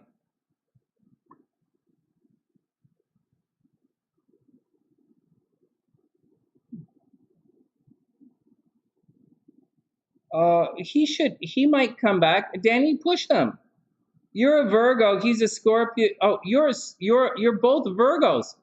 Be pushy. Virgos are supposed to be really good, really lucky in love right now. So you guys are going to be really cute together. You got Virgos are together, Virgos in love. Oh my God, Dani, go be pushy with him. Be pushy, but don't be critical, right? He's not going to, like, his Venus is in Leo. His Mars is in Leo. He doesn't like to be criticized, right? So like, don't, he's doing his best. So don't, go breach the gap, go get him. Yeah, if you like your guy, go get it. There's too much, there's going to be tension, differing of opinions, but like differing opinions is okay as long as there's love and you work through it. All right, guys, I'm going to book out. I hope everyone has a super amazing night. We had a lot of fun tonight.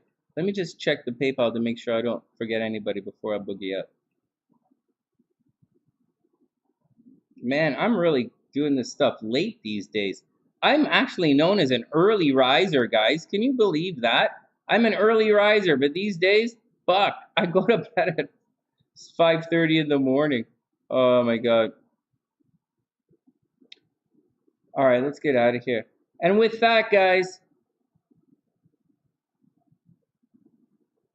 oh my God, I had a couple of deja vus in the last couple of days. I was just sitting here and I looked at this computer and I just thought about you guys and what you guys are going through.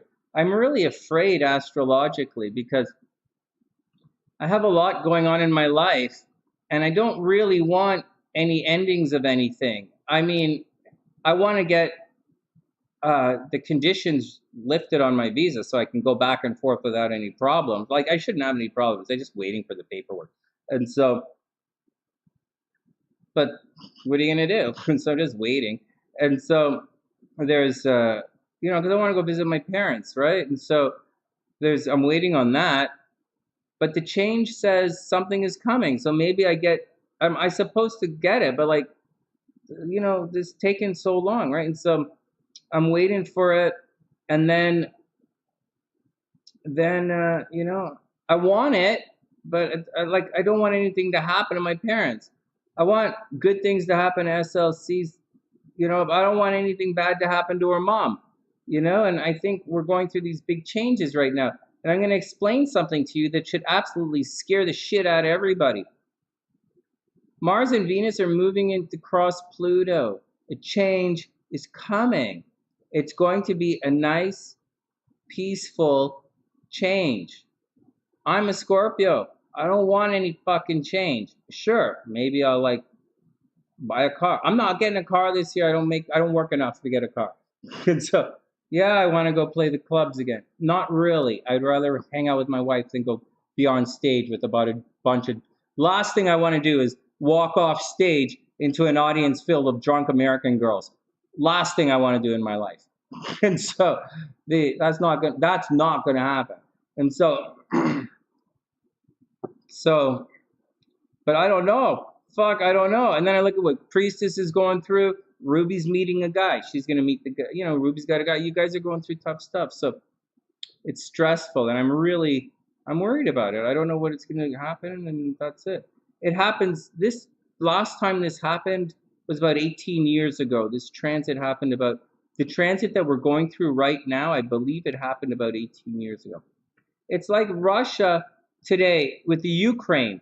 You can't just sign a piece of paper with like a couple of gang lords in a province and say we represent that's like taking over the land of Oz by like negotiating with the Munchkin gang and the Lollipop gang. What the fuck is going on over in the Ukraine and Russia? You can't fucking invade the land of Oz by fucking negotiating with the goddamn Lullaby League. That's not how it works. You got to drop a house on someone. Dorothy knows what you're doing. You want Oz, you got to drop a house on a bitch. That's how, and you got to throw some water. You got to nasty that girl's dress up. Putin's a Libra. He knows what I'm talking about.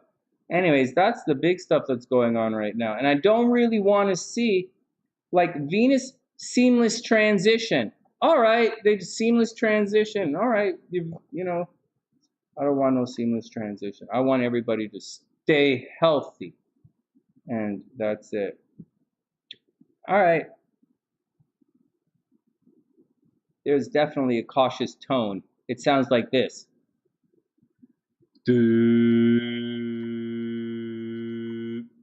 That's a cautious tone. I'm going to sound a cautious note here. I'm going to sound a cautious alarm right now.